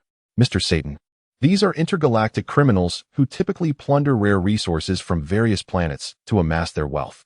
To be frank, our princess is a gem person, and we belong to a small tribe in the Southern Sea region, surviving by nurturing unique gems. The phosphorescent stone is our most precious gem, and not long ago, it was stolen by cosmic marauders who abducted our phosphorescent princess from the palace. As she spoke, Sally's expression grew fierce, and the other two gem people displayed their displeasure. Chapter 33, Live Broadcast. Son Goten entered the underground laboratory of his home, followed closely by a blue robotic cat. The supercomputer, intelligent AI, and holographic projections were beyond his expectations. It was likely the result of the advanced chip technology. The supercomputer displayed a myriad of codes, calculating the necessary conditions for the eternal reactor. The doppelganger, seated comfortably in a soft chair, rubbed his eyes and yawned, acknowledging the arrival of his original self with a casual greeting. Are you here for the retrieval? The doppelganger stretched lazily, revealing a pale belly, and calmly gazed at Goten. You have performed admirably. I trust you to continue representing me. Goten glanced at the notebook left on the table by his doppelganger, which contained experimental data and, occasionally, some complaints. As a biological clone, he possessed the same perceptions and needs as an ordinary human. The doppelganger remarked, the development of the eternal reactor has entered its final stage, but it would be best to utilize diamonds for its construction. Leave that to me. I recall a region in the south abundant with natural diamonds. Goten, being a deity of Earth, was aware of various resources locations. Suddenly, a ringing sound interrupted the conversation. The doppelganger pressed a transparent button on the table to answer the call. Goten, I want to be home for dinner tonight. Please inform Mom. Upon recognizing his brother's voice, the doppelganger replied, understood. After hanging up, the doppelganger turned to Goten and inquired, what are your plans? Or do you intend to return to a peaceful existence? Goten shook his head, replying, first, I must fulfill the requirements of life. However, I am uncertain how to preach. I do not know how to engage with strangers. The doppelganger suggested, why not emulate your previous life's memories and create a live broadcast system? That might have potential. Goten nodded in agreement with his doppelganger's idea. What will you do? Your appearance is quite fitting for this endeavor. Just preach while live streaming. Goten glanced down at himself, falling into silence. Since becoming the god of destruction, he had undergone a transformation, sporting long, lustrous silver hair and an even fairer complexion, making him appear almost like a sibling to his doppelganger. Perhaps it is best if you handle it, as the brother of the Savior. Promoting the faith is quite feasible. All right. The doppelganger, noticing Goten's bashfulness, understood his reluctance to take on such responsibilities. Meanwhile, the robotic cat looked on in confusion, utterly bewildered by the conversation. I will develop a live streaming software and integrate it into the Celestial Star. After all, the smartphone market has been dominated by me and Aunt Bulma, providing ample control. Celestial Star was the name of the smartphone jointly developed by Goten and Bulma. Very well. I shall take a brief nap. Contact me if you need anything. Goten cast a glance at the robotic cat, then exited the underground lab, finding a random room to collapse onto the bed, leaving the door ajar as he succumbed to slumber. The robotic cat remained frozen in place, unable to comprehend the situation. With the aid of Starlink, All users of the smartphones developed by Goten and Bulma could access the internet anytime, significantly benefiting those in remote areas. The reason it was many rather than all was simply due to some lacking the financial means. In the evening, after Goten returned, he did not use transformation techniques to conceal his appearance, and the doppelganger did not retract. Chi-Chi was taken aback upon seeing Goten, who resembled her younger son but appeared much more attractive. Had she not known better, she might have mistaken him for a daughter. Goku observed Goten thoughtfully, sensing a hidden, dangerous energy within him, yet felt no emotional resistance. After Goten explained the circumstances, both Goku and Chi-Chi accepted the situation with incredulity. Perhaps, after dinner, Goten took a quick shower before returning to his room. Although it was arranged by his doppelganger, he found it quite to his liking. The walls were adorned with wallpaper depicting characters he admired, albeit from a world that did not exist. His bed was simply made, accompanied by a bookshelf flush against the wall, filled with various technical books and theoretical papers. A teleportation button was conveniently located by his bedside, capable of transporting individuals to a designated location. Goten reclined on the bed, his arm shielding his eyes, softly uttering a word before drifting into sleep. Upon awakening the next morning, the doppelganger, resembling Goten, gently roused him. Goten opened his eyes, saw the doppelganger, and embraced him, rolling over and entwining his legs around him, closing his eyes to continue sleeping. The doppelganger, feeling the warmth emanating from Goten, chose to wait patiently for him to awaken naturally. Meanwhile, the robotic cat remained asleep in its small bed within the laboratory. Though the doppelganger possessed all of Goten's memories, he was unaware of the original's current state. Was it a consequence of inheriting the traits of destruction? A tendency toward excessive sleep? The doppelganger pondered but remained uncertain. On the other side, Gohan, with his extraordinary hearing, had overheard the requests of the crystalline people from several rooms away the previous evening. After dinner, he willingly approached them and agreed to assist. Within a single night, he helped rescue their princess, the Peridot. The unique life form intrigued Gohan, who was astonished to learn that they were genderless gem beings. He was curious about their world, yet felt too shy to ask. Due to the late hour, Gohan and Videl shared a room in the palace of Crystalia that night. The following morning, they were warmly welcomed by the gem beings, although Gohan sensed something peculiar. He noticed that their leader displayed little emotional response regarding the rescue of their princess, raising suspicions of hidden secrets beneath the surface. Yet, he chose to remain silent and allow events to unfold. The Peridot had stunning, shimmering emerald green hair that cascaded down to her shoulders, and her skin was as smooth and youthful as that of an infant. To express her gratitude to her savior, she had dressed up adorably. However, it was unfortunate that her right arm was largely absent, as part of it had disintegrated into particles too fine to recover. Crystalia was somewhat remote, located near the sea, and as gem beings, they did not require food. Therefore, their hospitality towards Gohan and Videl consisted of beautifully crafted decorative gems rather than meals. Chapter 34. The Teachings of Life. As the sun rose, a veil of delicate mist enveloped Bowsy Mountain, creating a hazy atmosphere. Wuten furrowed his well-defined brows, seemingly trapped in a nightmarish slumber. Insects, countless insects. The doppelganger, roused by the commotion, awakened to its primary self's words. Wearing an expression of bemusement, it gently extricated itself from the pale arms and rose to its feet. Rubbing its face, it contemplated how best to assist its original in the mission of spreading the teachings. The badge bestowed by life possesses the profound ability to heal ailments and restore health, a power that is undeniably alluring to mortals. If the teachings were to be shared within hospitals, it would serve as an excellent starting point. The doppelganger mused, glancing down to find the original still in slumber. It then rummaged through the wardrobe, retrieving a garment crafted from white silk. Holding the attire in hand, it glanced at the original, who resembled a porcelain doll as the doppelganger dressed it in the elegant robe. Ah, it fits perfectly. This garment is a modified version of a bishop's vestments. The doppelganger affixed the badge to the left breast of the robe. At last, the original exuded an aura befitting a celestial being. The doppelganger nodded in approval, satisfied with its handiwork. In the depths of a heavy sleep, Wuten stirred. He glanced out the window, noting that the sun had reached its zenith. It was evidently noon. The forces of destruction intertwined with Wuten, enhancing their fusion, which was why he had succumbed to such lethargy. Upon opening his eyes, he saw the doppelganger clad in a black and red martial arts uniform standing by the window, the warm winter sunlight illuminating its flawless visage. As the original awoke, the doppelganger offered a subtle smile. If you hadn't awakened by lunch, Mother threatened to spank you. Oh, and by the way, Brother rescued the gem princess from a small island in the southern region of Quezon. He just called to inform me that he likely won't return today. Wuten nodded, recalling the mention of the gem people. Does such a species truly exist in this world? He found it puzzling but chose to dismiss it. Rising, he assessed his attire, pondering if it was perhaps too formal. Although he had been in a deep slumber, a divine awareness persisted, even in dreams, allowing him to sense the movements of his body, though he simply did not wish to awaken. He felt that if this continued, he might slumber for years. Never mind about brother. Let us commence our teachings. Indeed, but how do you intend to spread the teachings? The ancients persuaded others with profound truths, thereby gathering followers. We shall do the same, elucidating the great principles of life to them, convincing them to embrace them. If they gain the badge's recognition, they shall become true adherents of life. Wuten descended from the bed, adjusting his garments.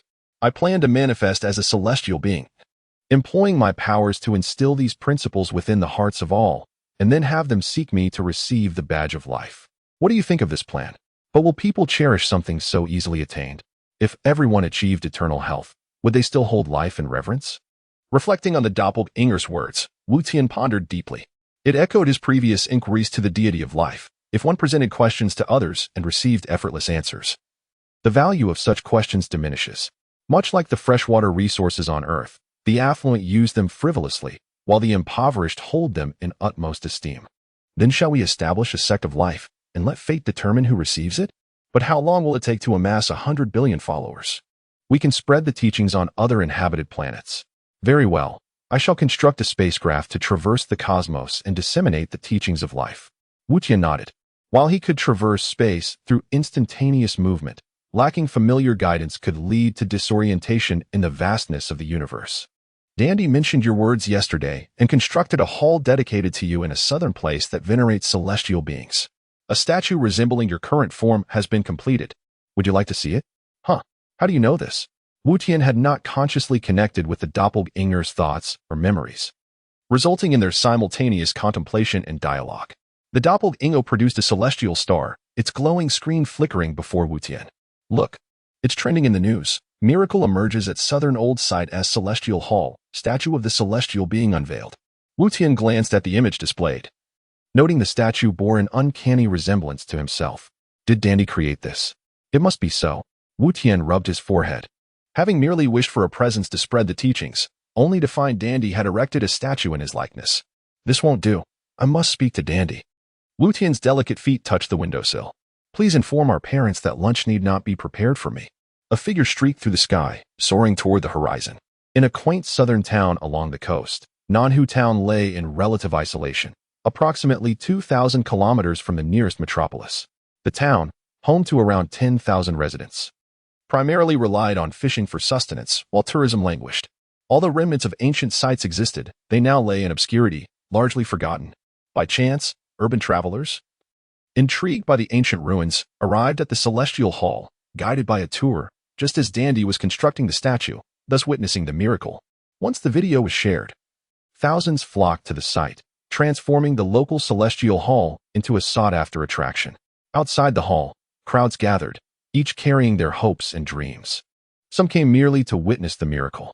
The interior and exterior of the hall teemed with people, leaving little room to spare. Wuten arrived at the hall, spotting Dandy observing something at the edge. He hurriedly approached. Dandy, why are you constructing my statue in this ancient site? Dandy, slightly embarrassed, scratched his reddened cheeks and replied, Wuten, you are a celestial being. It's only natural to have your statue in the Celestial Hall. Wuten covered his head. You could have done this discreetly. With such a commotion, everyone will know I am a celestial being. I'm sorry, Wuten. I was wrong. Dandy lowered his head, unable to meet Wuten's gaze. Forget it. Since it's already done, so be it. Dandy, do you have any suggestions for spreading the teachings of life? Dandy pondered for a moment before raising his head to respond. Wuten, I'm a bit unclear about what the teachings of life entail. Wuten paused, contemplating. Life is unique. Matter is unique. The self is unique. The teachings of life should guide individuals to embrace their true selves, nurturing their essence and becoming stewards of the world. To cherish the world? To maintain one's essence? Dandy, you must understand that matter is indestructible, correct? I know a little, but not entirely. Everything in the world is in a cycle. Matter cannot vanish, only transform. Just like water, whether absorbed or evaporated, it ultimately returns to its original form. Our current lives are not eternal. One day they will perish, yet the matter that composes life will not disappear. Eventually, it will recombine into another form of life. Thus, the world exists in a grand cycle, our bodies are in a cycle, and all matter in the world continues to cycle. This is the indestructibility of matter. The teachings of life encourage individuals to preserve their current selves. Therefore, life can restore health and the essence of one's being. Wuten calmly articulated the profound truths he had gleaned from the deity of life. Upon hearing this, Dandy began to grasp the essence of life. Chapter 35. The Peculiar Statue. Thank you. The phosphorite cradled its mangled arm against Gohan's thigh, as Gohan intended to take him out for treatment. The moment Gohan received the news that day, he set off directly with Sally and the others, along with Biddy Lee. While Satan had some matters to attend to and did not accompany them. That night, an unusually shaped alien spacecraft hovered in the night sky. The bizarre alien criminal leader Carter and his subordinate, the Blue Star people, forcibly seized the precious gems hidden in Quistone using strange devices. Phosphorite and the other gems were on the verge of being taken from Earth when, at a critical moment, Gohan appeared and rescued all the gems. The culprits who had taken Phosphorite had already been vanquished by Gohan. Gohan looked down at Phosphorite's crippled arm with compassion, contemplating various ways to assist him. Using Shinran's words seemed unfeasible, as Aunt Bulma had already made her wish. After some reflection, Gohan thought that his brother, being a deity, might have a solution. However, having just informed his brother over the phone that he would not be returning today, Gohan felt a twinge of awkwardness at the prospect of going back now. Within the palace, there were doctors capable of reattaching the gem fragments, yet suitable materials were lacking, leaving Phosphorite's arm unhealed. At the table, the emotionless Gohan observed Phosphorite, Gohan, and Biddy Lee, remaining largely unmoved throughout. My lord, I am grateful for your assistance. Please accept this box of gold. The burly Gohan presented a prepared box of gold before Gohan. Gohan waved his hand, declining the offer. Sir, you are too kind. I do not require this at present. Please take it back. Gohan had little desire for wealth and was not yearning for riches. My benefactor, do not the people of the world cherish gold? Phosphorite raised his pale face, gazing pitifully at Gohan. Biddy Lee, observing from the side, felt a pang of jealousy, casting a disapproving look at Phosphorite. Gold is indeed precious and valuable, yet I am already content with the wealth I possess and seek no further. Gohan nodded and took back the gold. I have misjudged. Whatever you require, I shall endeavor to fulfill. In a desolate desert, a ragged youth lay sprawled in the sand, teetering on the brink of unconsciousness. Suffocated by the fear of death, the youth did not wish to perish. He had reasons to live, yet wishing to live does not guarantee survival. Of course not. Unless there truly exists a deity who cares for humanity, a divine being who, upon hearing their cries, employs his great power to save them. So, must I die? The boy, clad in blue, once came from a prosperous family, but misfortune had left him alone, with nothing but solitude to accompany him. This place is known as the Devil's Desert, stretching over 2,000 kilometers, rumored to house a demon who grants any wish to those who traverse it. Perhaps it was a lingering hope within him that led the youth to believe, as he prepared some water and food and set forth on a camel into the desert. However, amidst a sudden sandstorm, the camel bolted in fright, leaving behind the provisions. The youth found himself bereft of sustenance, thirsting and ravenous. He had no strength or means left to continue. If deities truly exist, if a divine being truly walks among us, could they not save me? A person who has lost everything is ultimately destined to lose their life as well. Is that not so? The youth did not find it difficult to accept the prospect of death, but his yearning for life prompted him to pray to the elusive divine. Child, your life should be in your own hands. Immerse yourself in life and let the flower of existence bloom. A gentle yet youthful voice resonated in his ears as a green emblem appeared from nowhere and fell into the boy's grasp. Have I perished? Is this but a hallucination? With what little willpower remained, the youth opened his eyes to behold the green emblem engraved with a Bodhi tree. He wondered why such an illusion would manifest at the very end of his life. What must I do? He spoke to the empty air, feeling as though he might have lost his sanity. Recite the prayer with me. May life forever blossom, may goodness endure. Without hesitation, the boy joined the melodious voice in reciting the prayer. A golden light enveloped him, and he felt not only his hunger and thirst dissipate, but also his vitality restored. The youth rose, incredulously inspecting the back of his hand, recalling a scar that had once marred it. Now, it was smooth as silk. I must either be truly dead, or a divine being has indeed descended. How do you feel? The youth jumped, turning to see a remarkably attractive child clad in attire resembling that of a bishop. Who are you? You may consider me the deity of this planet, or the messenger of the god of life. A deity? A messenger? The youth knelt, beseeching the divine for assistance in overcoming his trials. Yet, Goten indicated that life had already been entrusted to him, and he had received the most wonderful gift in the world. Great deity, what should I do next? Move forward. To the north lies a small town where you shall assist me in spreading the teachings of life. The youth wished to inquire further, but upon looking up, he found that the deity had vanished. So, there truly are divine beings in this world. Reflecting on this, he set out once more across the scorching desert. Above, Goten and Dandy observed the youth's actions. Goten, are you not sending him back directly? Dandy inquired. Goten gazed into the distance, gently shaking his head. He will succeed. Beneath the vast desert, an evil aura lingered. Dandy, continue your search for those on the brink of death to spread the teachings. I shall investigate the situation. Be careful. Goten. After Dandy departed, Goten soared towards the center of the desert. In the boundless expanse of sand, an ancient ruin stood silently. The howling winds stirred the dust, yet could not obscure the former glory of this site. In the center stood a statue, half human, half serpent, with hair that resembled countless snakes, suspended in the air. Goten approached, inspecting it closely, finding it quite reminiscent of the legendary Medusa. The aura surrounding the statue was most potent. Goten circled it several times, discovering nothing amiss. Just as he pondered, Goten suddenly tripped over something. Chapter 36. Farewell to my astonishment, I stumbled. Goten silently rose, turning back to examine the ground. And upon brushing away the sand, he discovered a metallic lamp buried beneath. Picking it up, he muttered, could this possibly be a wish-granting lamp? After scrutinizing it closely, he sensed a mysterious aura emanating from within, akin to the essence of a deity, albeit somewhat murky. Goten rubbed the lamp a few times, and to his surprise, a wisp of green smoke ascended, and an elderly man with long white hair and beard floated out. Oh dear, how did I end up outside? The old man exclaimed, glancing around as if searching for something. Hey, you emerged from the lamp, right? Aren't you supposed to grant me a wish?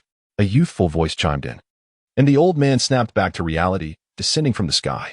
Oh, I see you are the one who released me. Fear not, I shall ensure your safety.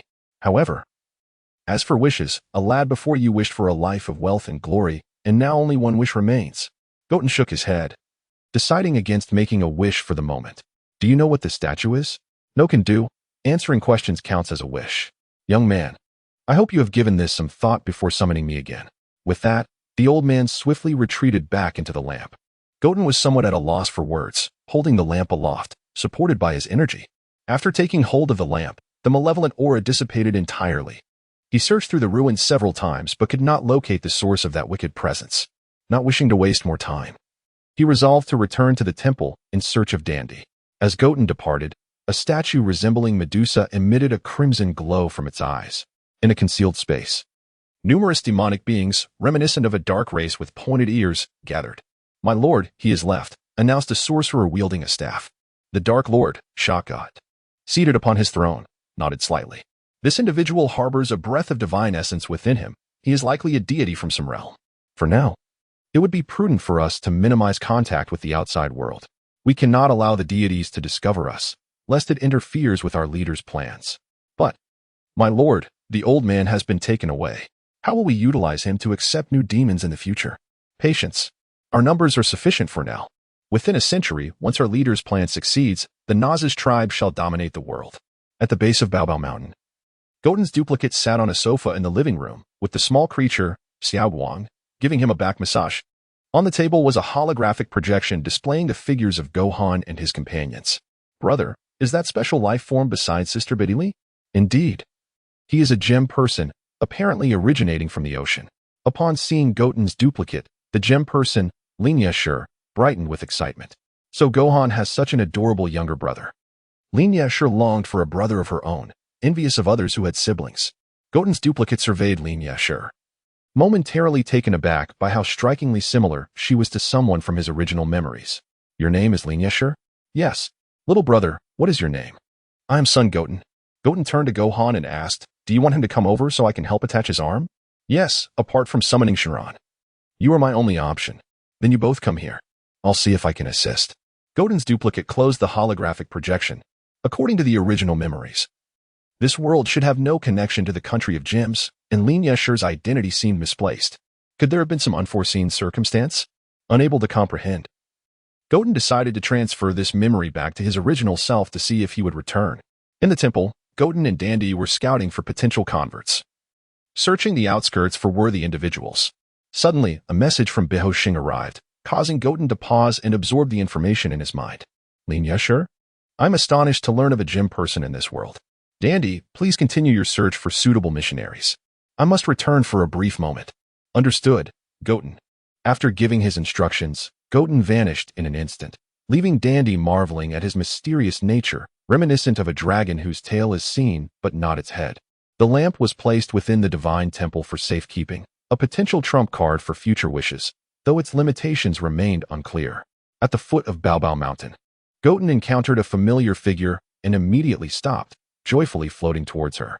Sister Wenlin, it's been so long. Dressed in pure white robes, with silvery hair and elegantly long lashes, his striking appearance was truly captivating. Who are you? Seeing the puzzled expression on Wenlin's face, Goten realized his appearance had changed significantly, prompting him to revert to his original form using transformation magic. Sister Wenlin, it's me, Goten. Wenlin stared in disbelief at Goten's face, a hint of embarrassment crossing her features.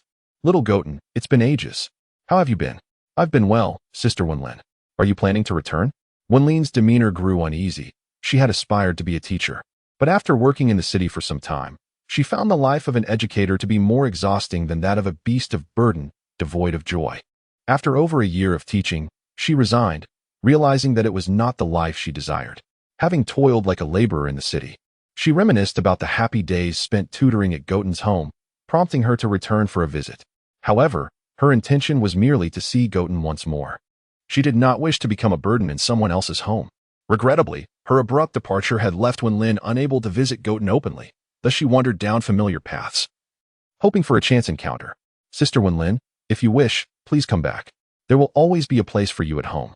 Wenlin did not respond, instead embracing Goten. No need, little Goten. Just seeing you makes me content.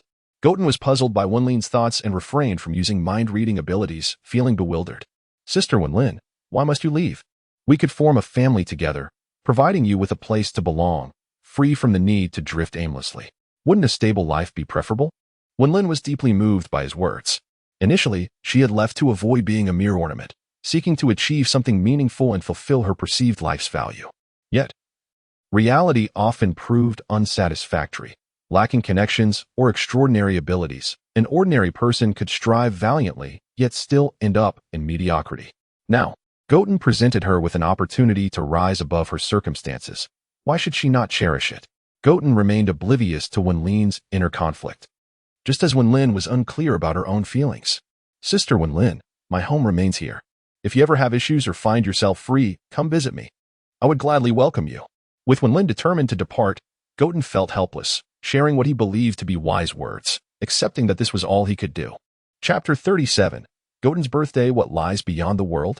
A broader expanse of existence. As the weather turns colder, winter descends. Thin garments give way to thicker attire. The energy in the environment diminishes, prompting flora and fauna to thicken their forms to conserve vitality. 3 years have passed since then. The world has evolved rapidly, with products related to artificial intelligence dominating the market. Technological advancement has surged exponentially. Life has become both enriched and simplified. The exploration of the enigmatic virtual realm, interstellar travel, and brain-machine integration have transformed humanity's future beyond recognition.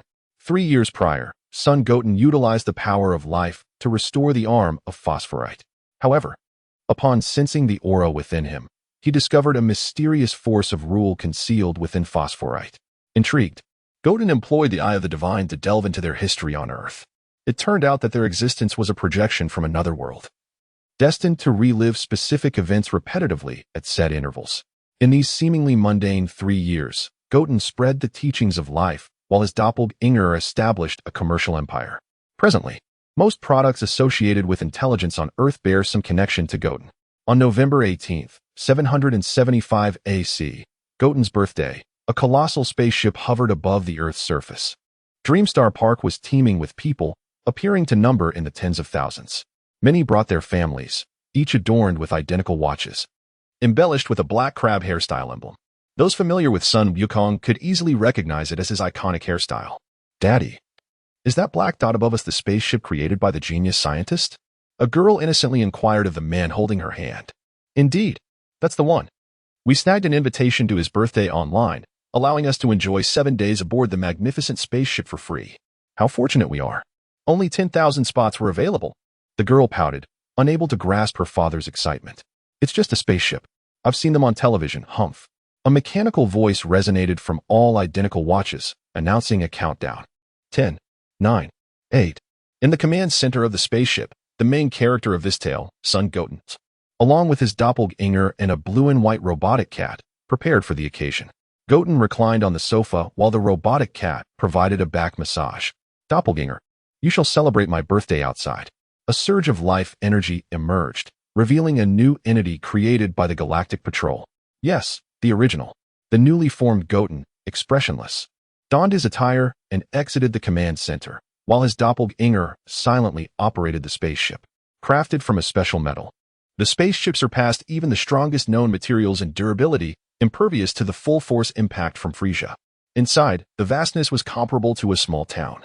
Featuring various amusement park attractions, large gaming arenas, and virtual reality platforms, along with dueling arenas for combat. The spaceship boasted the ability to observe stars at close range, unaffected by solar interference. Suddenly, over 60,000 individuals appeared in the expansive plaza, despite the invitation being limited to 10,000. However, each holder could bring their family. Up to 5 people. A window popped up on each watch, displaying a message, "Welcome to the Fountain of Life." Below are the order of events. First, close-range observation of the solar system from afar. Second, exit the solar system. Third, visit the Galactic Patrol headquarters to meet the Galactic King. The crowd was taken aback.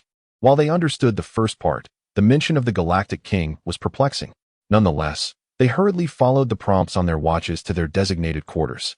After all, the chance to win 100 billion in a virtual gaming competition was a once-in-a-lifetime opportunity. Aboard the spaceship, all former Z fighters, except for Yamcha and Poir, had gathered, primarily within the scenic area arranged by Goten. I always knew Goten was clever, but I never imagined he could advance so far in research. Master Roshi mused from the balcony, peering through a telescope at a simulated ocean's edge. Indeed, I wonder how they conceived of the virtual reality restrictions. It's truly impressive. Poir lounged in a nearby chair, wearing a pink helmet, his face more flushed than usual, saliva uncontrollably dripping from the corner of his mouth. Hey, you too.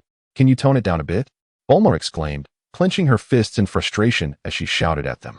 Master Roshi and Poir silently grumbled in response, but refrained from retorting. At the round table sat Vegeta, Krillin, Tien, and others. In the room, the original Goten donned a purple and blue traditional robe at Chi-Chi's behest, looking exceptionally adorable with his charming face. The doppelganger emerged expressionless from the room. Looks great on you. Goten, Chi-Chi exclaimed in mild astonishment. She took Goten's hand and led him outside, where Goku approached them, lifting Goten high in the air. Goten, today is your birthday.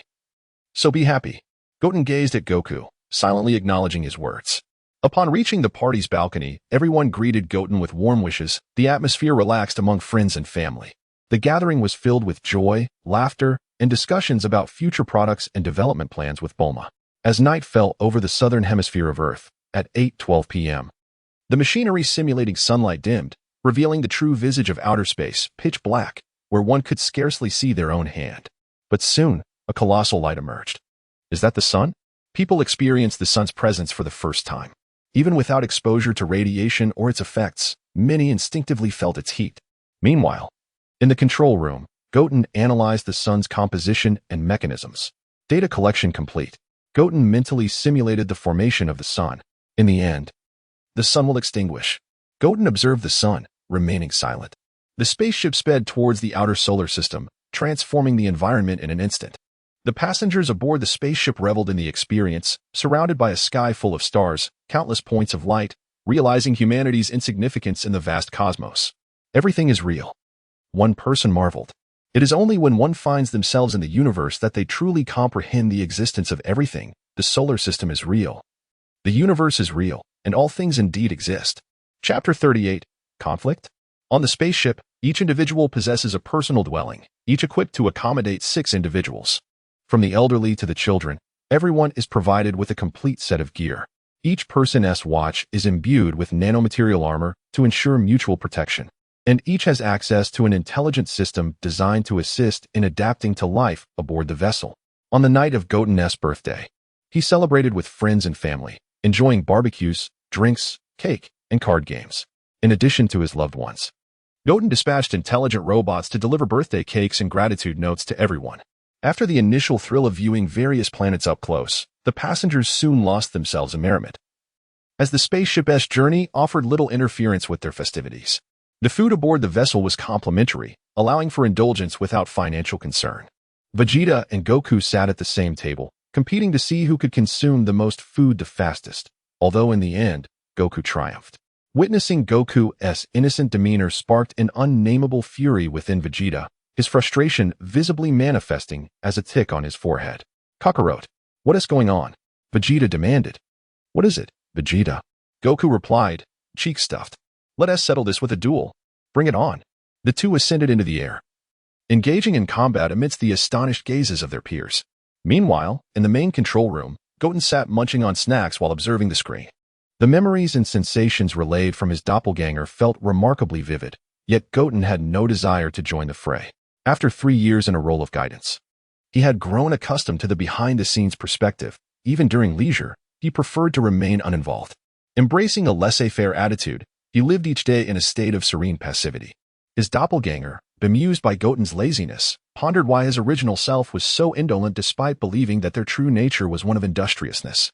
Unable to comprehend this contradiction, the doppelganger speculated whether it was a side effect of inheriting divine status, yet it hardly seemed to fit. The doppelganger adjusted the control panel, setting the spaceship to autopilot mode, and joined Goten in watching the large screen. Xiao Guang, bring me some snacks.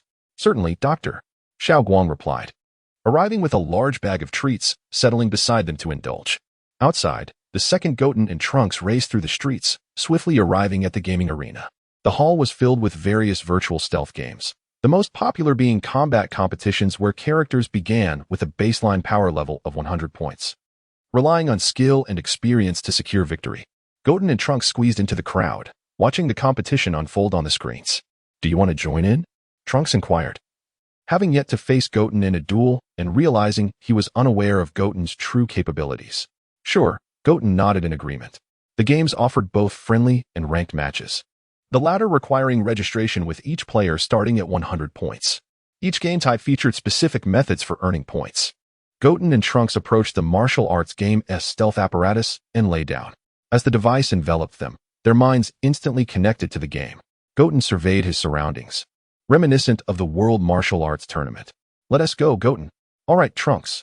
The two assumed their stances and collided in an instant, their hands meeting with equal force.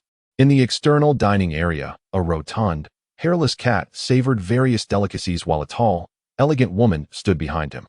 Lord Kampa, isn't it rather impolite that we haven't visited the owner of this spaceship? Humph. My arrival here is his honor. He should come to greet me. Oh dear. I've already sent a signal to the ship's owner. I wonder if he will come?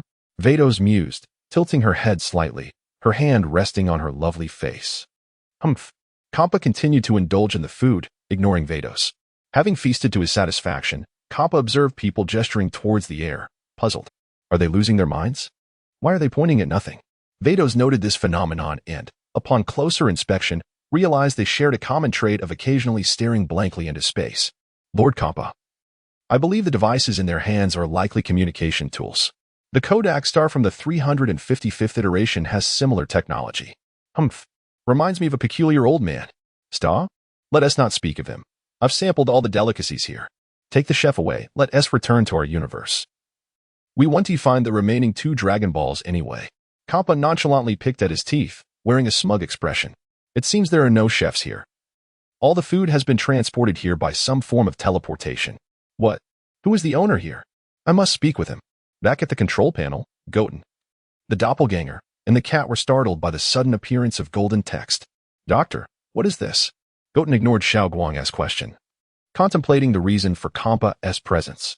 After some reflection, he deduced that the only plausible explanation for Kampa's arrival was his search for the Dragon Balls, fortuitously aboard Goten's spaceship. The means of entry, however, was a testament to divine capabilities.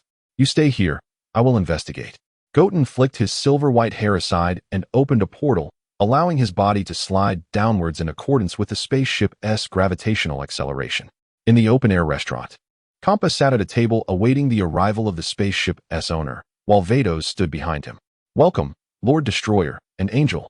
A blue rift in space opened, and Goten took a seat across from Kampa. So, you are the owner of this vessel? Indeed, Lord Destroyer. Since you are aware of my title, you must know what will transpire here. Kampa squinted his eyes, adopting a smug demeanor. Is that so? Let us see you try. Goten stood his ground. Unafraid of the Destroyer's presence, Kampa emanated destructive energy, coldly asserting, hand over the chef responsible for preparing food here, or this ship shall be obliterated. No. Goten unleashed his own destructive energy, his aura rivaling Kampa's. Vados, sensing the tension, intervened. Lord Kampa, this one is a high-ranking deity. According to celestial regulations, deities must not engage in conflict. What? This little brat? No way. Kampa scrutinized Goten, convinced he could not possibly be of the same divine caliber. Legends speak of the emergence of both the god of destruction and the god of life at the birth of the universe, governing the cycle of life and death. Kampa had assumed they would remain hidden, never expecting to encounter a god of destruction in the mortal realm. Vados observed Goten's exquisite appearance. His presence suffused with the essence of annihilation. Chapter 39, If Life Holds Meaning. As Xiangpa squinted, an aura of destruction erupted from him, instantly reducing the surrounding metallic tables and chairs to mere dust. I am eager to witness whether the god of destruction truly possesses the rumored power. Beerus furrowed her brow slightly, for she did not wish to see a conflict arise in the seventh universe. If a fight is what you seek, then let it commence. Goku, enveloped in a silvery aura of death, suppressed Xiangpa's destructive energy. Suddenly, a vibrant light curtain appeared in the sky, capturing Xiangpa's attention. What is that? Goku glanced in the same direction and explained, that is the points leaderboard. You wouldn't understand even if I told you. TCH. How infuriating, you little brat. In truth, Xiangpa had no intention of engaging in battle, for the god of destruction holds a position of freedom, existing since the dawn of creation, with authority rivaling that of the destroyers. Moreover, there is only one god of destruction per world, which means that across all universes, there exists but one. His earlier actions were merely a test to ascertain whether this young boy was indeed the god of destruction. Should you disrespect me again, I shall not hesitate to strike you, Goku declared, raising his fist and gazing at Xiangpa with unwavering resolve. Xiangpa retracted his energy, allowing Beerus to restore the items that had been destroyed moments ago. Ahem, my earlier actions were misguided. I apologize. Xiangpa's demeanor shifted abruptly, leaving Goku momentarily speechless. If you desire a skilled chef, you may hire them with money on Earth. Goku and Xiangpa engaged in a lengthy discussion about culinary delights, promising to provide Xiangpa with a professional team of chefs. In return, Xiangpa granted Goku a block that would allow him to traverse the universe freely and invited him to visit his realm. A day later, how infuriating. Why is this boss so powerful? Trunks grumbled in frustration. Trunks, have you considered your own base stats? Your ability to contend with it relies on your legendary talent. Goku replied. Roar. The skeletal level 100 boss, with a health bar spanning 50 layers, was hardly fazed by Trunks' attacks. Its built-in healing buff quickly restored it to full health. The King of Hell brandished his scythe, sweeping towards the two. Under the pressure of their stats, Trunks brandished the finest sword in the village, struggling to hold his ground against the boss. Hurry. I can't hold on much longer. Listen to nature. Let destruction descend. Goku chanted incantations. An arrow imbued with destruction surged toward the King of Hell. Boom. At the moment of impact, the boss's health bar was instantly depleted. With a resounding crash, it disintegrated into fragments.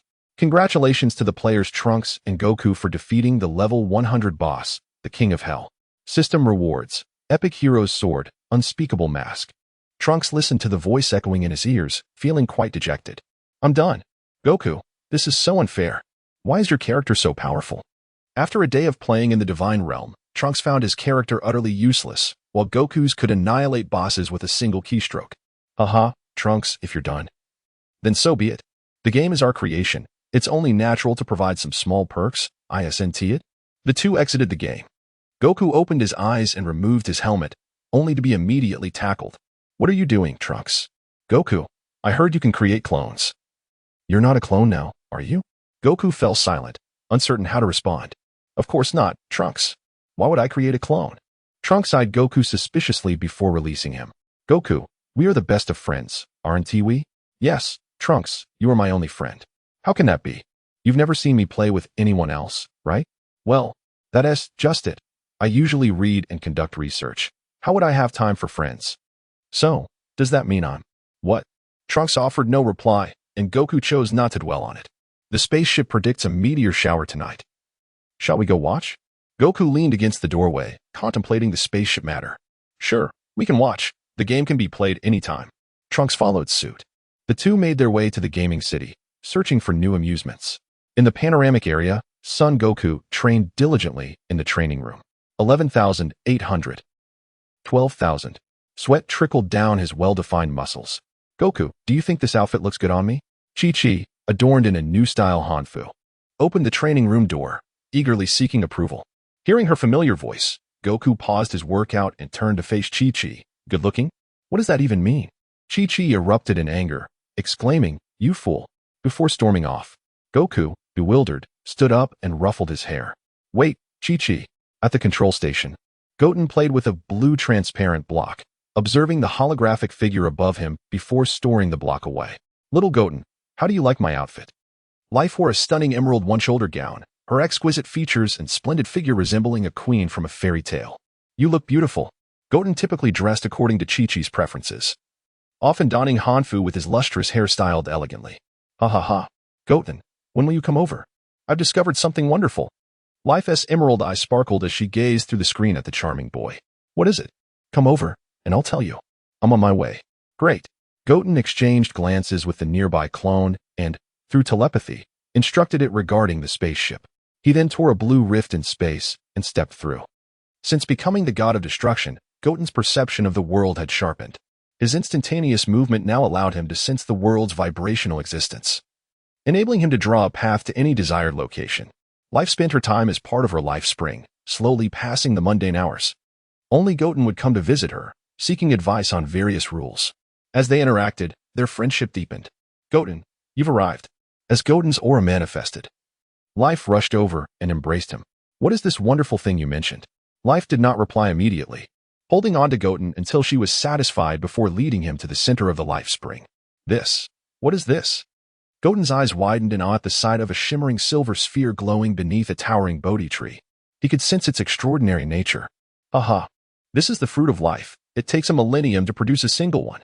It is a remarkable item that can enhance one's divine position. Chapter 40. The unexpected arrival of the fruit of life. As Wuten pondered in confusion, Life raised a hand and gathered the glowing orb into its embrace. The orb transformed into an ordinary silver gray sphere. Wuten, consume this, and you shall be greatly surprised. Life exclaimed. With that, Life promptly placed the orb into Wuten's mouth. The fruit of life bore no flavor, dissolving instantly upon contact, as if it had transformed into water, making it effortless for him to swallow. Instantly, Wuten felt a surge of intense heat radiating from every cell in his body, followed by excruciating pain and mental torment. Even someone as powerful as Wuten could not suppress his cries. Steam billowed from his body, and Life watched with wide, starry eyes, clearly fascinated. Wuten briefly succumbed to unconsciousness, his consciousness transported to a wondrous realm. The universe appeared to be enveloped in a substance resembling flowing water, with everything in perpetual motion. The origin and destination of this flow remained a mystery. An overwhelming sensation of heat engulfed him, akin to being submerged in molten lava. Caught in the currents, Wuten drifted along, the droplets swirling around him, rendering his mind incapable of coherent thought. Time became irrelevant until he was swept into a radiant expanse. You have awakened. A gentle voice chimed in his ear as he stood up, nearly losing his balance. Noticing something amiss with his body, he surveyed his reflection. His skin was pristine and flawless, his hair a lustrous silver, his face delicate and exquisite, adorned with well-defined brows, slightly elongated lashes, and wine-red eyes. Life gazed in astonishment at Wuten's transformed appearance. Dressed in ill-fitting traditional robes, Wuten felt a bit constricted. What is happening? He questioned. Wuten, you have grown. The once diminutive perspective had expanded significantly, allowing him to stand shoulder to shoulder with life. Do you understand what has transpired? Kiss me. And I shall reveal all. Life teased, playfully blinking and leaning closer, her finger resting on her cheek, mesmerized by the beauty just inches from him. Wuten leaned in and kissed her, quickly retreating afterward. Life's cheeks flushed crimson, her gaze dreamy as she momentarily lost her train of thought. Wuten took a step back, changing out of his ill-fitting attire, feeling unembarrassed by the innocent act. Suddenly, he felt the world spin, his body pinned down. Wuten. Let us marry, Life declared, catching him off guard. Marriage? Indeed. Much like the bonds formed between individuals on Earth to grow old together. Was this progress too swift? Wuten turned his face away, his heart racing a bit. Shall we wait a little longer? Life grasped his hands tightly. Wuten turned to meet her beautiful gaze. Life, do you harbor feelings for me? Of course. In this world, only you have ventured into my heart. I too cherish life, yet this feels so sudden. Though Wuten had previously expressed a desire to wed Life, it had merely been a fleeting impulse. However, after years together, perhaps his feelings had evolved. Then let us marry. On the 7th day of their journey aboard the spaceship, at the Galactic Patrol headquarters, Wuten's doppelganger dressed in formal attire engaged in discussions with the Galactic King. The primary focus was to integrate Earth into the interstellar civilization, thus enabling it to develop interstellar travel projects. The endorsement from the Galactic Patrol would assure extraterrestrial allies of Earth's safety, prompting them to visit. The dialogue proceeded smoothly, resulting in the inclusion of Earth among the celestial bodies of interstellar civilization. Wuten's teleportation technology promised significant market potential in the future. His mission was to explore extraterrestrial markets. The individuals on board were strategically placed to facilitate better integration between Earthlings and the interstellar community, serving as excellent promotional tools upon their return. However, the price for the Galactic King's endorsement was a share of the interstellar travel profits, which Wuten successfully negotiated down to a mere 1,000th. After all, the Galactic King's role was merely to compile a list, and he had little actual work to do, while establishing the travel base would require Wuten's own initiative. En route back to Earth aboard the spaceship, Wuten's doppelganger idly observed the progress of various competitions in the command center. To his surprise, the leaderboard was dominated by Sun Wukong, revealing his brother's unexpected aptitude for gaming.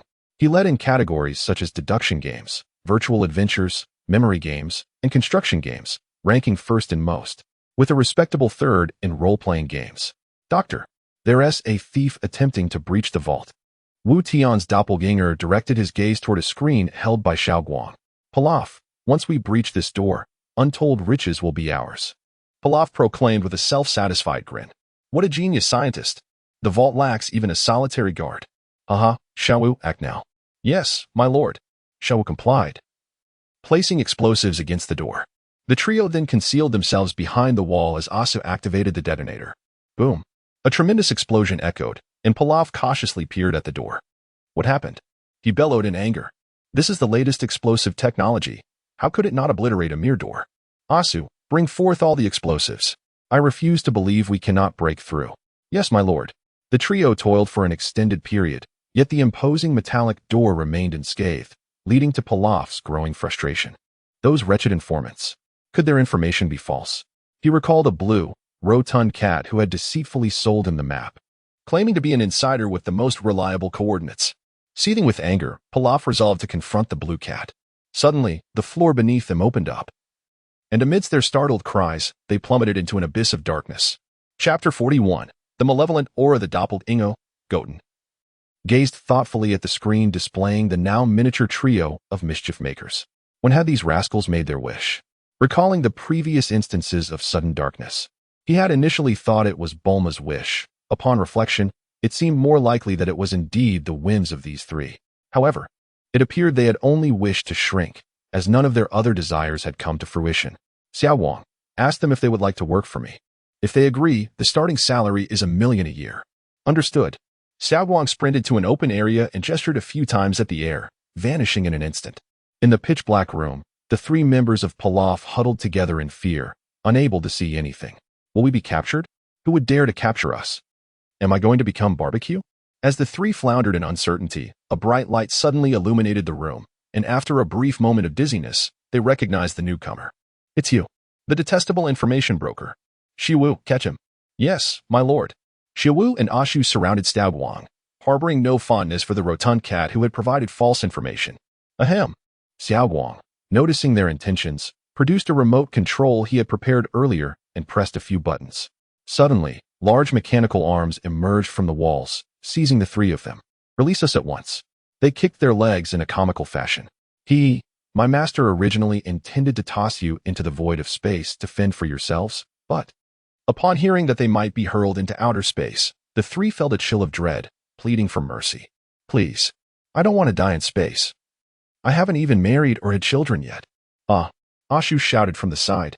Shiwu and Pilaf looked at Ashu with disdain. Who would have thought you were still thinking about marriage? Didn't you get neutered? Ashu sniffled. My lord, you've mistaken. It was Awing who got neutered. Ahem. If you wish to avoid death, there is a way. Xiaowang interrupted. My master believes in your capabilities and wants you to work for him. If you agree, you can earn 1 million a year. 1 million? Yearly salary? The three exclaimed in unison, whispering amongst themselves. Could it be a trick?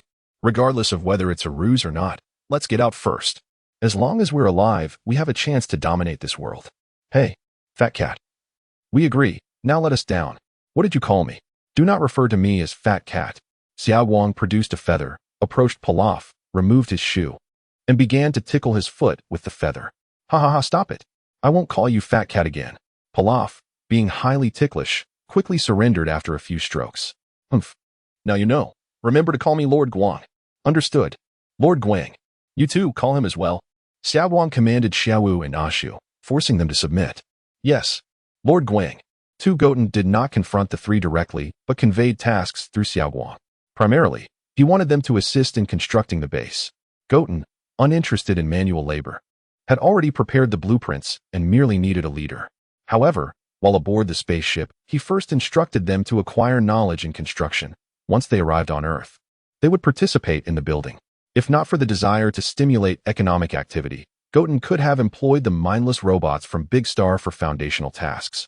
But for the betterment of Earth's populace, he opted against that choice. The mission to transform Earth had finally reached a respite. Goten rested his chin on his palm, contemplating the trio of androids on Big Star. Under the nurturing of the sacred beings, Cell had not perished, yet Goten had denied him the opportunity to accumulate psion energy.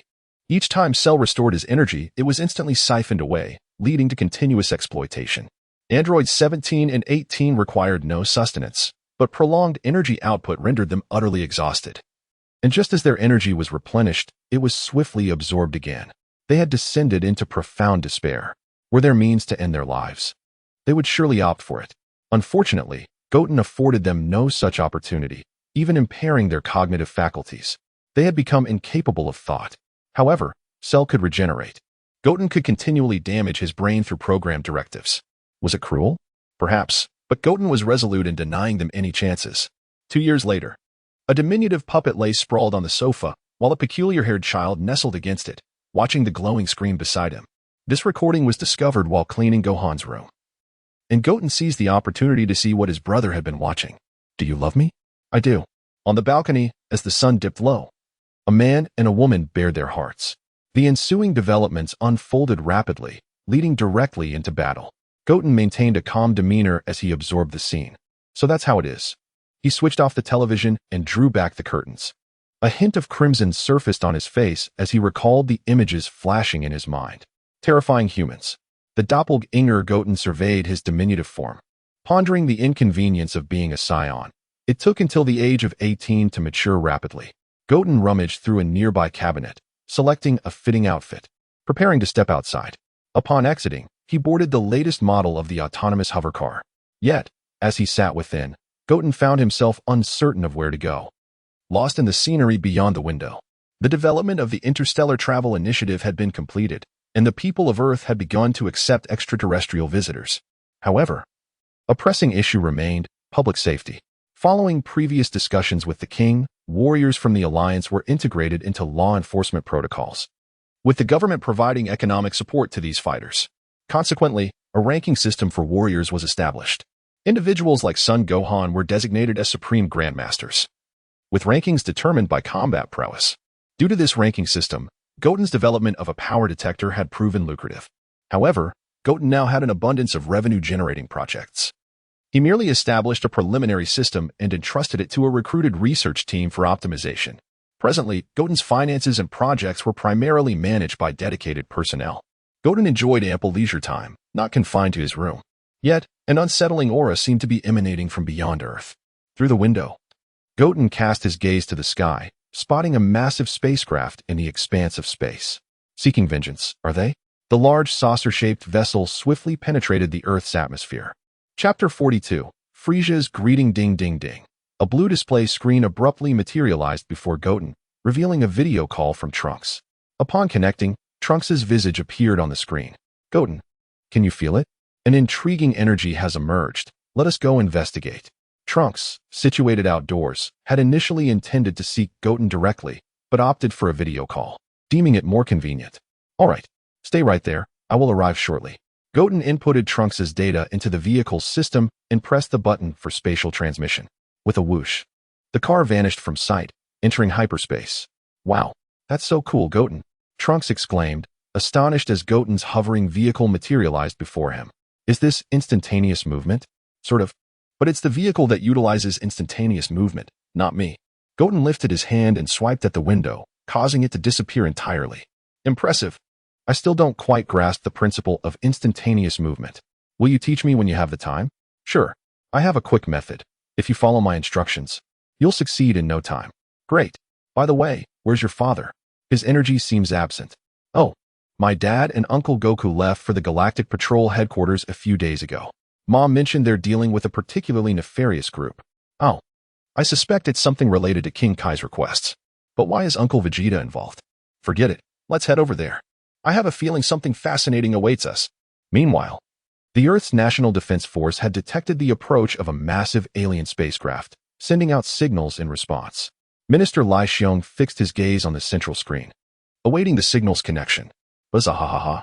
Earthlings, I am Frisia, the Emperor of the Universe, here today to present you with a gift. A Frisia donned in a helmet resembling two sharp horns addressed the gathering on the screen.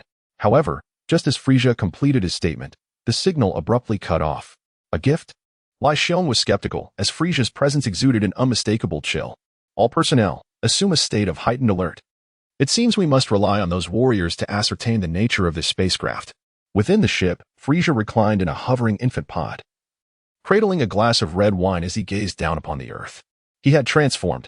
Activating the bloodline of the super frozen demon had significantly enhanced his combat power. Frisia naturally possessed a battle power of 12 million without ever having trained. The sheer magnitude of his energy compelled him to seal away his might to alleviate the strain on his body. However, after experiencing a brush with death, a complete demise, an enduring torment in the afterlife, Frisia's pent-up fury erupted upon his rebirth. Enduring excruciating training on a desolate planet had hardened him. The physical anguish could no longer deter him, and the flames of vengeance were primed to engulf everything in their path.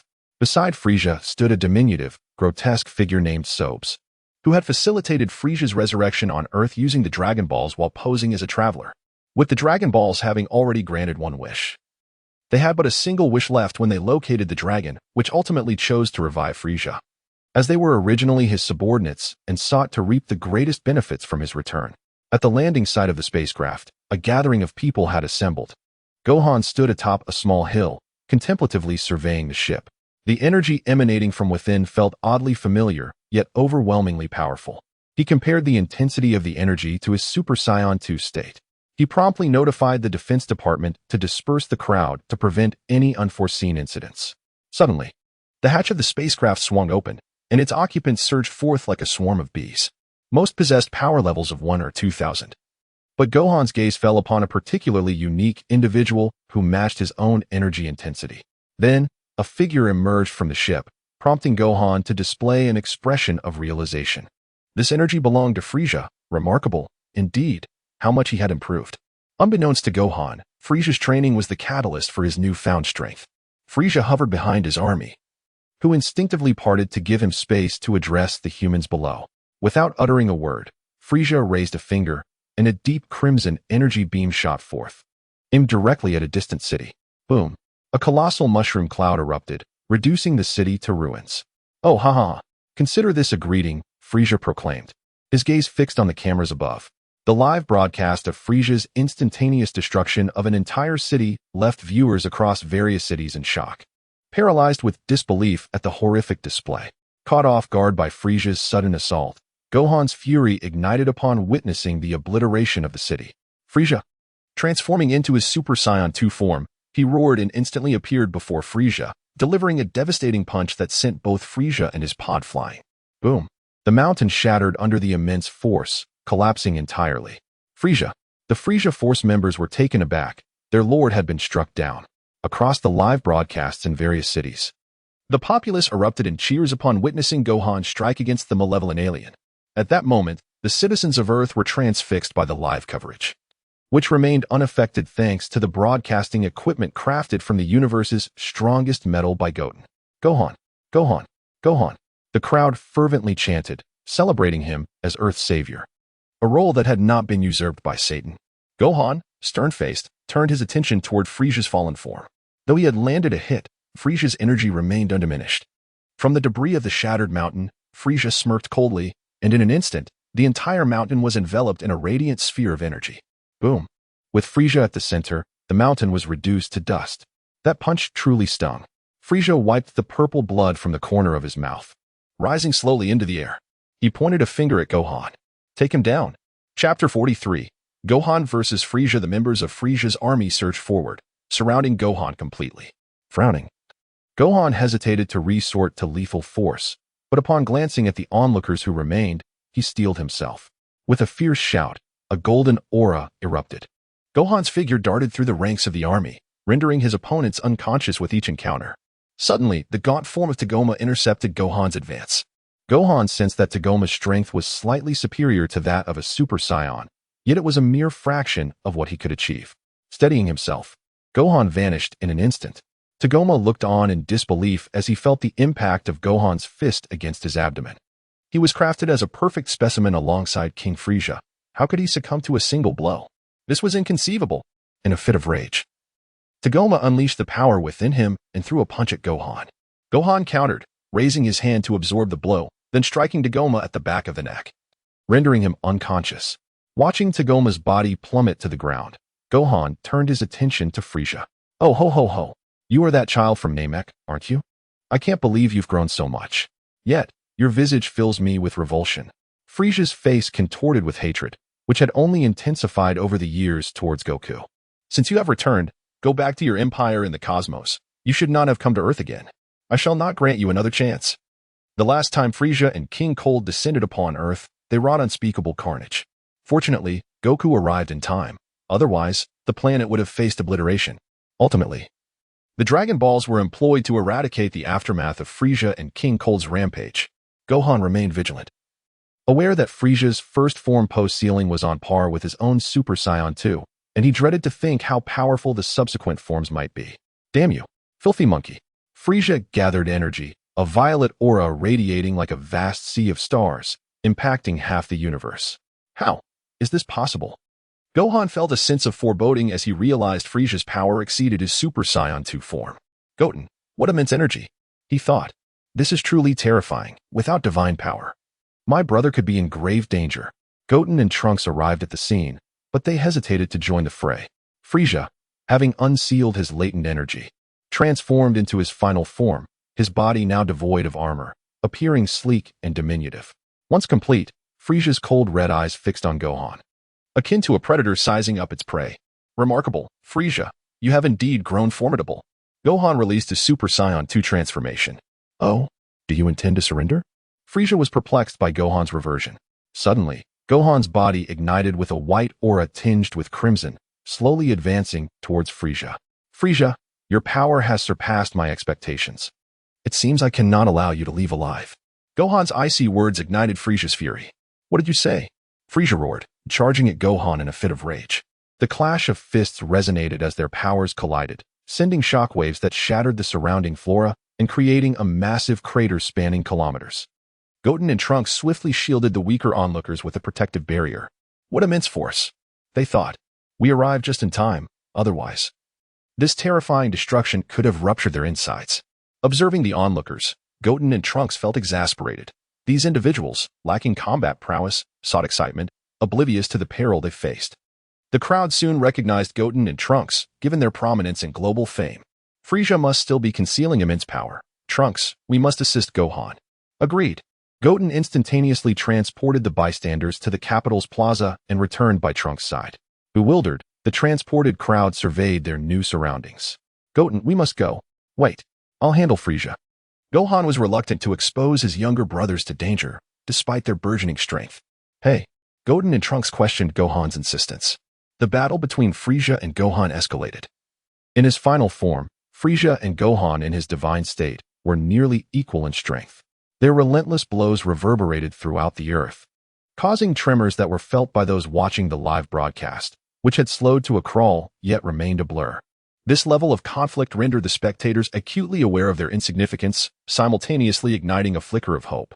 Martial artists sensitive to energy found themselves overwhelmed by the terrifying aura. If their energy were likened to a drop of water on Earth, what they sensed was an ocean the size of an entire planet. The sheer weight of the energy threatened to crush them, leading the more timid to contemplate abandoning the path of martial arts altogether. Frieza received a direct blow to the face from Gohan, leaving a deep imprint. Reacting to the excruciating pain, Frieza retaliated with a kick aimed at Gohan's abdomen. Gohan was sent flying but managed to regain his footing. The warm-up was over. As Frieza landed, Gohan remained vigilant. Frieza was astonished by Gohan's displayed prowess. He had anticipated that his physical training would allow him to dominate Goku, yet he found himself unable to even best Goku's child. This realization filled Frieza with profound humiliation. Frieza's gaze shifted to Goten and Trunks, whose presence he had sensed earlier. I never imagined that after so many years, Saiyans would be scattered everywhere. Frieza's expression twisted in anger. He had come to Earth knowing Goku was absent, engaged in resolving a galactic crisis. Frieza intended to annihilate the Earthlings, inflicting unimaginable pain upon Goku, a plan that had long been his objective. Leaning slightly forward, a tremendous aura erupted from Frieza's being. Goten felt a sense of foreboding. Was Frieza preparing to transform into his golden form? The original body was currently unreachable. His main self had claimed to be on a honeymoon with life, leaving Earth entirely to its own devices. Goten was left speechless by his original self's nonchalance. Damn it! The Super Saiyan Blue transformation is still in its nascent stage. Not yet perfected. I can only maintain it for 15 minutes before it falters. I wonder if I can contend with Golden Frieza. Chapter 44. The New Transformation, Instant Kill. With a furious roar from Frieza, the sky above the earth was bathed in a golden hue. An energy surge, exponentially more powerful than before, erupted forth, casting a terrifying aura throughout the cosmos. The land, sky, and ocean trembled as a tornado capable of obliterating cities spiraled into the heavens. Although somewhat unrefined, let us refer to this form as Golden Frieza. Oh ho ho ho ho! Upon sensing Frieza's power, Gohan's heart became unexpectedly calm. A slight smile curved his lips. So this is how it is. In his normal state, Frieza's power far exceeded Gohan's. However, in terms of transformations, Gohan let out a mighty roar, enveloped in a crimson aura, instantly transitioning from his divine state to Super Saiyan God. Yet this form was still insufficient.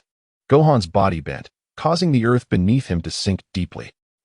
Gohan roared, unleashing the energy he had cultivated over the years. Golden lightning crackled in the air, showcasing the extraordinary nature of this moment. Soon, Gohan was enveloped in a profound crimson aura. What transformation is this, brother? Goten questioned, observing that Gohan's posture was clearly a second-stage transformation beyond Super Saiyan God. Such a powerful divine energy.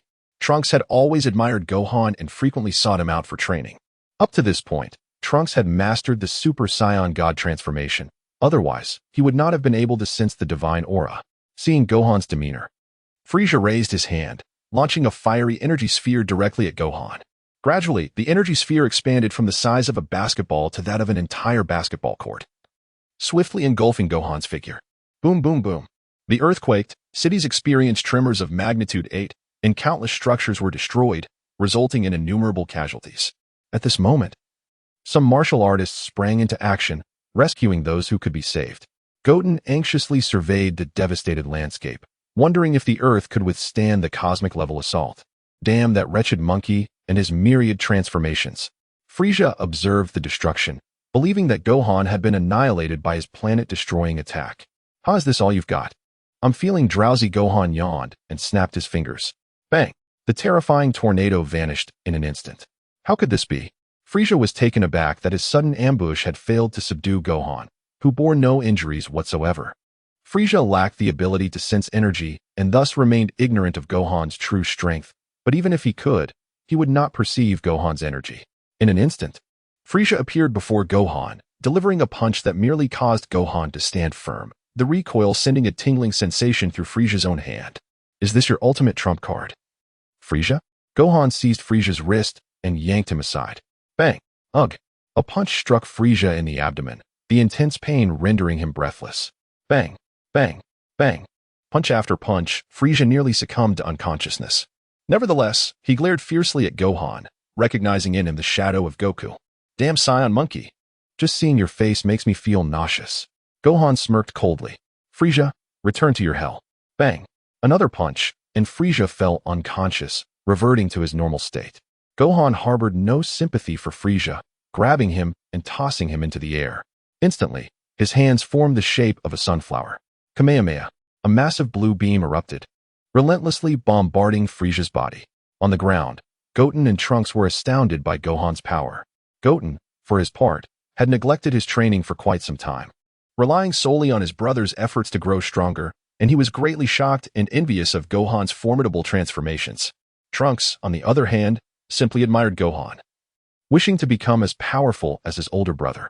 The live broadcast abruptly ended after Gohan defeated Frieza, switching to a radio host summarizing the battle. Those watching the live stream were left in a dreamlike state, having personally experienced the Earth's tremors and the calamities wrought by the earthquake. This battle deepened their understanding of martial arts. Indeed, the Master remains the strongest. Yes, Gohan truly deserves the title of Master. At Satan's home, Satan and Videl had intended to go see the battle, but the malevolent aura was overwhelming, prompting Gohan to instruct his disciples to remain where they were and not approach. Satan and Videl watched the live broadcast, astonished that Gohan had managed to defeat that terrifying world-ending demon. On a southern island, how incredibly strong Gohan has become. After all, he was the one who resolved the crisis of the androids, a true hero of humanity. Master Roshi and Krillin sat together, glued to the television broadcast. Frieza's power was utterly terrifying. Master Roshi had doubted whether they could survive such a crisis, yet Gohan had managed to defeat the formidable Frieza. In the heavenly realm, Dandy had dispatched Popo to collect the Dragon Balls. Though the Dragon Balls had turned to stone, as the creator of the dragon, Dandy could still sense their exact locations. Goten, the Dragon Balls will take another 6 months to regenerate.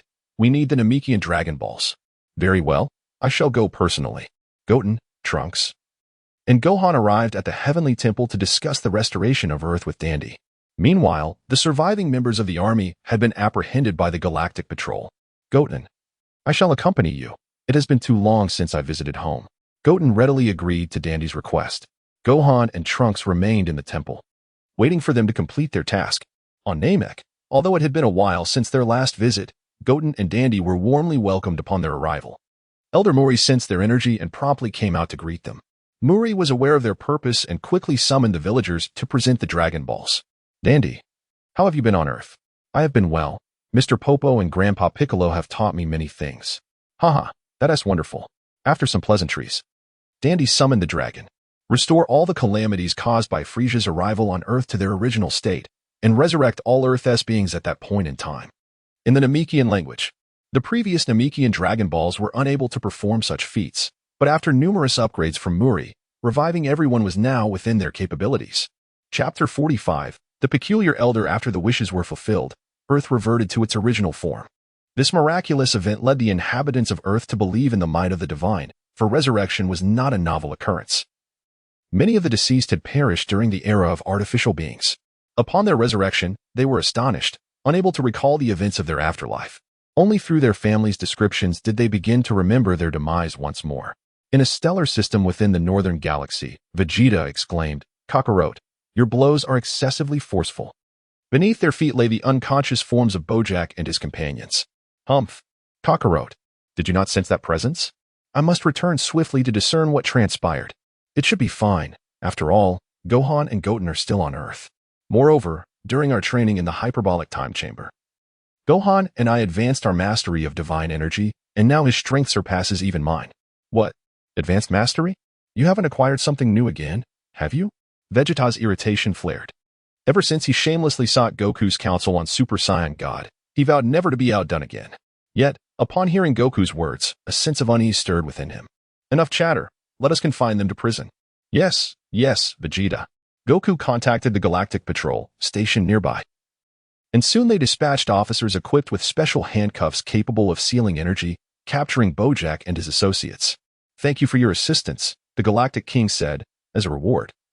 I shall grant you positions as Special Galactic Patrol officers. What is that? Vegeta scoffed. I have no need for it. Had I not heard these fools possess the power to annihilate the entire galaxy, I would not have come. Mels chuckled and handed the badges of the Galactic Patrol to the two. Should you require assistance, our Galactic Patrol will be at your service. Now, I shall escort these rogues back to prison. If there are any issues, return to the Galactic headquarters to find me. Mels directed the other officers to escort Bojack and his companions to a specialized cell. Farewell, gentlemen. With no reason to remain on this planet, Goku and Vegeta utilized a specific teleportation device to return directly to Earth. At Bowsy Mountain, within a modest semicircular abode, Goku's family gathered around a large table for lunch. The three Saiyans indulged in delectable dishes, swiftly consuming plate after plate. So that formidable energy belonged to Frieza. He has grown significantly stronger. I yearn for a chance to engage him. Dad, if you battle him, you won't be killed, will you? Goten casually remarked, holding up his bowl. How could that be possible? Is Frieza truly that terrifying? Goku did not question Goten's words, but rather grew curious about Frieza's true strength. Gohan shook his head. Goten, cease your nonsense. How could Dad possibly lose to Frieza? Hearing Goten's comment, Chi-Chi could not help but tap him on the head. What manner of speech is that? Goten, I never taught you to utter such impolite remarks. Woo-woo, I'm sorry. Mom, I was wrong, Goten pleaded, realizing he had crossed a line, having only intended to jest, but was met with Chi-Chi's reprimand. Dad, why do you think I would die? Goku remained intrigued by his youngest son's reasoning. Father, Frieza is cunning. If it were you, he might employ despicable tactics to defeat you. Is that so? One afternoon, in the city, by a pond in the park, Goten approached Trunks. Hey, Trunks. What did you summon me here for? Hee, Goten, come with me. Goten followed Trunks into the shopping district, where they spent a considerable time indulging in various desserts. In one shop, Trunks declared, let's get this cosmetics set for Sister Biddy. After all, today is her birthday. Yep, Trunks. The two purchased what they deemed the finest cosmetics at the specialty counter. As they strolled down the street, onlookers gazed in awe, with numerous fans boldly requesting autographs and photographs with the duo. Having escaped the crowd, the two ascended into the sky, heading towards Biddy's home. As Gohan and the others were also set to join in the birthday celebration. I wish I were dead. Let me die. Atop a towering iron structure, an elderly man clutched a pillar, lamenting his fate. Trunks and Goten exchanged glances before flying towards the old man. Hey, old man. How did you get up to such a high place all by yourself? Goten inquired. Upon hearing the question, the elder did not respond but continued to wail. I no longer wish to live. Let me die. If you wish to die, why not jump down instead of shouting? Trunks observed the old man's demeanor with suspicion. Goten also scrutinized the elder, feeling an odd sense of familiarity. You two show no respect for your elders. I no longer wish to live. With that, the old man leapt from the tower. Trunks and Goten were startled, quickly diving down to catch him. Hurry and save me, the elder shouted. They safely brought him to the ground, both bewildered by the old man's eccentricity. Goten, let us leave. Trunks tugged at Goten, eager to depart. Have you heard the tale of the brave Tapio? Upon hearing the name Tapio, Goten's memory stirred. Was this not the name of a key character from a film in his original memories? The two turned back to look. Brave? Tapio? I haven't heard of him. Is he well known? The elder shouted, he is the legendary hero who saved the southern galaxy 1,000 years ago on the planet Konas. And so? Trunks replied, exasperated. Do you not wish to save him? This music box contains the seal of Tapio. Simply turn the music box to unlock it, and the brave Tapio shall return to the mortal realm. The elder produced a music box. Is that true? Trunks expressed skepticism, extending his hand towards the elder. Let me see it to determine its authenticity. Take it. The elder hurriedly handed the music box to Trunks. With the music box in hand, Trunks grasped its body with one hand while forcefully rotating the mechanism with the other. Goten also examined the box, noting a faint golden aura surrounding it, seemingly counteracting Trunks' strength. It appears this music box harbors some secret. I cannot rotate it. Holding the box, Trunks scrutinized its appearance but found nothing peculiar. Chapter 46. Biddy Lee's birthday. Gohan boldly proposes. Forget about that. Goten, let's go. Gohan is still waiting for us. All right. As the two were about to leave, he stretched out his hands to stop them. Don't you want to save the hero to Pio? He shouted. Having expected these Earthlings to assist him in opening the music box, Trunks looked helplessly at the old man. Don't be hasty. Why don't you wait here while we finish our task? How long will it take? He inquired eagerly. Trunks glanced at the sky and exchanged a look with Goten. It won't be long. Goten, let's go. With that, Trunks tossed the music box to the old man. Whoosh. In an instant, the two vanished from their spot. Several kilometers high above the ground, they continued. Forget about him for now. Gohan is still waiting for our gift. Yes, Biddy Lee's birthday is far more important than that. Meanwhile, the Satan household was adorned with decorations for the birthday celebration. Biddy Lee, are you ready? Yes, Daddy. Biddy Lee stood before a long mirror, donning a princess dress. Her long, raven hair was divided into two sections by two flower petals, adorned with a crown-like birthday accessory. Clothed in white, her delicate features made her resemble a true princess. Initially, she had not intended to dress up for her birthday, preferring a simple evening with her father. However, this time, her father insisted on a grand celebration and even invited many friends from the martial arts community, including Gohan. Thinking of son Gohan made Biddy Lee's cheeks flush. How embarrassing. In the yard, Gohan leaned against the wall, gazing at the sky, contemplating many matters. After the crisis with the androids was averted, he did not cease his training, preparing for potential disasters in the future. Gohan had mastered the power of Super Saiyan God and even developed a new transformation, further stimulating divine power for an energy boost. He termed this state Super Saiyan Crimson. However, beyond battling, Gohan had gradually developed feelings for Biddy Lee during these tranquil days. Her birthday also marked a significant opportunity for Gohan to deepen their relationship. Previously, he had assisted the gem being Phosphophilite, who gifted him a green gem.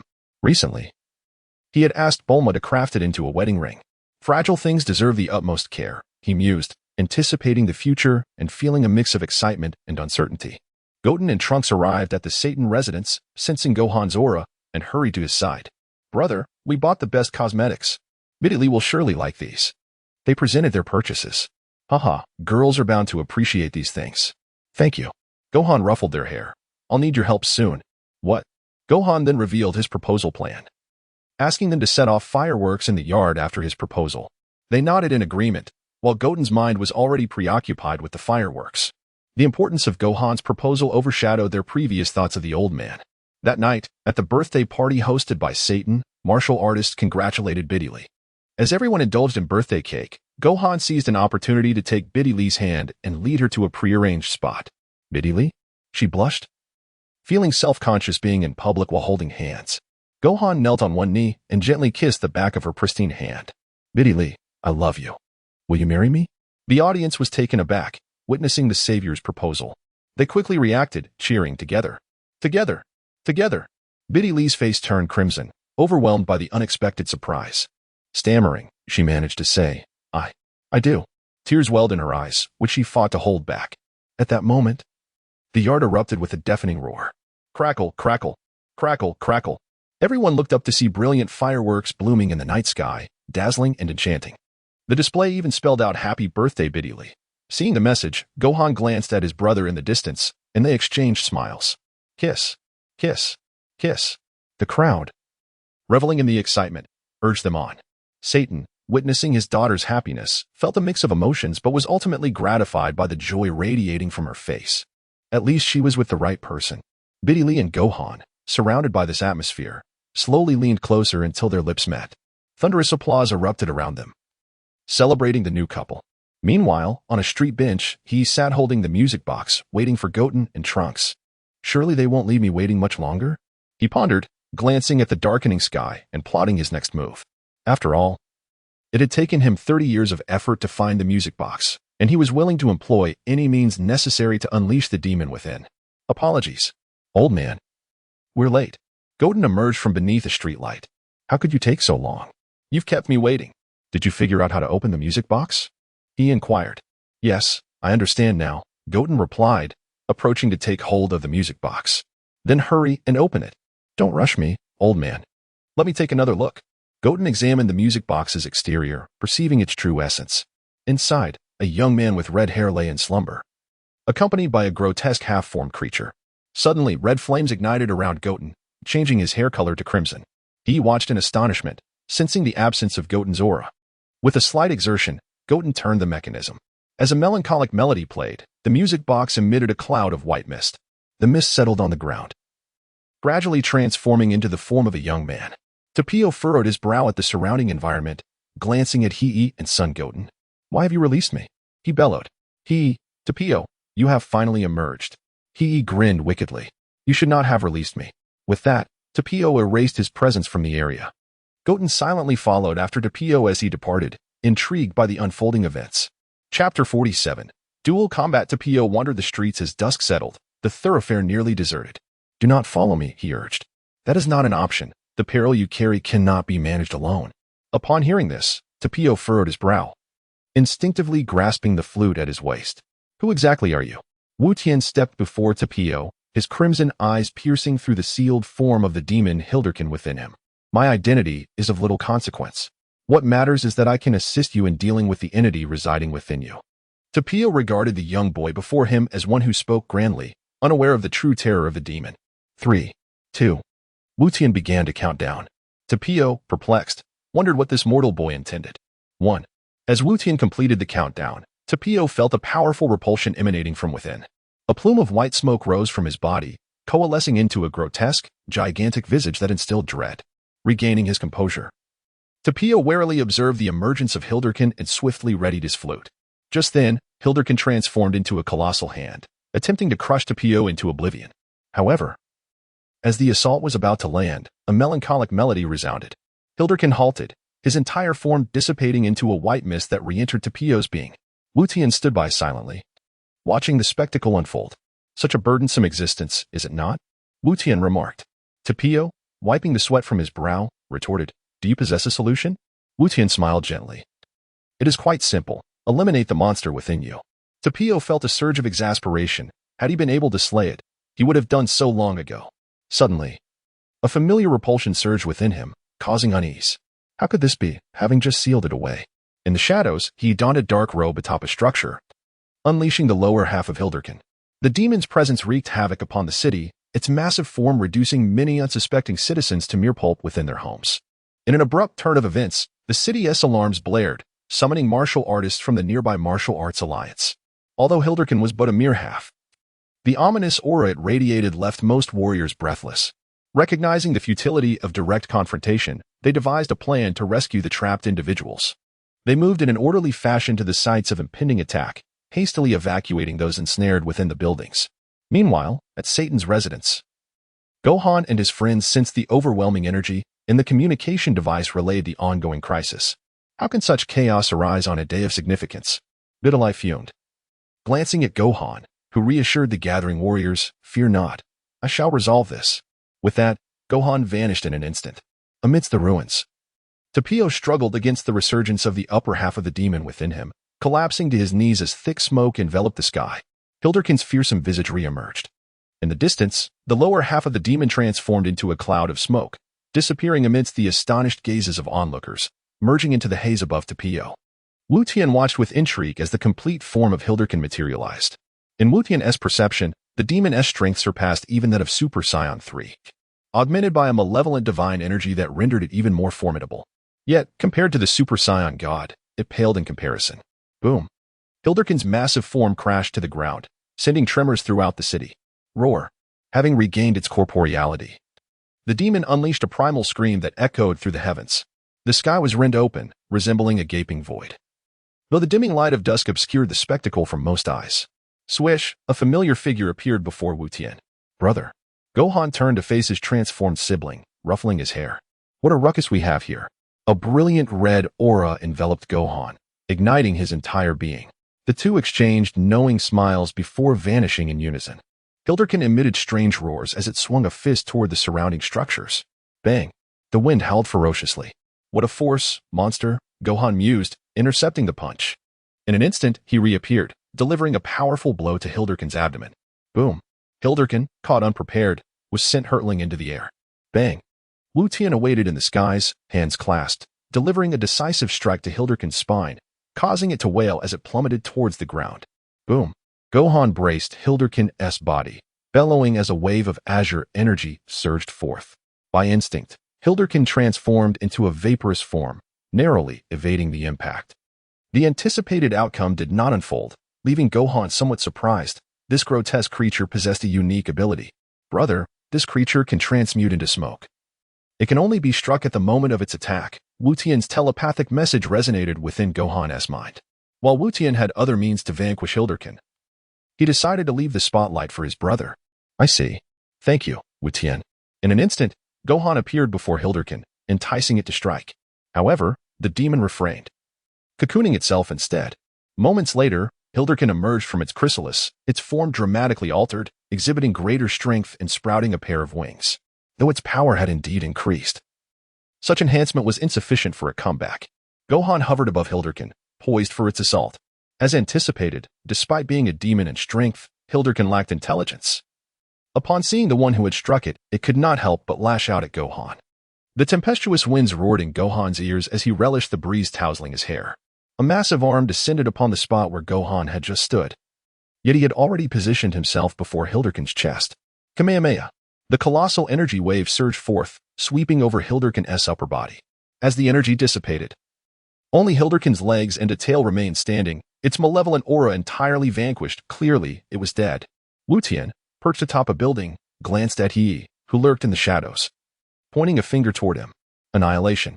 Chapter 48. Do you wish to become a god of destruction? The body of the elder He was disintegrated into myriad particles, rendering his former appearance unrecognizable. This technique of the main body is quite remarkable, albeit requiring a modicum of destructive energy. I shall have to wait for his return to replenish my reserves. Whoosh, hey, Goten. You and Gohan are engaged in such thrilling endeavors without inviting me. Trunks materialized before Goten, startling him. Despite the lengthy battle they had just endured, only a brief moment had elapsed in reality. Haha, don't be upset.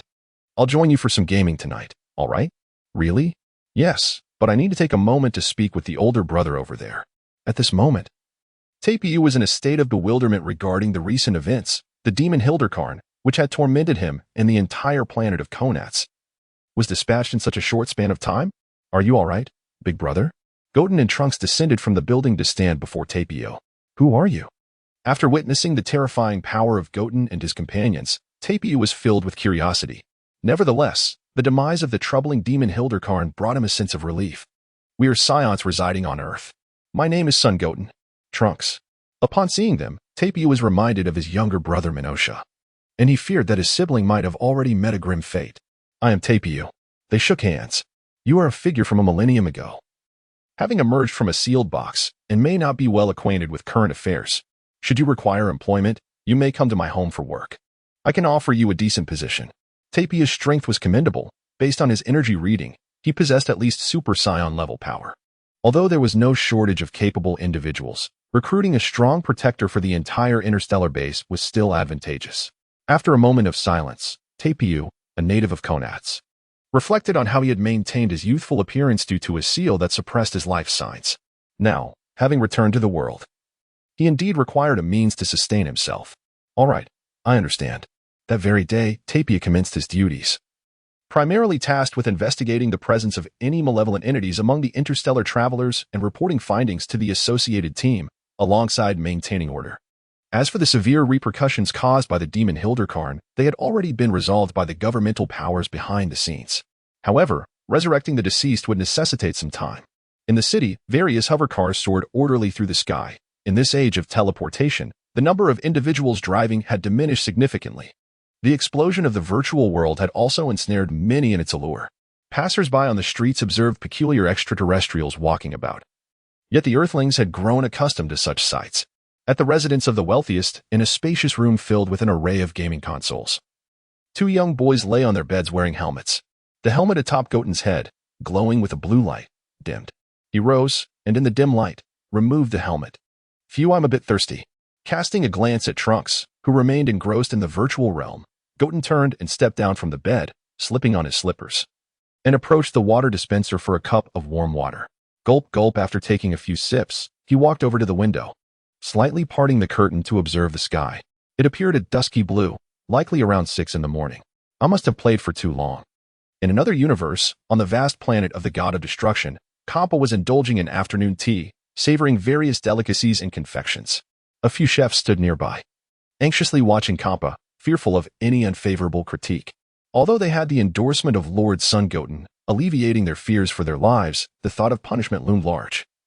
And Kappa's methods of retribution were beyond mortal endurance. Slurp. After finishing a jelly, Kappa felt a wave of satisfaction and waved away the nearby individuals. Bang, bang, bang. Hundreds of kilometers above Kappa, a striking figure with silver hair was sparring with the angel Vados. Sun Goten, with his reddish-brown eyes, intently observed Vados' movements, his mind tirelessly analyzing every pattern of motion. Whoosh! Goten suddenly appeared behind Vados, executing a swift hand strike. Just as he was about to land the blow, Vados, as if possessing eyes on the back of her head, evaded with remarkable speed, pivoting to swing her staff towards Goten's face. Though Vados' speed was indeed impressive, Goten's reflexes were no less formidable. Sensing her intent, he raised his arm to block the strike. Sun Goten, your strength has already reached a level comparable to that of a god of destruction. Why do you wish to grow even stronger? Upon hearing this question, Goten pondered briefly before responding. I simply wish to learn more. Becoming stronger is merely a byproduct. Vados moved her staff aside, hovering nearby. Mastering divine techniques is no simple endeavor. No matter, I have ample time and means. At that moment, Sun Goten had matured into a striking figure. Having become a god of destruction, his appearance resembled that of an ethereal beauty.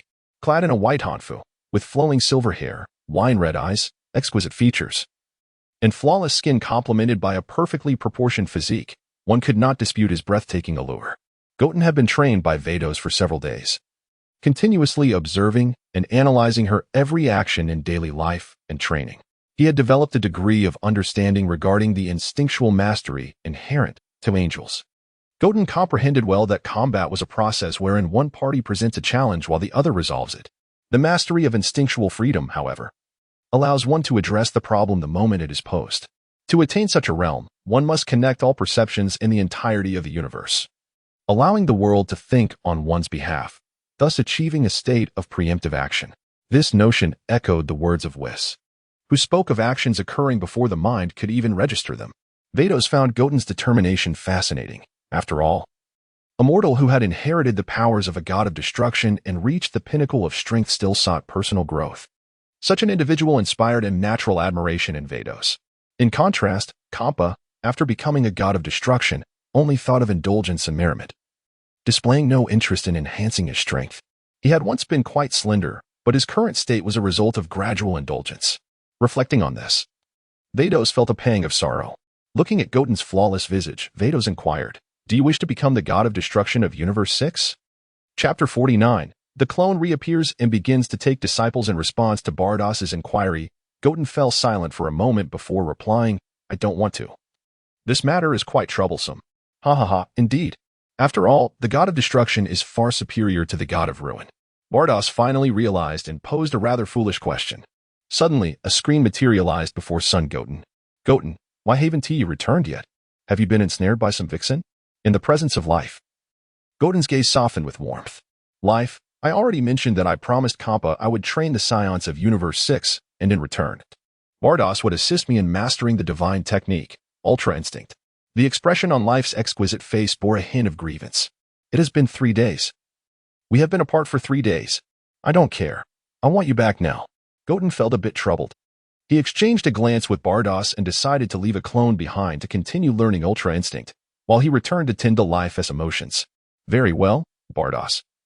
I shall leave a clone to assist me in my studies. I will return now. Farewell, Bardos. Please send my regards to Kappa.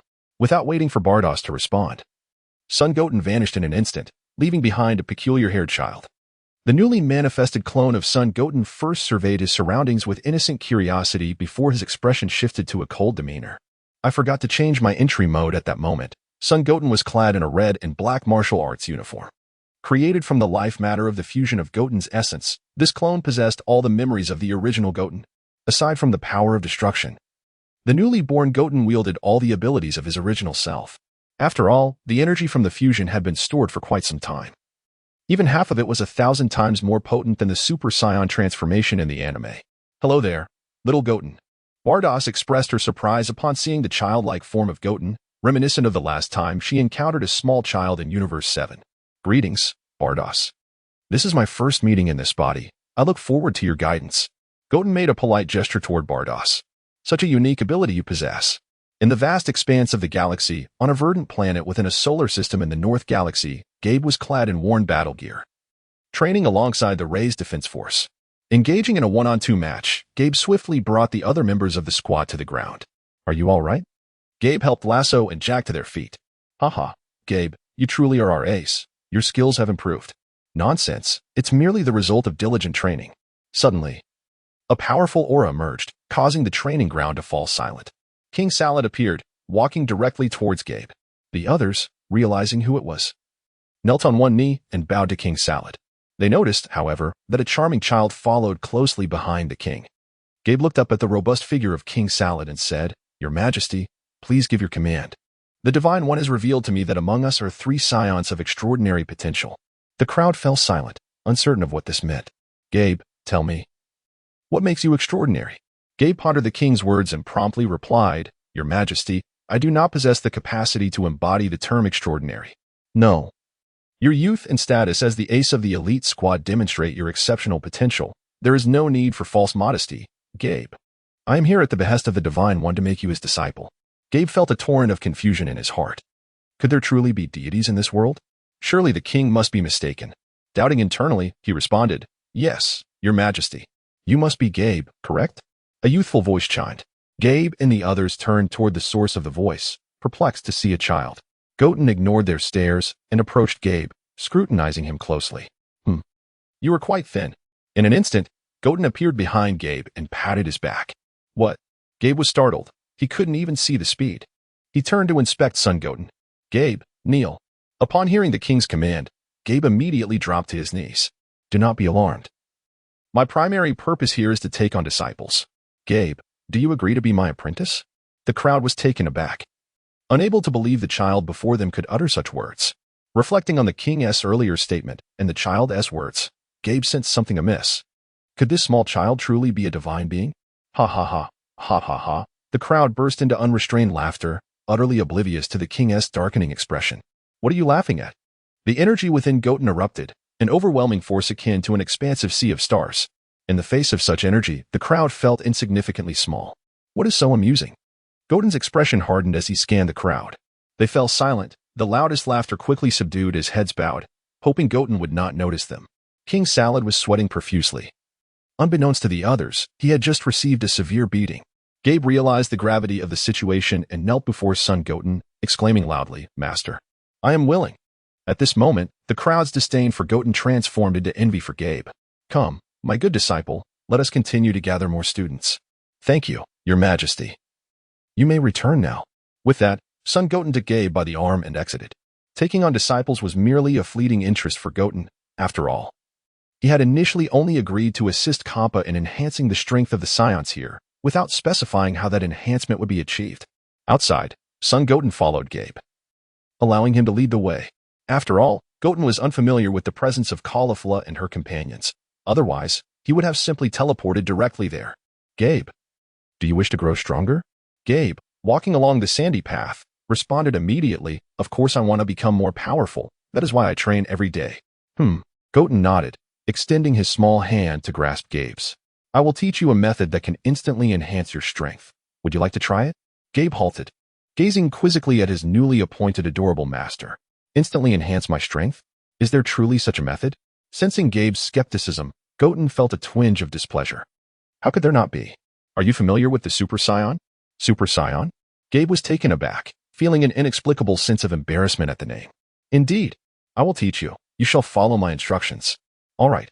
Chapter 50. Caulifla. The Super Saiyan transformation is a remarkable ability that allows scions to activate the dormant S cells within their bodies, unleashing their entire energy.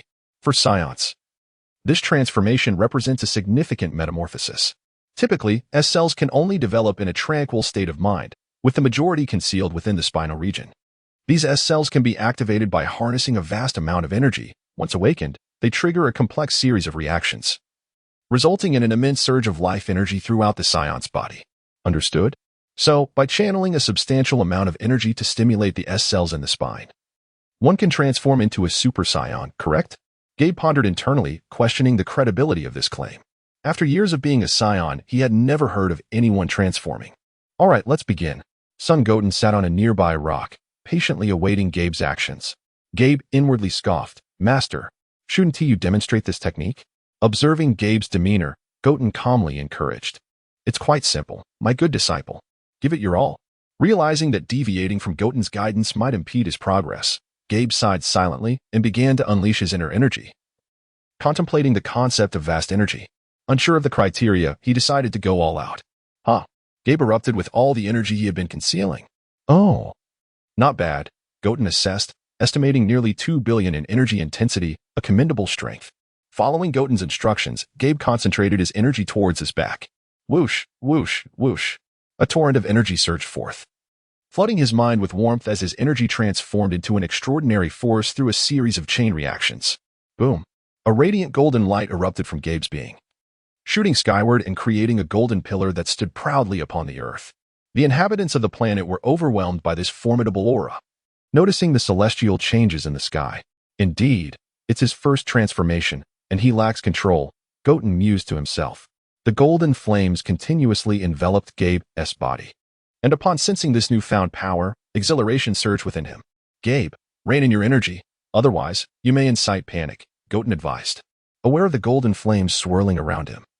Gabe swiftly contained his energy. Haha, well done, Gabe, Goten exclaimed, descending from the rock to approach him, clearly pleased with Gabe's innate understanding. Gabe, filled with excitement, rushed to embrace Goten, exclaiming, "This is amazing, master." Goten, slightly taken aback, gently pushed Gabe away. Don't get overly proud. You have much more to master in terms of transformations. He continued, come, although our agreement was for me to teach you alone, since you're here. Let us bring the other two along for companionship. Agreement? What agreement, master? Gabe inquired, perplexed.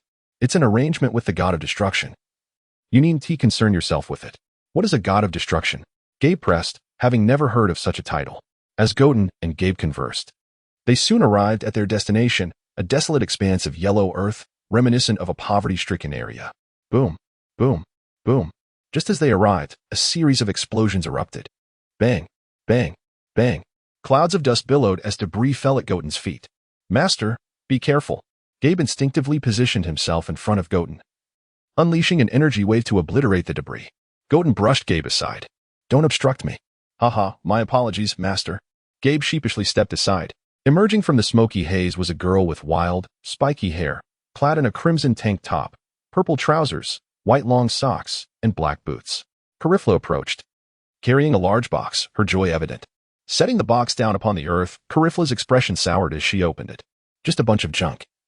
Though it does appear somewhat valuable. She contemplated keeping a few items and distributing the rest among the impoverished. Despite being a thief, she possessed a sense of justice. Can you share some with me? A youthful voice chimed. Carifla looked up to see an adorable child had approached her without her noticing. If you want something, just take it, she replied, somewhat dismissively. Wow, you're so kind, big sister. The child exclaimed. No need for thanks. Where are your family? It's dangerous to be out alone. My family? I have no home in this universe, the child responded. Upon hearing this, Carifla scrutinized Goten's appearance. He looked quite adorable, dressed in a black undershirt and a red martial arts uniform, seemingly not like a child without a home. Annoyed by the thought, Carifla retorted. Are you trying to deceive me? Let me show you a taste of adult tactics. With that, she lunged forward. As Carifla reached out to grab Goten, he deftly stepped back, evading her grasp. Slightly irritated, she increased her speed but still failed to catch him. Haven't you eaten, sister? Is that all your adult tactics amount to? Goten teased, making a cheeky face and mimicking a pinching gesture, unable to withstand the sight of the playful child. Carifla's frustration boiled over, and she unleashed a powerful aura, causing the surrounding rocks to fracture under the pressure. Whoosh! In an instant, Carifla vanished, reappearing behind Goten. Got you. Just as her hands were about to grasp him, they passed right through his form, revealing it to be an illusion. Suddenly, feeling a poke on her back, Carifla turned to find Goten smiling at her. Internally, she felt a surge of madness. How could this mischievous little brat possess such speed? However, at such a close distance, she thought to herself, calculating her next move, and lunged forward once more. Finally caught you, Cariflo exclaimed, firmly embracing Goten, fearing he would escape. Meanwhile, Kai, hiding behind a rock, felt the tension rise in his temples as he watched the scene unfold.